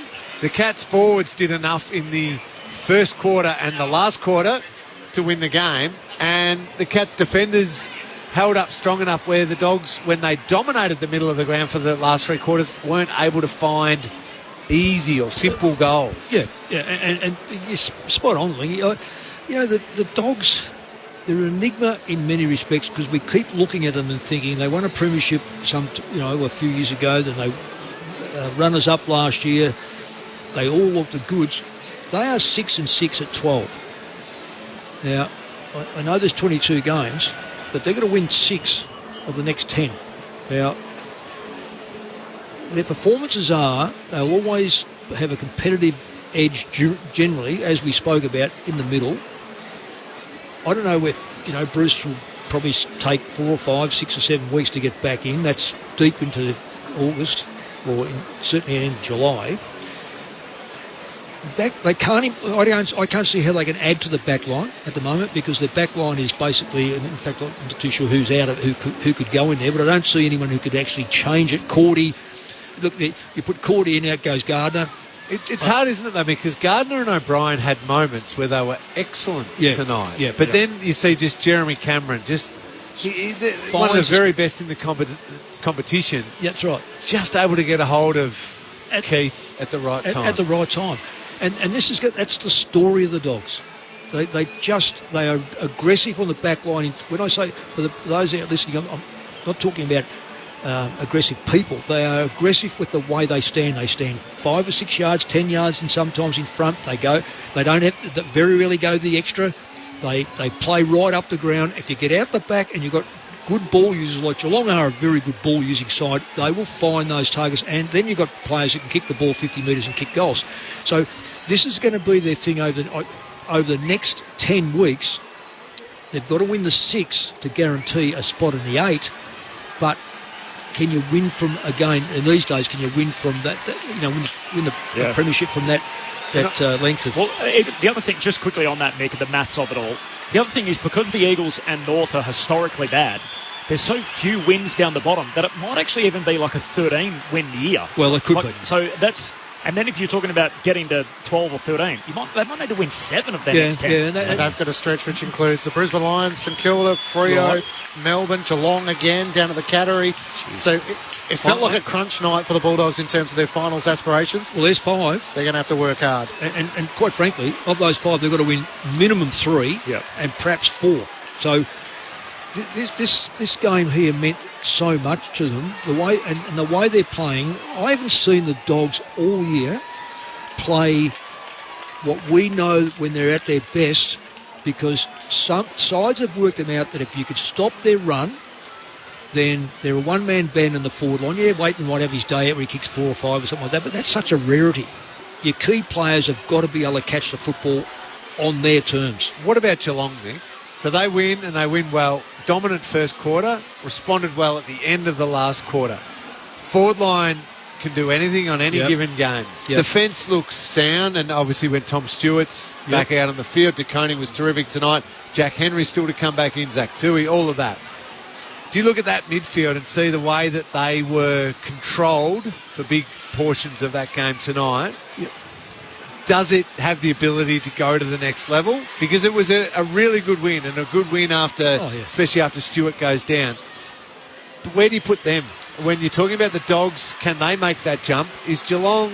It's almost like the perennial finals. Geelong... Yeah, no question with that. We've seen so many times, we've written them off with their age and this sort of stuff.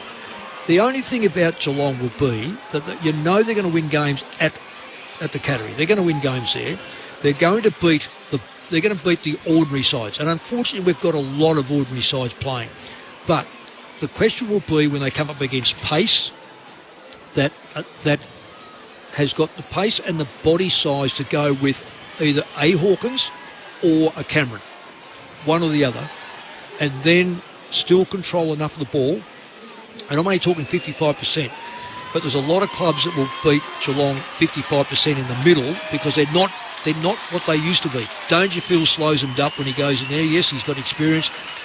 Selwood slows him up, got experience but not quick. Parford's good. I like Parford because he works both ways. Atkins going in there gives him that defensive touch. Obviously, O'Connor has sort of been he worked early, but it hasn't worked since. Their ruckman will still be their ruckman. So I think Geelong will probably get there. And in fact, when I look at 8, they've 8 from 12, 10 to go. They need 4 of those 10 to make the 8. They probably need 6 of those 10, gets them 14, which roughly is 4th or 5th spot. So they could still finish. They could finish in the top 4, and anyone who finishes top 4 is going to cause damage. But are they going to cause enough damage to the sides that actually run the ball? Cats withstand a fierce fight back from the Bulldogs to win by 13 points. They get themselves to 8-4.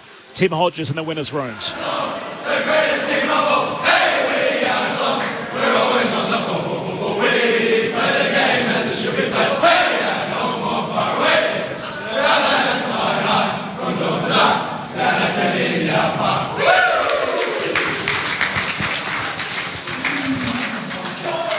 How is it down there, Hodgie? Very subdued, actually. So still don't know who we're going to get access to.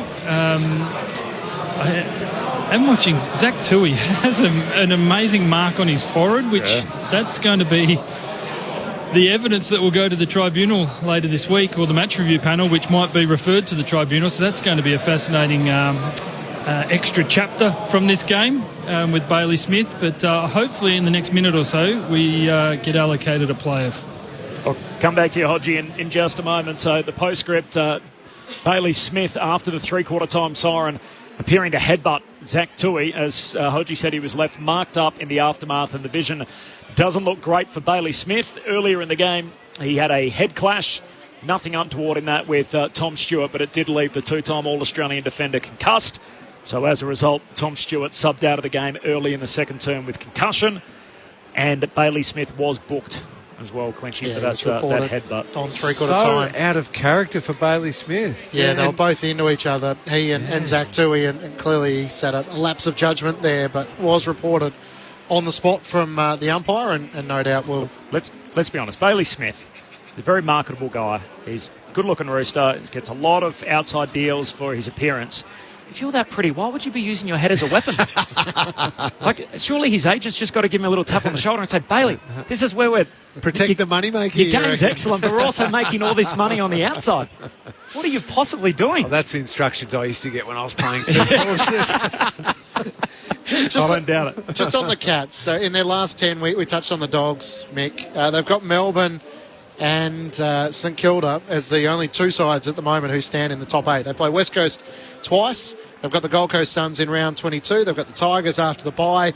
I mean, it starts to open up a bit for them. You touched on their record at Kardinia Park, but the question is still around the way in which they play. They had that first quarter where they're able to really put it on, where they kicked 7 goals to 1. But in an era of 6-6-6, and with a forward line that has Cameron, Hawkins, Stengel, you still don't feel like Geelong are a side to get the full bang for their buck as to how dangerous they could be.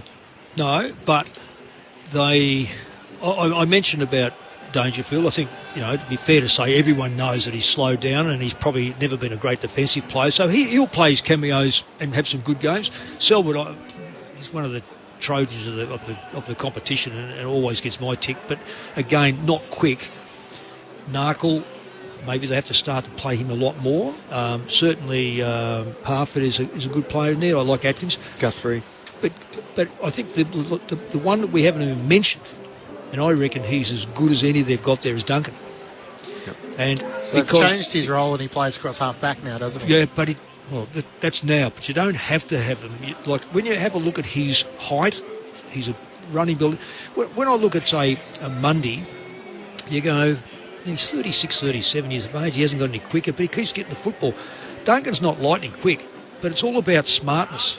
And what you have to have in the middle is someone who can draw someone to you because you're getting a lot of the football. And even now, Duncan, there you go. He ended up with 29. He ended up with more than anyone.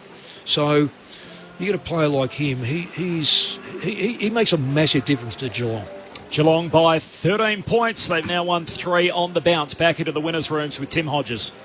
Back in the winners' rooms, the skipper has been good enough to come over. Joel Selwood, really appreciate your time.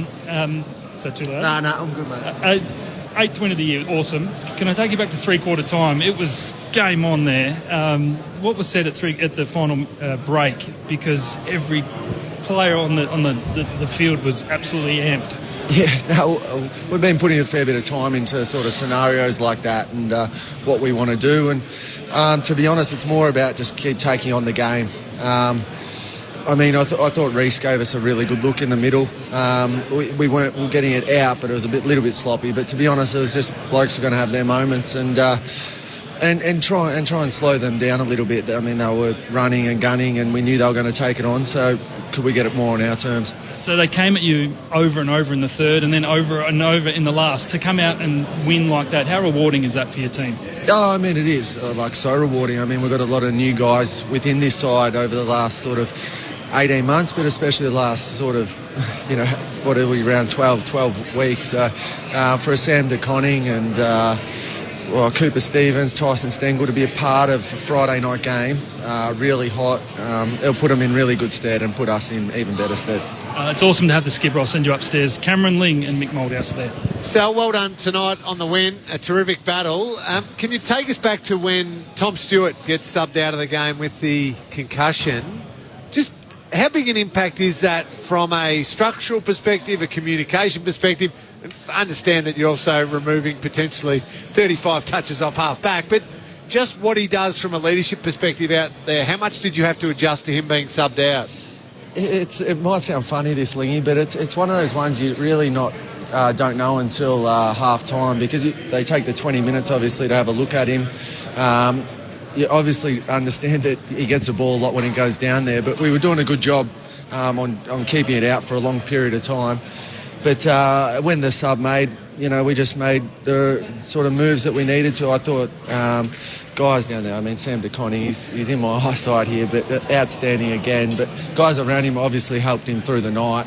But they're just growing, that back line, and, whoever's out, I mean, we've got Jack Henry that we would love down there at the moment too, but hasn't been the case, and Colin Jasny comes out before the game. So it was a very different look to what we've had in the past. What did the Bulldogs do to you to get themselves back in the game? What were you sensing in the changes that the Dogs made for it to get so close? Yeah, I mean, run and gun, but to be honest, we probably helped them out a little bit by kicking it a bit too long at different stages. We probably saw our last line and it looked a bit, it looked like a really good kick, to be honest, when we were coming out from half-back, but we were dropping it short and then they would just get the numbers back on us, get their numbers and run it back through us. So I know I said that all very quickly, but it's one of those ones, it's their game style and we allowed them to play that way a little bit.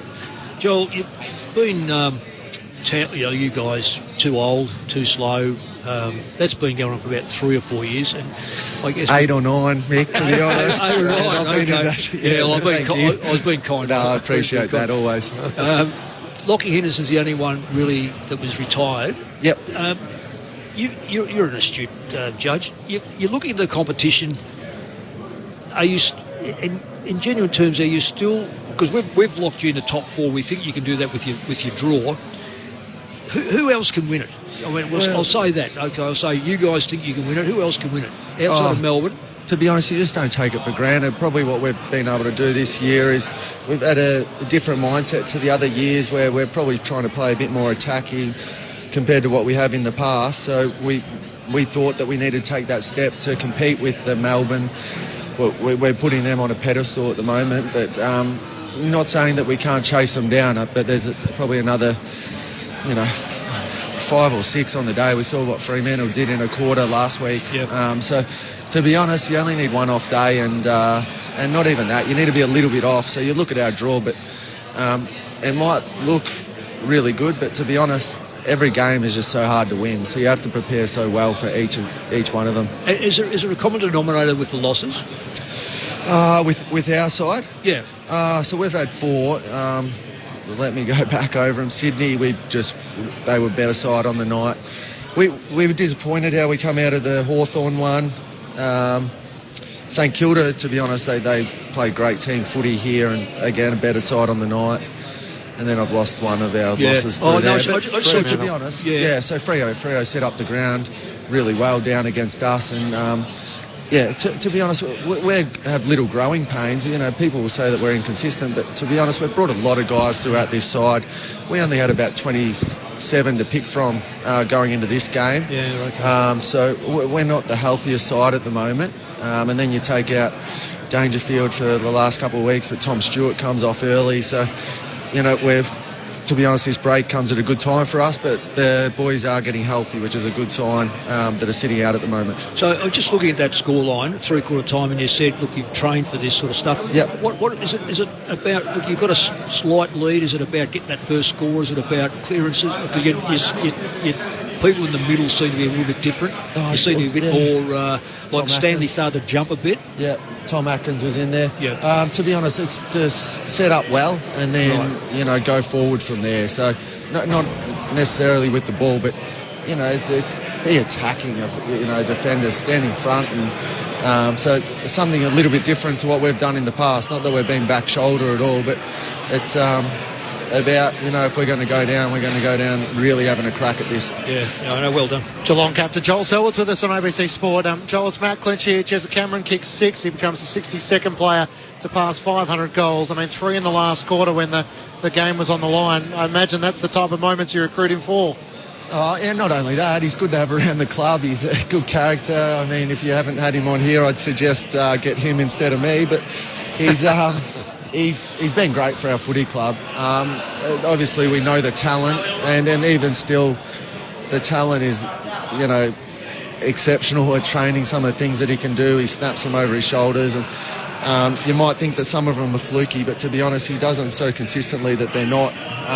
But to be honest, he has a look in his eye at 3/4 time, and you sort of know what you're going to get. And he's a winner, and you like playing with guys like that.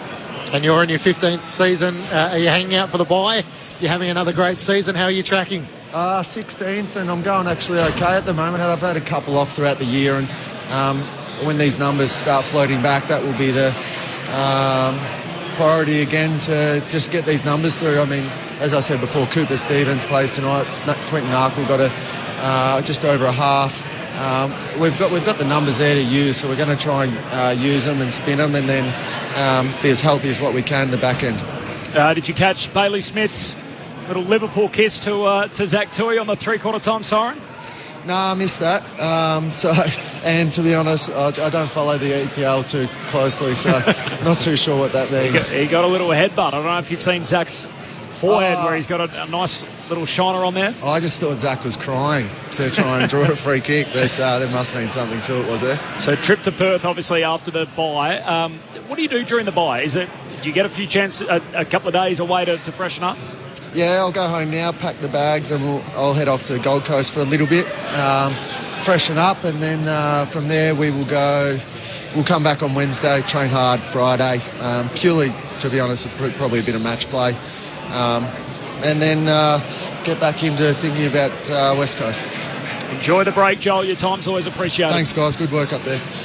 Joel Selwood, the captain of the Geelong Footy Club.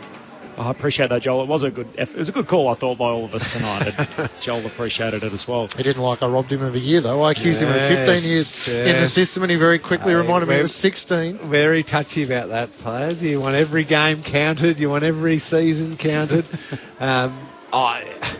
It's funny listening to him talk. He's so quick to want to talk up those young players and encourage them to be bold and brave, and that's the big shift. I know they're still the older players, but looking at the Cats, the fact that they're willing to get debutants out there, the fact that they're willing to give responsibility to those young players like De Koning and these types of players, and the fact that they're able to be or prepared to be really brave with the Paddy Dangerfield decision. I think that's a brilliant decision because Dangerfield could have kept playing and just laboured and just struggled to have that explosiveness. He's never, as you said, Mick, defensive running's not his strong suit. Anyway, he's there to be that midfield bull who explodes. Can't do it when his body doesn't allow him. So prepared to say, okay, have 4 or 5 weeks. We're going to rest you first, then retrain you and get you hopefully having a massive last few weeks. But last, say, 5 weeks of the home and away season and 4 weeks of the finals potentially. It's a big call to make. One they probably wouldn't have made a few years ago because they would have said, no, we just need him. Our only chance to finish top 4 is with Paddy playing every single game. So they've made some brave calls, but they've got the young players now starting to come through and starting to take more responsibility. Players like Parfitt, who you've mentioned, that's why they can make those decisions. And Joel's so quick to talk about all of those younger players. Be a dangerous forward, wasn't he? Like if they put him as a half forward, he's going to be a lot more dangerous. And the problem is they got Gary Rowan. Yeah, they've got enough bigs. Well, if you had your choice out of those two players playing on the forward line, I'd take Dangerfield every day, but then that's up for the Cats. But we know how dangerous he can be on the forward line because he mightn't be as reliable as a kick, but he just draws the ball. And if you've got dangerous forwards, they inevitably... If you only got one dangerous forward like tonight, Cats just crowd out Norton. If you've got Cameron and you've got Hawkins and you've got Close and you've got others down there, all of a sudden you're dragged apart. And that's why Geelong were able to have so many set shots because they dragged the defence apart. They had to stay with them. In fact, sometimes they didn't even go near them. But that's why when I haven't got this, but I don't know how many goals of the 12 were kicked from marks compared to the Dogs. 10 from marks. It feels like it'd be a fair number. A big difference. It'd be a massive difference. I mean, really their problem has been the midfielders to can they get the right mix in there? And I'm with you. I think it's a gutsy move and good on them. But they clearly feel like that this isn't Patrick Dangerfield, that he can get back to what he was. And I guess that they're willing to sacrifice a couple of weeks to make sure that there may be half a chance that he gets back to his best. And I think they've been honest enough with themselves in their assessment of where they're at. They've probably looked at it and gone, okay, Melbourne's right up there. Then we've got Brisbane, Fremantle, and Fremantle had just beaten the Cats, I reckon, when they made this decision on Dangerfield, and the Saints, who just knocked them off as well. Yep. And said, I don't think we can win it with a labouring Dangerfield and just amid the status quo that we've got right now. Let's be bold. Let's be risky and potentially give ourselves an advantage where they can. Yeah. So if he comes back and he's Patrick Dangerfield, do you think they can win it?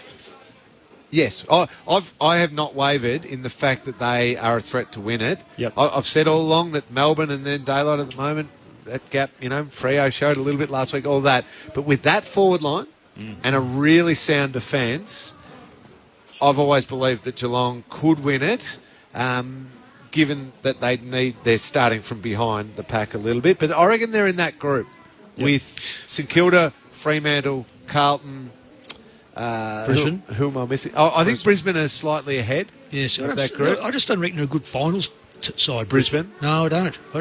They seem to fold. They got to me, they've got too many players that are just a little, I hate to use this word, but a little bit flaky when the real pressure goes on. And finals is pressure. But, Lingy, I don't know. I might be just getting old and silly, but I just don't. I reckon the competition is poor. Over years, we've seen 3 or 4 reasonable sides, maybe one dominant, maybe 3 just behind them, and a couple that could pop up at the right time. The Dogs popped up. Right now, we've seen Melbourne, and I don't know whether Melbourne's a very, very good football side. It's not a great football side. Then you've got to look at number 2. Who is number 2? Probably Geelong, because they've got the record on the board that they can actually win games. Maybe even the Dogs, but they mightn't even make it. But is it Freo? Yeah. Well, Freo were very good last week because they were able to turn the whole thing around on Melbourne on their ground. So, I mean, that's a big, big plus, and I think they won did they beat Geelong away? Yeah. I think they're the real deal because they've got a no-name back line. Who have you got as the better teams in it? The better teams? Or the teams that can win it? Behind Melbourne. Who's behind Melbourne? Okay, so I've got the ladder here. I don't reckon Brisbane can win it. Wow. Then they're second on the ladder. Even if they get Danaher, Hipwood together, Rayner up there. No, because I reckon both of those forwards you're talking about are just they can't work together, and it'll either be one or the other. Whereas you can easily get Geelong with Cameron and Hawkins working together. I reckon. Can the Saints win it? I reckon the Saints are the smoke in all this because they've got speed. They have to clean up in the middle of closing the game down when the opposition have it.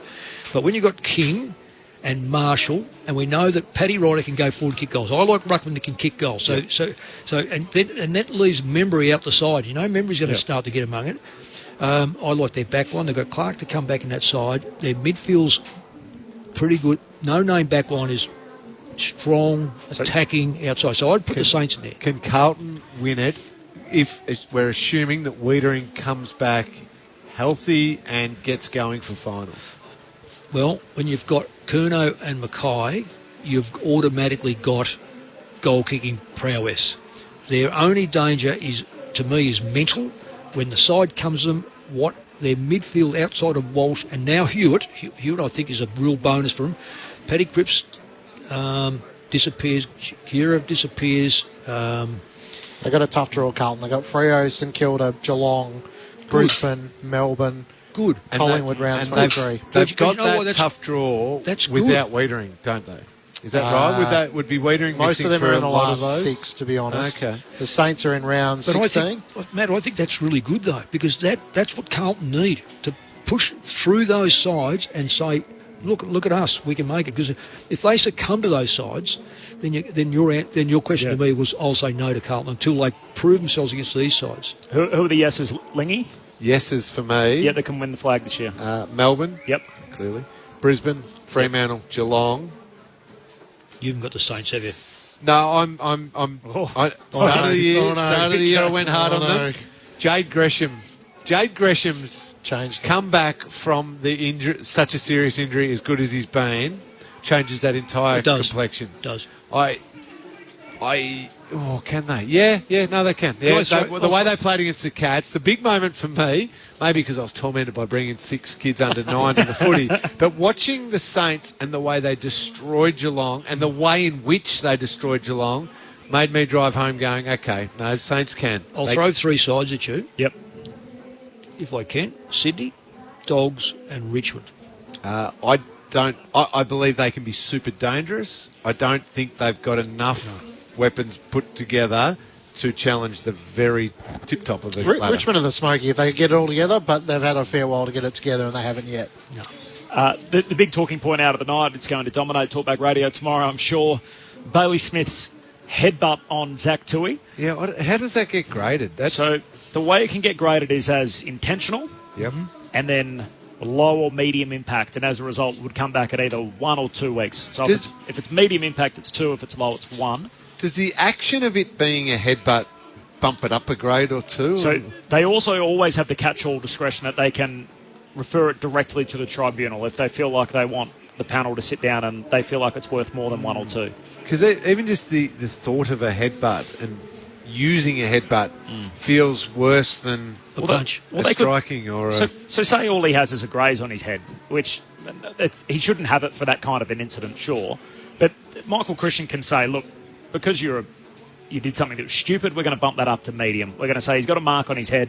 He shouldn't have that there. You're going to get 2 weeks instead of 1. Would 2 be appropriate just out of the stupidity of the action, or do you think it's no more? It's certainly no more, because we get caught up in, if someone goes back and goes bang with a fist and knocks the bloke down, what does he get?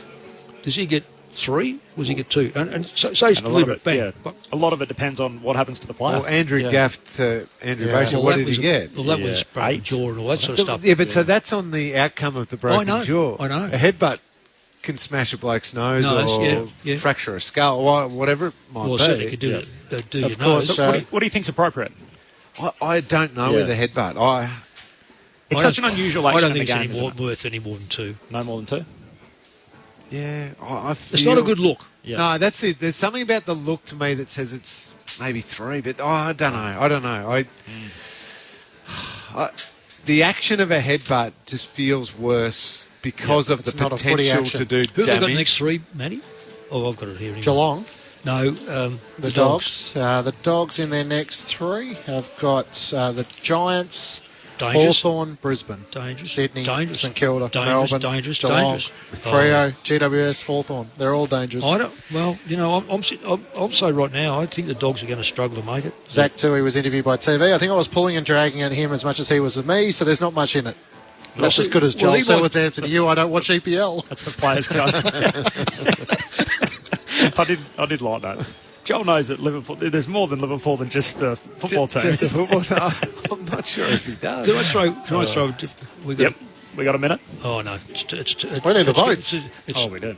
It's a matter of discussion. Okay. Well, nice little forward promote. You can talk about it on Sports Talk tomorrow in WA. Mick Moldhouse will be there on ABC Radio for those of you in the West, starting at 10 a.m. tomorrow. Lingy and Clinchy, you'll be on the lead from 12 noon. Australian Eastern Standard Time, and we've got SA Grandstand, of course, tomorrow afternoon with Aaron Bryans. For those of you in SA, full-time tonight in the NRL, the Panthers by 12 over the Bulldogs, so 30-18. And the Dogs go down here at Docklands as well by 13 points to the Cats. The votes in the ABC Footballer of the Year, Cameron Link. Well, the one vote goes to a creative halfback, and whichever team ended up winning the game, I was going to give the nod to that one. So it was either going to be Caleb Daniel or it was going to be Mitch Duncan.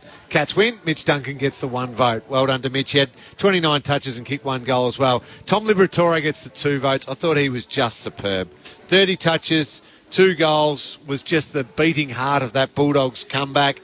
Unlucky not to get the 3 votes. But in a low-scoring game, when you've got a key forward kicking 6 goals, I will give Jeremy Cameron the 3 votes, Corbs. That's fair enough too. Kicks 3 up front. They looked like they did enough to win the game there. The Cats kicking 8 of the first 9.